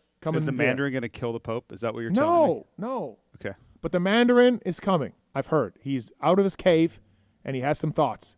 And he's not happy with a Mr. Side either, is what I hear. Has he not been around because it's been really cold in Vegas? I don't know because I don't keep track of him. I don't know what he does. But anyways, I really don't care. It's the I Don't Know Man segment, and I am going to go for the third week in a row. And the third, we've done this game 3 weeks, and it's the third week in a row. I Don't Know Man is awarded to Chase Sexton. Do you think he hates this game? Congratulations to Chase, 3-time winner. You're undefeated in the I Don't Know Man. Has there ever been an award somebody didn't want to win more than I this? thought he was going to win the race at one point. I'm like, hey, man, I think he might do this for reals. Me too. He might be winning this thing. Fucking phenomenal ride. And then, I don't know, man, he just dropped back. And he got back to 5th. Justin Cooper got back by him. Aaron Plessinger got back by him. Was it Mookie? Someone else was on him at the finish. Less than a second. He just went backwards the last 3 laps. He did a 128 on the last lap. Like, I don't know, man. I was trying to get on the broadcast to talk about Sexton coming, and I'm like, do not count him out of winning this thing. And I'm so thankful I didn't. Yeah. So thankful I didn't.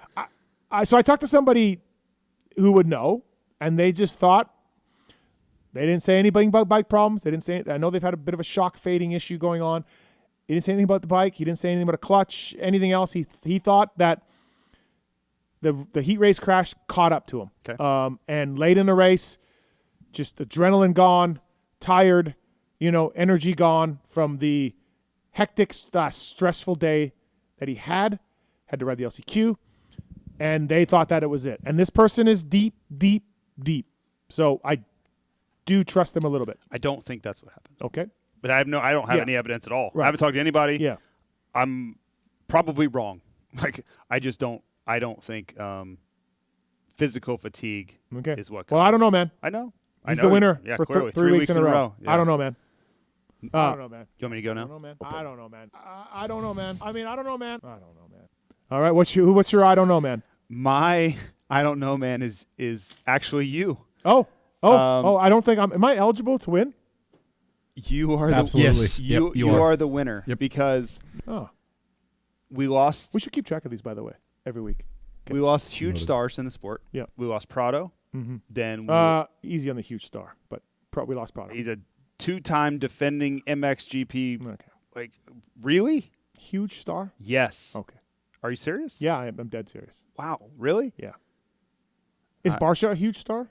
Barsha has 0 championships. He's got a 250 Supercross. Yeah, that's not. This guy won MXGP 2 years in a row. Then came over. Yeah. He's getting paid. He's one of the highest paid guys in our series, guaranteed, 100%.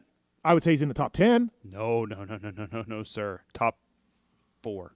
Stop it. I'm telling you. Oh my God. I'm telling you. Okay. Anyways, all right. So very good source on that. We lost a huge star in Prado, and then we lost another one in Jet Lawrence, and then we lost another one in Tomac, and we have had them on our broadcast interviewing them about how's the injury, how was surgery, what's the timeline for coming back, and you have railed against this at every turn. On the review show, yeah. At all times. Yeah. Stop talking to these people. Nobody cares. We don't want to talk. We don't want to hear from them. We just need one update. We just need one. That's all we need. It's just one. You even talked about Tomac this weekend. Like, I don't need Tomac. I don't even hear Tomac. We don't. But what do you mean? He's hurt. He's gone. He's gone. Let's focus on the riders we have on the track. But he's not dead. He's coming back. I don't know, man. Okay. I think 99.99 all the way to the 9s, and the only one is you. However many 9s it needs to get, needs to get there for you to be the only one. That many percent. Wanted to hear how Tomac's doing. I didn't even know he had surgery until we talked to him. I didn't know he had a plate put in. I didn't know that he's hoping to come back for a couple Supercrosses. I thought it was relevant information. He talked about the difficulties of Daytona. I'm not upset about the Tomac thing because it was the first time we'd caught up with him. It was literally one of the things you said. No, what I'm saying is we can go back and figure out what happened to these guys one time, and then we're done. We're moving on. So we had Jet's social post 1 week. Then we had a Jet interview. But we had an interview once. Yeah. One social post about what happened. One interview. Now he's coming in the booth in Indy. So because he posted about it on social, nobody should ever put him on TV again? We're moving on. We're moving on. You understand those are two different entities. Yeah, I know, but we're moving on with the riders that are currently racing. And now he's in the booth this weekend. And you're not happy about this either. Is Tomac coming in the booth as soon also? I hope so. Dude. You don't want the inside of that? No, man, they're injured. They're injured. See you when you get back. They didn't lose a leg in Nam. I know, but they're going to be racing here again and then we will talk about them. Oh, man. I don't know, man. Look, I don't know, man, but you don't see Aaron Rodgers gets hurt and you don't see interviews with Aaron Rodgers in the middle of the games. He's hurt. He's not in the booth. He doesn't join Troy and Buck in the booth. Sir, did you see how much they showed him when he could pick up a football again? When talking about coming back, he might be back for the playoffs. On ESPN, yes. On the news programs, this is what yes. we are. But on the broadcast of the games, no. You don't think that he was on the pre-show? No, it wasn't. It was during the broadcast of the games. They kept it to the relevant to the athletes that are on the field. So you don't think that the fans want to hear from? Okay. Well, on that note, people. I have gotten fans that agreed with me on social media about Jet. Too much Jet. Stop. They love Jet they even don't when like he's Jet. hurt. They don't like Jet. I know. Yeah. People don't like Jet. I got it. I like Jet. You don't think that Tomac? I like Jet. You don't think the Tomac interview was relevant? It was fine. That's it though. Let's move on. And I got a feeling we won't move on. There'll be more Tomac coming in our living rooms. But Yeah. I don't know. Okay, I don't know, man. Yeah. Yeah. I get the update. Like, let's update. Like, for sure, they're biggest stars in the sport, right? Let's do it. But then let's focus on the races. This feels very kids coloring chalk on the sidewalk. I just want people to clean up after themselves. Is that so wrong? What kind of world do we live in where you teach children that doesn't worry, someone else will clean up your mess? Do you or do you not think that Jed is a good addition to the booth for the 250 main event? Well, let me hear him, I guess, and No. see how he is. No. What? No. That's not what I asked. Oh. Well, hard a to good idea. No. No. I don't like. He's not a professional broadcaster. Obviously. The last time he Thank was you. last time he was in the booth, he horrifically called things wrong for Nate Thrasher and his brother. Remember that? Nate Thrasher has a brother? No, Nate Thrasher and Hunter. Oh. And his brother. Nate got out of shape and he thought he brake checked Hunter. Oh. Do you But remember that I love that stuff. Like, Well, sure, except it made people hate Nate Thrasher when he didn't. well, it wasn't his people fault. People are stupid. Okay. Like I don't know what you want me to tell you. If we're gonna defend people not knowing what they see, Yeah, I know. Like you can't fix that. I don't know. All right. I just Okay, think yeah. having the most involvement that we can from the Mhm. biggest names in the sport is Yeah. always a net positive. Okay. That's why people are watching. Like I know we're we're gonna watch the race also. I think there's too much Deegs and too much Lawrences absolutely forced onto us. I'm not in that camp of like, oh my God, but like, and this goes back to even Ralph days, right? Like, But that's every sport though. Like any sport, you're gonna get the stars of the sport just crammed down your throat. Okay, maybe. It's gonna Yeah, happen. maybe. You know, like, and I'm not saying that's right or wrong. Yeah. But I don't know of a sport where that doesn't happen. yeah, I don't know, man. Like if you watch a Maple Leafs game, how much Austin Matthews are you getting? Wow, look at you with Austin Matthews. You know who Austin Matthews is? No, I just made him up. But seriously, how much are you getting? A ton. You imagine watching a Capitals game? How much Ovechkin are you getting? A ton. That's just what it is. All right, that's the segment. I don't know, man. Oh, we got no I intro. don't know, man. I don't know, man. I don't know, man. I don't know, man. I mean, I don't know, man. I don't know, man. Race Tech Rant, by the way. Time for that. Racetech.com. JT used Race Tech way back in the day. I did. And Pulp Code saves you with those guys. Tell them you listen to Pulp. They'll give you a discount on your services, on your parts, on your labor, motor work as well that they do over there at Racetech, racetech.com. Southern California suspension powerhouse from way back in the day. Racetech Rant. I'm going to keep mine simple. I don't know if you have one, JT. You said you really didn't have one, but I'm going to keep mine simple. I had one on drivers today. I'll holster that, leave it for another one. I was informed that a gentleman named Richie called in earlier to the show, and he thinks the Sphere was a ripoff. He feels like he was robbed out of $300. So my Race Tech Rant is Richie. Screw you. I don't understand how you could possibly think that you were ripped off at the Sphere. It is literally one of the wonders of the world.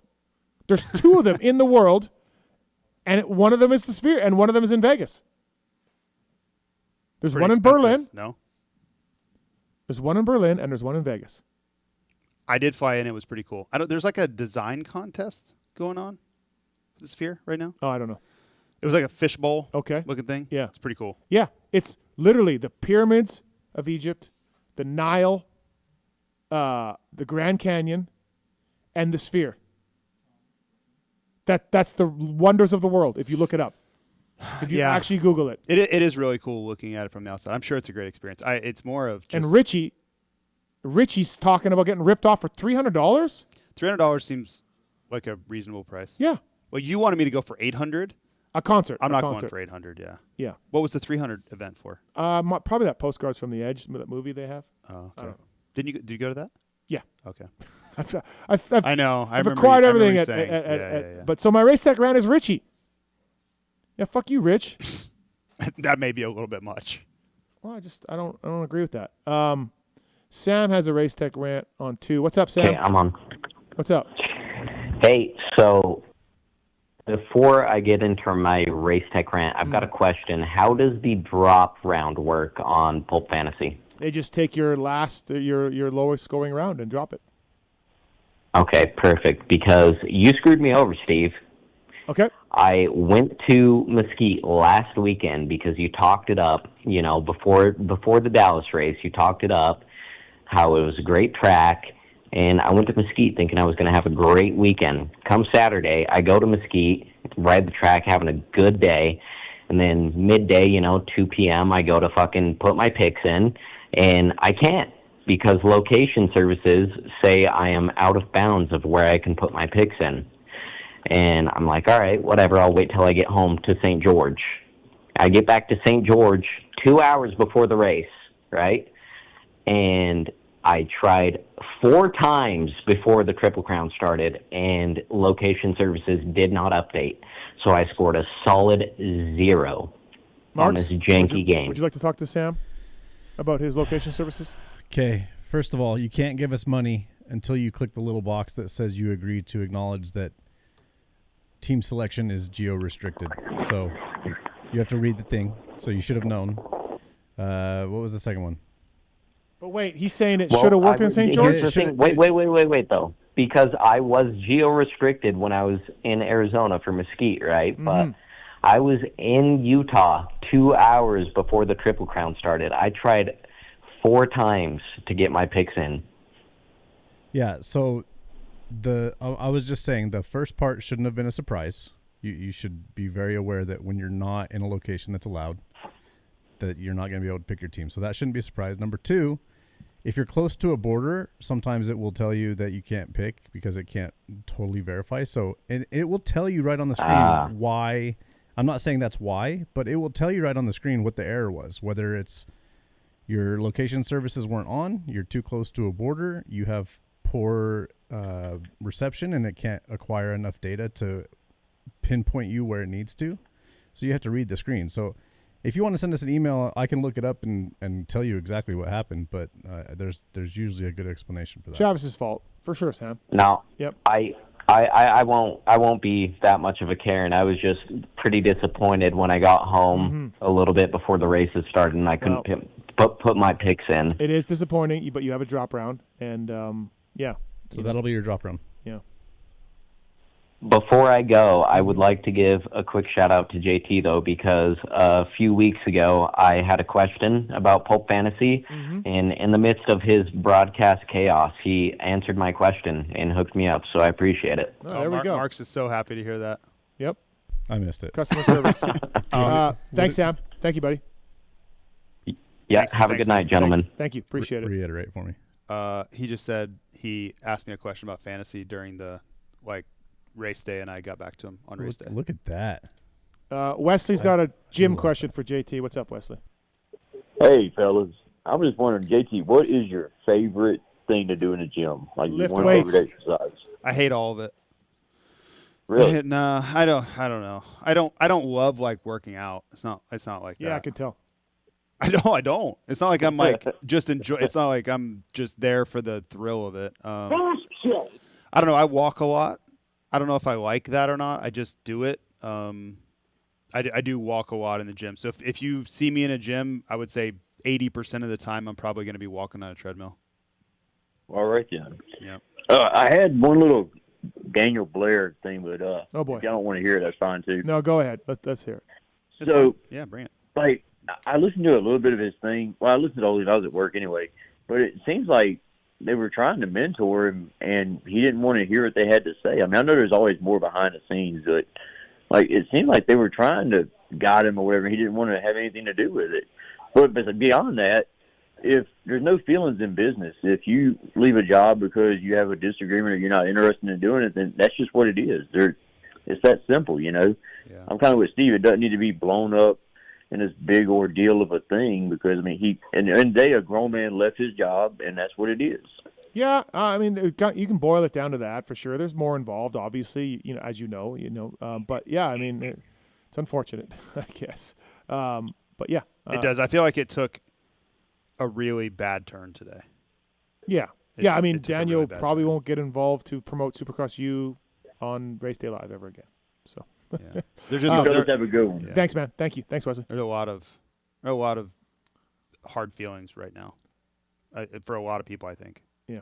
MotorcycleIndustryJobs.com job of the week. Upload your resume for free today. If you're a company looking for some people out there to hire, check out MotorcycleIndustryJobs.com. Product developer for ARC Levers, full-time job in Rancho Cucamonga. We are seeking an innovative and detail-oriented product developer specializing in dirt bike hard parts, specifically levers and braking systems at ARC. MotorcycleIndustryJobs.com, job of the week. Check it out. A lot of great jobs on there. I mean, Honda was looking for a motor guy not that long ago on MotorcycleIndustryJobs.com. So check those guys out. And also thank you to Ethica, Ethica.com, PulpMX 20 code to save with Ethica. Employees, friends, athletes, artists, and customers are the core of the brand and the reason Ethica exists. PulpMX 20 code to save with them. All right, we did the Race Tech rant. We did the I Don't Know Man. We got the motorsport.com tweet at Tits segment as well coming up. And also to JT Fly Racing, 2025 kinetic mesh out now. Please check it out. It's my favorite line of gear. It's lightweight. It's vented. It's got the BOA on it now, so that's really cool for you guys to do. It's available now at dealers. So PulpMX code to save direct from Fly Racing. So big step with Coop this year. And Red Plate, 2 wins. Yep. You know, we talked a lot. We had Coop on the show, Anthony and you, all that. But you invest in somebody like Cooper Webb. By the way, you're supposed to bring me some gear. You never did. It's not you Oh, know better than that. No, you said Daytona. Okay. Not Daytona. Cooper Webb stuff? Yeah. Yeah, and I'm still trying. Okay. We talked earlier about this. Like, it's not as easy as it sounds. He's very popular. Yeah. Okay. Item right Anyways, how do you as a brand, it's hard to make your money back when you invest in these athletes. Let's say Coop's $600,000 and RJ is $200,000 and you're $1 million plus in athlete salaries. Oh yeah, for way, gear. way Yeah, more yeah. than that, yeah. That's so much gear that you need to sell. How do you specifically, and you can't, but can you put a number on hey, it was worth it to get Coop because of this, and this. Now we know the Red Plate and the Supercross broadcast, but is there any sort of tangible way to figure this out? Yeah, it depends on your business model. You know, we have some direct to consumer avenues now, which before a year and a half or 2 years ago we never had. Mm-hmm. So that has given us a way to track this. You can put codes on it. You can do we have ways to do it now that didn't exist. So it's been enlightening to see what works and what doesn't. Before that, and I had a ton of experience with it before that. Trey, Shorty, Zach, yeah. Yeah, you're just looking for overall growth, Mhm. right? And you build a plan. This is how we're going to go to market. This is how we're going to market these riders and grow over time. And you're just looking at market share. Mhm. And there are programs there's a program called Lightspeed Mhm. that gives a lot of data because every dealer that uses it, that data is available and you can see what people are stocking, what they're selling, what they're reordering. And you're just trying to find ways to create growth. Yeah. And a lot of times you wouldn't know. You know, when we do and we don't engage in this as much anymore, but print ads, perfect example of that. How the hell are you ever supposed to know if that print ad created any revenue, created any engagement, awareness? anybody ever bought anything? You don't. Yeah. And I don't really like print ads because of that. They're not clickable. You can't click through and buy anything. You can't get redirected. You can't really learn more if you want, other than taking all these other steps. Yeah. But it's crazy as it sounds. You were just hoping that you sold more than you did before. That's it. It's wild to think that that's that archaic. Yeah. But it really was. It's a little better now. Really, it is better. But if you look at, brands that are extremely consumer centric, they could tell you everything in the world. Yeah. They could tell you who's going to buy what, why they bought it, why they engaged, how that ad which ad connected. worked, right? It's amazing. Yeah. And we're like a Macy's or a Nordstrom or whatever. yeah, Nike, whoever. Yeah. Like we're so far away from that. We're light years from that, but we're closer than we were. Yeah. And in the end, it was just like, well, last year we sold X million. Year before that, we sold X million minus a million. Yeah. It worked. Yeah, it's just really somebody hard. like Coop's a big deal for you guys, and look, again, Red Plate on TV, winning Supercrosses.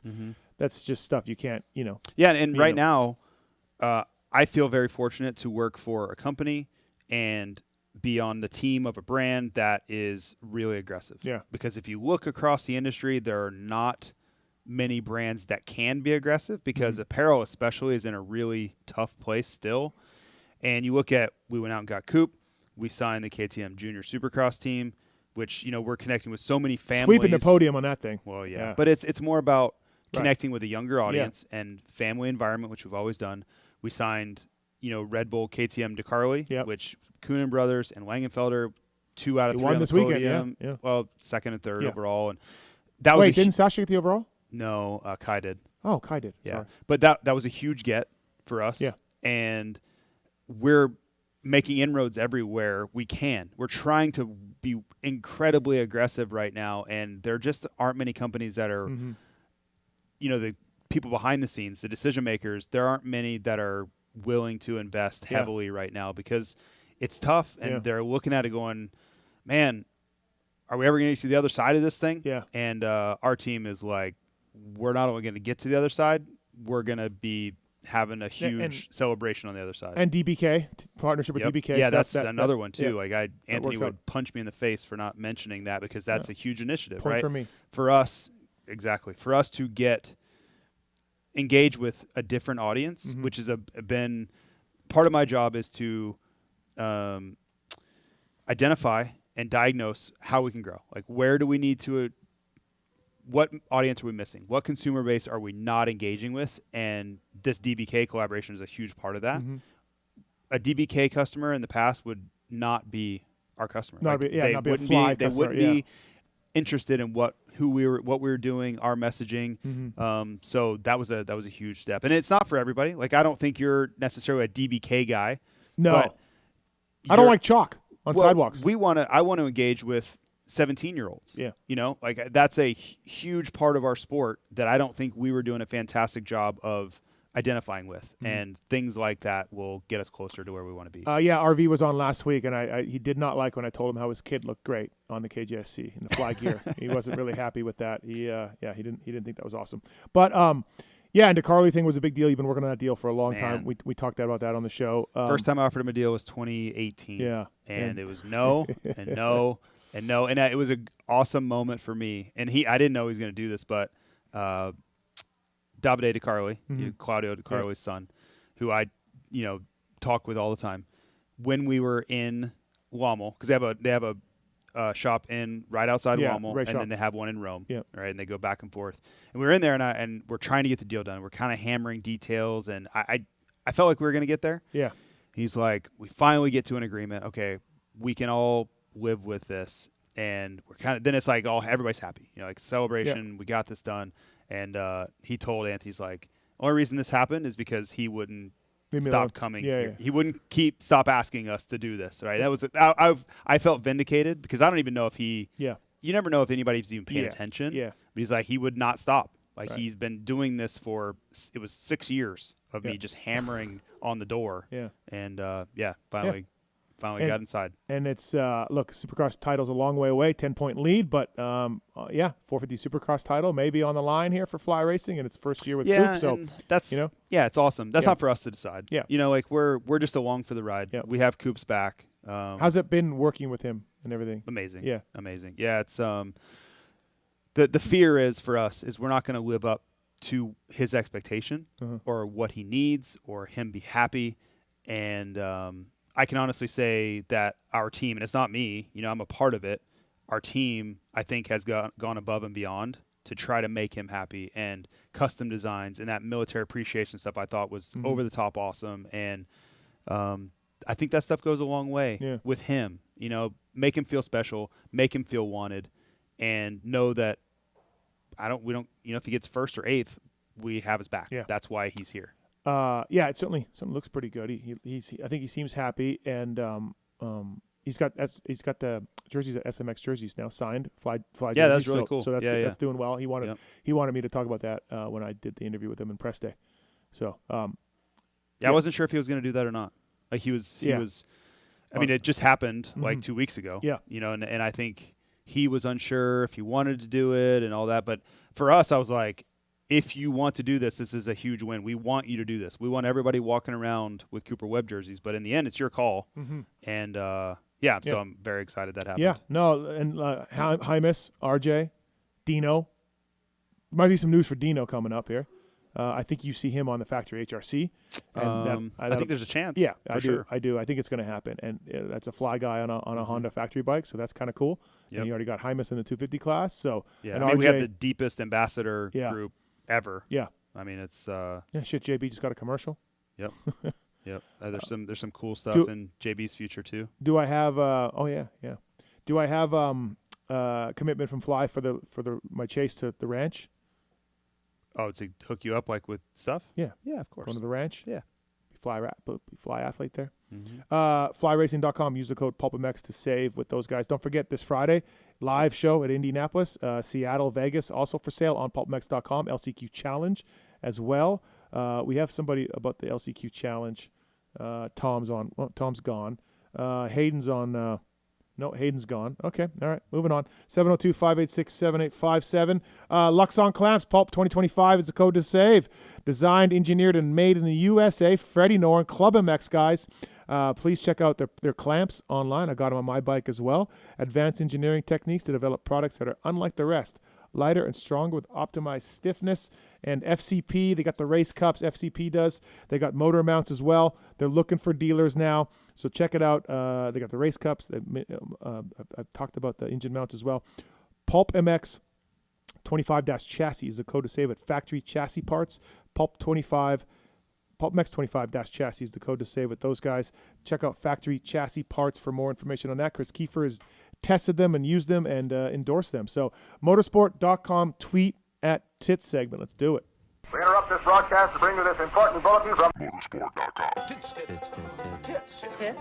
It's the Tweets at Tits Q&A segment where your twatted questions find answers. Tits. All right, everybody, motorsport.com. They got a real cool contest going on right now. They gave away rental products this week, Fly Racing package last week. The grand prize is the Stark Varg, a weekly contest from all the partners, a lot of them involved in us with motorsport.com. Go through the banner to help us out. Free shipping over $79. And, man, they're giving away a lot of stuff there. So really check it out. Big partners of Fly Racing as well. Motorsport guys are. So we thank them for all the things that they do for us. And, number one online ordering place in the world, motorsport.com. These questions are submitted at PulpMX Show on the Twitter, and the Tits reads them. From the lacrosse defense coach, something in MXGP this weekend that made either one of you go, hey, look at that, and something that made you go, oh boy. I haven't watched it back yet. I watched some highlights and looked at the results. I would say look at that Ducati. Yep. 2 guys, whole shots, and 2 guys in the top 7, I think. Impressive. Stewart gets 7th. Yep. Right? Guadagnini got 4th. Mhm. Yeah. So impressive race. Like they came out with Lupino and Tony last year. A little and had underwhelming. a little underwhelming. Yeah. Had some problems. So I would say look at that would be my Ducati, and my what was the second? Was a bad one? Like oh boy. Oh boy. Oh boy might be Ferrado. Yeah. I got Ferrado hurt his knee. That sucks. Yeah, Ben Watson had bike problems, I think, but yeah. So what about you? The first one, Lucas Coonan has like broken arms. I think he does. Yeah, and I think did we confirm that? I haven't seen X-rays, but I'm pretty damn sure he has broken arms. All right. And he got 6th. Yeah, he got 6th overall with broken arms. 2 weeks ago, right? Yeah. Yeah. Like, I'm not a doctor, but I'm pretty sure he has broken arms. I know some people involved.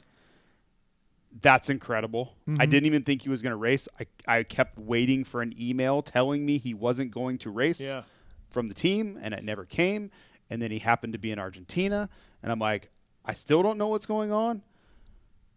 I don't know. Yeah. I don't know, man. Like that should have been my I don't know, man. I don't know how you do that. I think my oh boy. I don't know if there was anything that bad that I saw. Oh, yeah, I'll say Benestant. Like, I don't know what's going on with Benestant, man. Like, this was he's going to be a world champ. Like, I was almost sure of it. When was that? 22. Yeah? Yeah. Okay. Like, he was really good. Yeah. Like, he would win GPs, like, going away. Not all of them. Yeah. You know, but sometimes he'd beat Vial. Yeah. What happened to the Wolf in the second moto?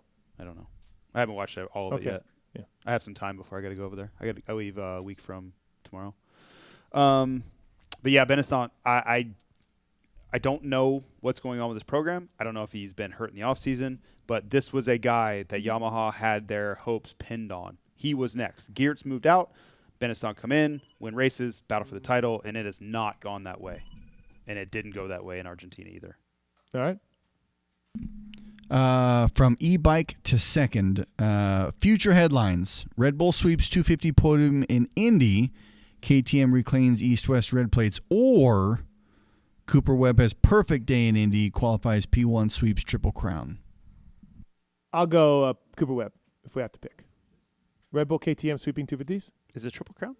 Sorry, I don't think it's Triple Crown. Sorry. He said Triple Crown. He did? Yeah. The fuck?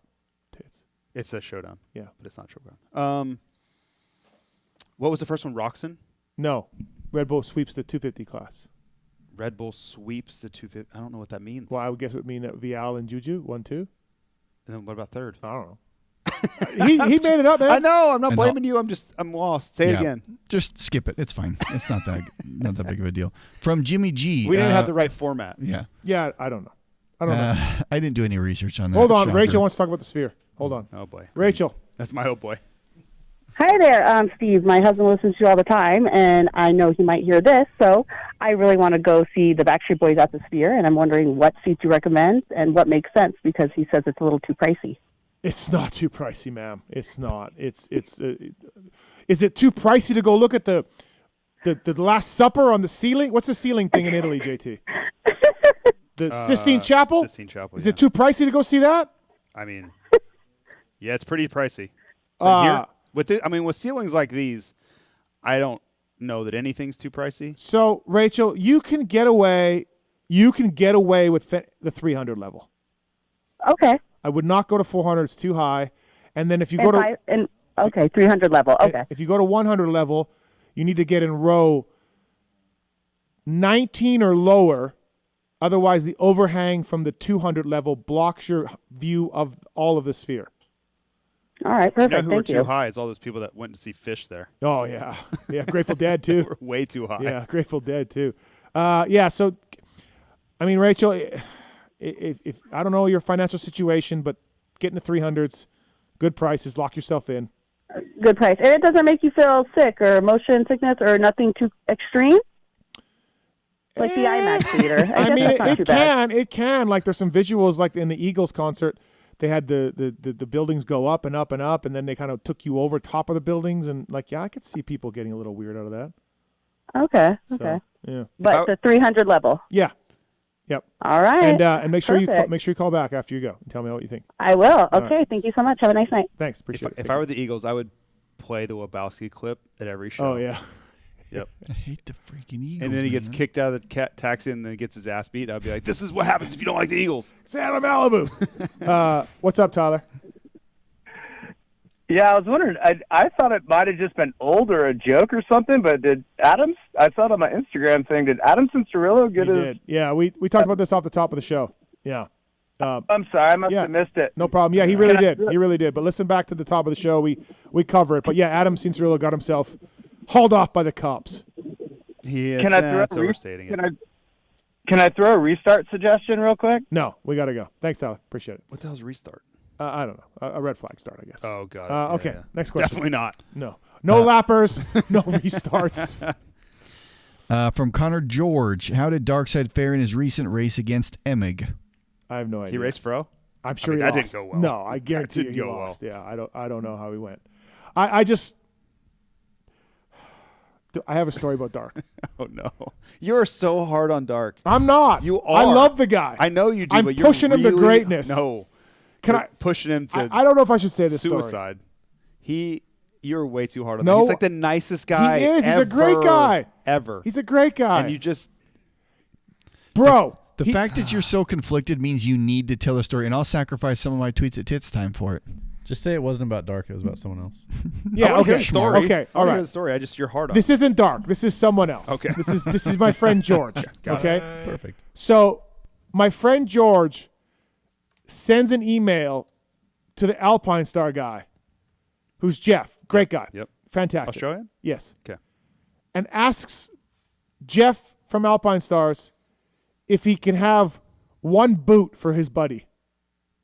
He needs a boot Okay. I've been asked this before. Have you? Yeah, I used to manage the Alpine Stars account for WPS, and I got asked for one boot, and I'm like, no. No. Jeff just is like, yeah, no, we don't do one it. boot, Yeah. man. Like, because now we're gonna have one we have to get rid of. And it's my friend George. It's not for George. Yeah, it's for a buddy of George's. Right. But you just asked for a set then, and then if the answer's still no, because the answer, but you don't even ask for one boot. Well, man. Dark is asking for no one. George is asking. Jark is asking for one, but he doesn't realize that it doesn't matter if it's one or two. Nobody. They're getting 0 or 2. Alpine Star doesn't have a shelf with one boot. Oh, let's just give they don't. It's either going to be a yes or a no. The one is not even a variable. And we were making fun of George, and he was getting mad about it. Shocker. And he was getting mad about it. And I'm like, bro. Would it be Jark or Dorge? Dorge. Dorge side. We were asking Dorge side. And he's getting upset. And I'm like, bro, you can't ask for one boot. They don't make one boot. Why would they have one boot laying around? Ugh. All right. That's a good story. From Pat. Has anyone spoke to Austin Faulkner? I think his season has been good considering he hasn't crashed out indefinitely. His season has not been good, sir.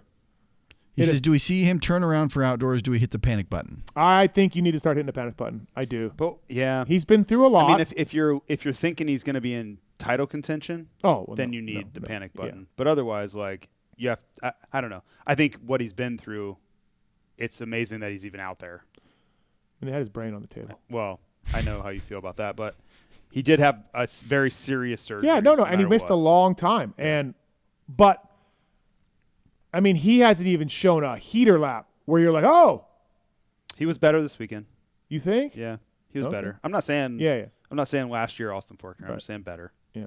Well, he was sick. He's been sick. That doesn't help. But I would agree with you. He hasn't looked like himself out there. No, and I don't wish him well. No. Ill. Or Wait, anything. you don't wish him well? I don't wish him. That's messed up. I don't wish him ill will or anything. But I don't know. I mean, he's older and he had a serious injury and he missed a lot of time and he's on a new bike and just be patient. That's all you can do. So, from Jimmy G for you, JT, has Hurling's career been a little bit of a disappointment from the talent and speed we saw early on? For Steve, yes. For me, no. Could he have won more titles and been, in the fight for the most titles ever? Yeah. So in that lens, sure. But man, that guy's done a lot of winning and made a lot of money. So it's hard to say it's been a disappointment. It's maybe an unfortunate failure. No, I'm kidding. No. Listen, the guy's. Think how many times the guy's been hurt and how many injuries he's gone through. It hasn't been all sunshine and butterflies for him. I'd fly the girls in from L.A., boy. And Sorry, just got a little giggles over here. What's happening over there? Just Travis has a audio clip he's gonna cut that. No, he's not. Travis is not gonna cut. I would never audio. do that. No. All right, from Shane Bagley. I don't wish him well. Yes, I don't wish him well. I put the timestamp, but I said I don't wish him well. I don't wish him ill will. Is what I meant to say. That's good. From Shane Bagley for the both of you. I love when they show the little rituals and ticks the riders have on the gate.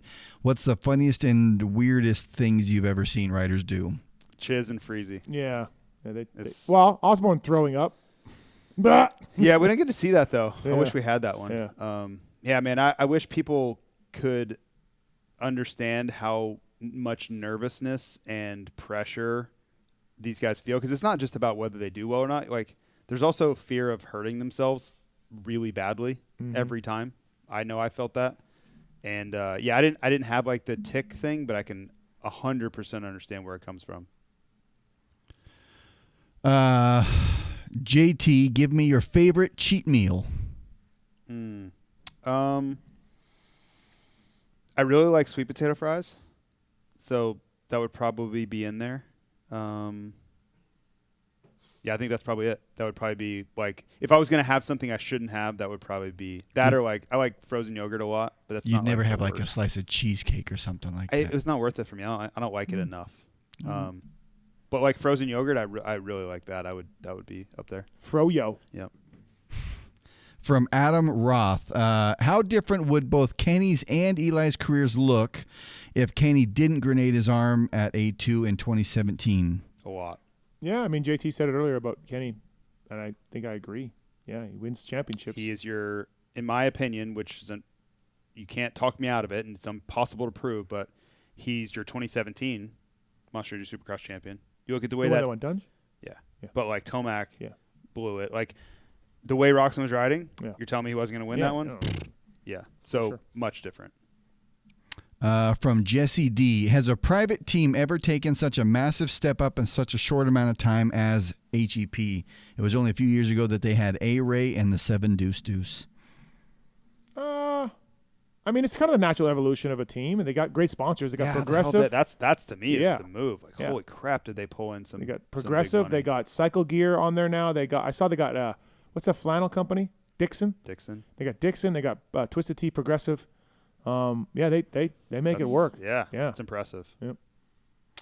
From Blaine, has a factory rider ever left a team mid-season? While it may be Sexton's fault for the mistakes, it almost like something needs to change drastically. I mean, of course, Mike Craig got fired. Davey Millsaps got fired. Stu? Mikel Pichon was told to go home. Stu left. Oh, remember Mikhail's dad at High Point? Yeah. Yeah. Mark says JT's cheat meal is my attempt at eating healthy.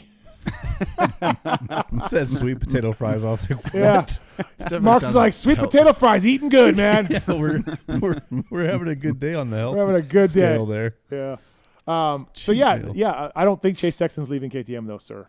You don't think so? No. I mean this year. No, in the middle of the year. Oh, He no, just said that. Like, From James Britton, JT, in your opinion, what is the most important type of training or exercise a rider can do to benefit them on the track? Riding.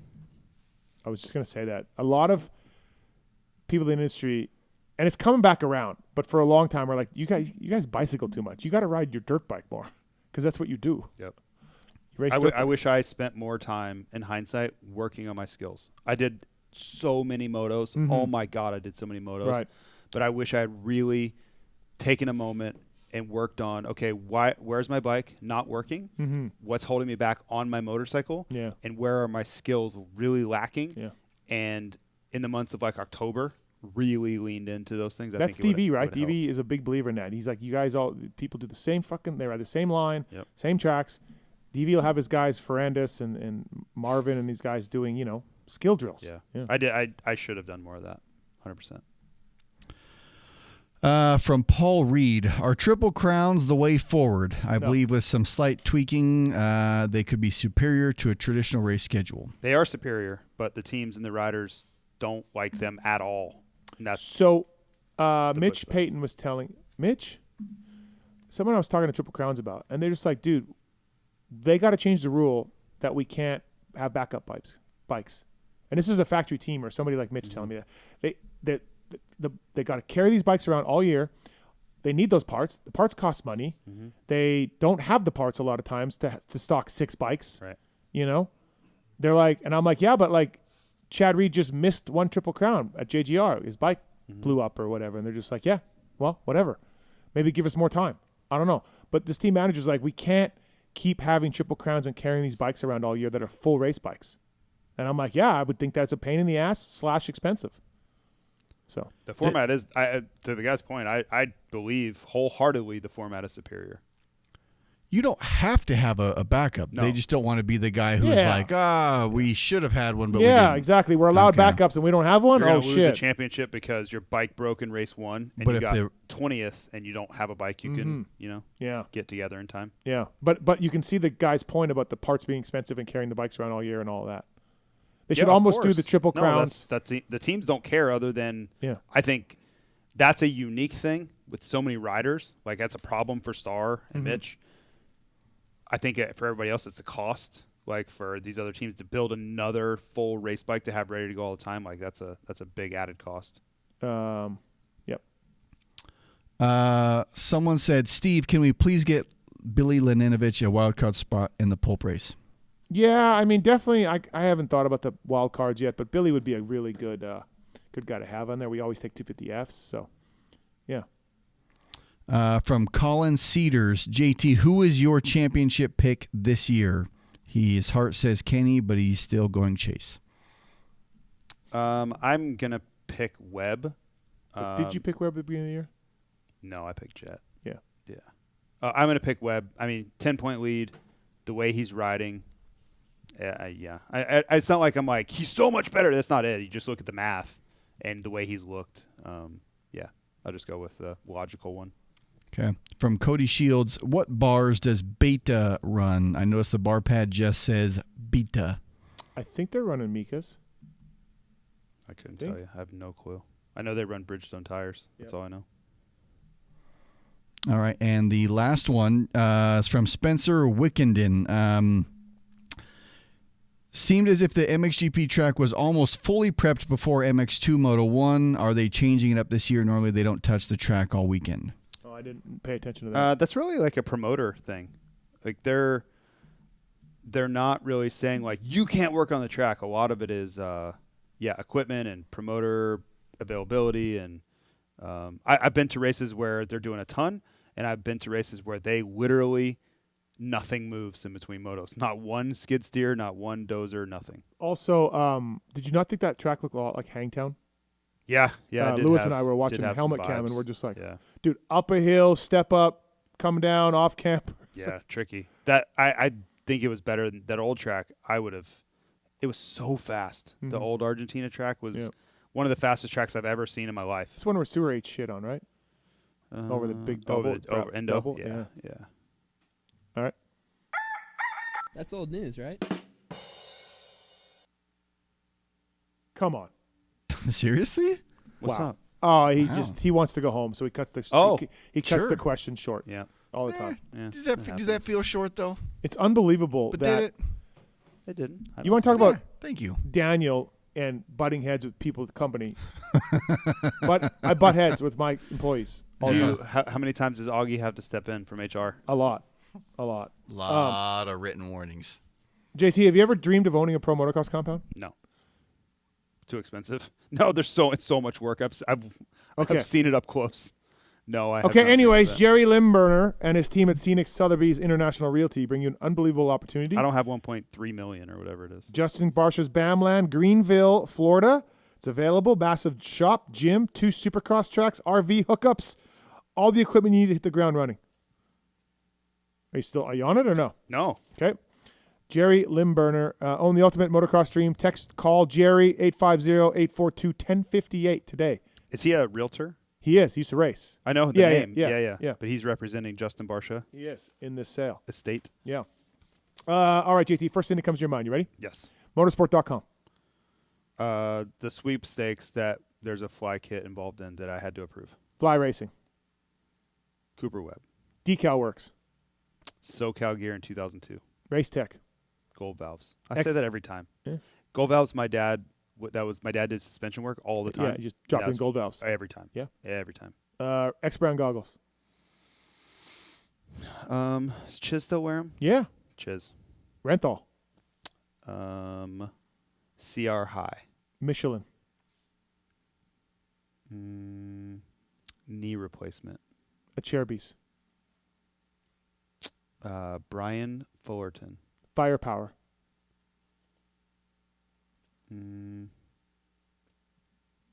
All of the fly racing hard parts are now Firepower hard parts. Maxima USA. Dogger. OGO Power Sports. I always wonder what the difference is between the rig and the 9800. Okay. Rig is more square. Okay. Yeah. Renegade Race Fuels. I don't know shit about that, but a lot of people use it, I think. Pro Filter. We give them away on Pulp Fantasy, and I always see emails about people not knowing how to contact them or get them, or they didn't get them, or Steve didn't email them, or something. It's Trevor. Okay. It's Trevor Maximo. Sometimes lets that slip. Cardo Systems. Ricky Carmichael. Guts Racing. I learned something what Guts Racing meant, and they sponsor my podcast. I did not know that they were Greg's Ultra Trick seats. I did not know that until an hour ago. Oh, yeah. Atlas Neck Brace. It's got to be Noof. MotorcycleIndustryJobs.com. Alex Baylon. Works Connection. They sponsor my podcast also. Get Data. Daniel Truman. WUSA. Tom White. Fox Factory Vehicles. I didn't know what that was. It sounds very like a very expensive truck though. Weisco Piston. Man, I wonder how much contingency money they paid me over the years. More than Barry got? No one got more than Barry got. Troll Training. He spams the shit out of me. Who? Troll Training emails. Really? Just get blown up by him. Yeah. I don't get any. Any? I don't think. Oh, I get them. Oh. Yeah. John and Alex? Yeah, I'm not mad about it. Yeah, I just notice them all the time. MTX Braking. Don't know what that is. Brake pads for mountain bikes. Oh, okay. Road bikes. I don't ride mountain bike. I'm getting one though. Oh, you are? Yes. Whoa. Yes. You're getting a mountain bike. I am. Why? I was offered one. Okay. And I'm going to utilize. All my friends ride all the time. What brand at is home. this, sir? Marin. Okay. All right. That's all I got for you. I don't have it yet, so. Ethica. E-bike? Regular bike? I don't know. Okay. Ethica. I wish I had more Ethica. Their stuff's awesome. It is. Yeah. It's great. PulpMX 20 code. I don't think that's going to happen. Luxon clamps? I don't know anything about that either. There's a lot of companies that I don't know much about. I'm just realizing this right now. I know. Factory chassis parts? Are we going with that? I have heard about this okay. before, yes. All right. Listen, I'm talking to the wrong guy here, but don't let concerns about the market, about the shifts in the market, disrupt your long-term financial goals, JT. Okay. Edward Jones financial advisor Brian Stone is here to help. Oh, yeah. I used to race Brian Yeah, Stone. Stone Man. Yeah. That's not the Stone Man. That's not the Stone Man. I said the same thing to Weege last week, and we were dying laughing about the Stone Man being a financial advisor. Could you imagine? Oh, my God. Brian Stone can help, 816-761-4066. He's also helping out my friend Dorge with some help as well. He's gonna be able to get that second boot. Yeah. Brian can help him. Don't let headlines derail your long-term financial strategy. Edward Jones, member SIPC. Please check that out as well. And also shout out on this show to Craig O'Neill Team Home Lending, by the way. Good guy. He's really cool. He's on board with the Moto 60 show. So if you need help financing your house, refi, pulling money out, any of that, check out O'Neill Team Home Lending on that. You know, it's ironic. Brian Stone is from like Missouri area. Yep. And you always think of like Missouri and then Edward Jones Dome. Yeah. St. Louis. Oh, yeah. So, yeah. Yeah. And then Doug Stone, his brother. Yep. The Stone brothers. And then there's the Stone Man from New Jersey. Carl Stone. All right. Ken Roczen, RJ Hampshire, Tim Ferry, 7 Deuce Deuce. Best interview tonight. Best interview tonight would be I'll go Kenny. To be in his shoes, he's really honest and genuine. Yeah. A lot of guys won't give you much. Like they won't tell you what they're really thinking. They won't tell you what's really going on. And Kenny does not do that. Yeah. He is very. Yeah. You see what you get. And I appreciate that. He's in a really good spot. He's been that way for a few years now. He's in a really good spot mentally. Yeah. I just think he is way more forthcoming than most people would be in his position. Yeah. Yeah. You know what, though? Honestly, Coop has changed the last couple of years. Yeah. He's really. I'm just saying over the course of history. Yeah. You know, like you look at him, like you weren't getting anything out of him. He's the dude who tells people on his Instagram to suck his balls. No. Like think about like, and this isn't a knock against him. Tomac, Dunge, RV when he was racing. You were getting nothing. No, yeah. Nothing. Yeah. So yeah. Chase is good too. Yeah. Yep. When we can find him lately. Right. Hasn't been. But he hasn't been shying away. Like I know this weekend he hasn't, but like after Indy. Yeah. He wasn't hiding from questions. You mean after Dallas? I'm sorry. Yes. After Indy. He was really good on press day on Daytona too, as well on Friday. So, when I did the weed show. All right, real quick, showdown. I feel like this is huge. These are going to be huge for the series, both of them. Can you say it like Trump? huge. No, huge. yeah, with a Y. Huge. It's gonna be huge. Huge. Yeah. I feel like Deegs crushes it or has a tough night. Yeah. I don't know if there's an in between for Deegs. Okay, really? Okay. Because his starts haven't been good. Okay. If he doesn't get a good start, he's not coming through like he did, this week or last weekend in Still Dallas. pretty good at coming through. He though. is, but this is double the field, and pressures and everything else. I don't know. I feel like he either rises to the occasion and whoops everybody's ass and shows what's up, or he gets a sixth, or an eighth or something. Okay. Do you feel that way? There's like crash induced. Yeah, just bad start, crash, and whatever. Right. Or he crushes it. I don't think it's a terrible take. Yeah. But I really like his ability to overcome adversity. Yeah. Like every time, he may not win, but man, when that guy has a chance to crumble, like he just nope. Yeah. Like I'm pinning it. Yeah. And I don't know. That's a So do you it's a skill that's going to serve him well. Is he your long-term. favorite for the showdown? Like if you had to bet money? If you had to. I think that Max is going to win. You do? Mm-hmm. Okay. Yep, I do. Do you think there's more East or West riders in the top 10? More in the top 10, I will say more East in the top 10. I think I agree. Even though we lost McAdoo. Did. McAdoo's And getting Kitchen. surgery, by the way. Yeah. Kitchen's out for a Yeah, while. lost two but guys. Yeah. So, all right. Good times. It should be exciting. Indy this weekend. Live show Friday night. Showdown in Indy as well. Who are our guests? Phil? And Brayton. Brayton. Yep. And then a mystery guest. What? There's a mystery something happening? No, it's a multimedia demonstration. Okay, I don't know what that means. It's a mystery to me what that is then. Yeah. You know what multimedia demonstration Yes. is? Okay. Well, but not in this context. I don't know what's happening. Okay. Yeah, and I love Indy. Indy's a good race. Indy's Like, underrated. Are you going to put a PowerPoint on stage? Just wait, man. Okay. Okay. Tits, thank you, buddy. Thank you. I didn't know he was still here. Yeah. Marks. Yes. Yeah, thanks. It's messed up. Thanks for coming up, buddy. Okay, see you later. Thanks, everybody, for watching and listening, and thanks to Kellen and Pookie. Shout out to Paul Malin. He lost his dad this weekend. Okay. So Yep. it's a bummer. Bummer to hear that. Yep. Did he still go to the race? He was in Argentina? Argentina, yeah. Okay. Yeah. Yeah, man, thanks for everybody for watching and listening. Thanks to our guests. Use the codes, save some money. Thank you to that. Live show, LCQ Challenge tickets, all of that. And then, next week.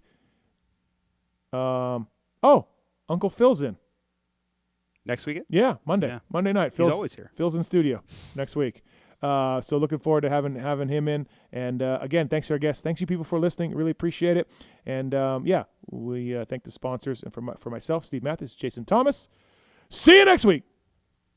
Just pounding me 7 days a week, just on my ass.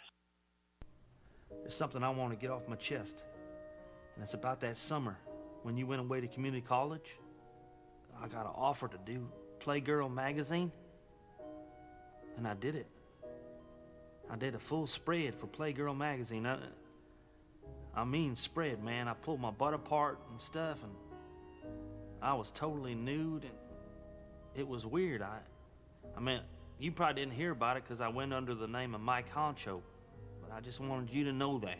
If you could hear me, if it got into your brain somehow, that I spread my butt cheeks as Mike Honcho.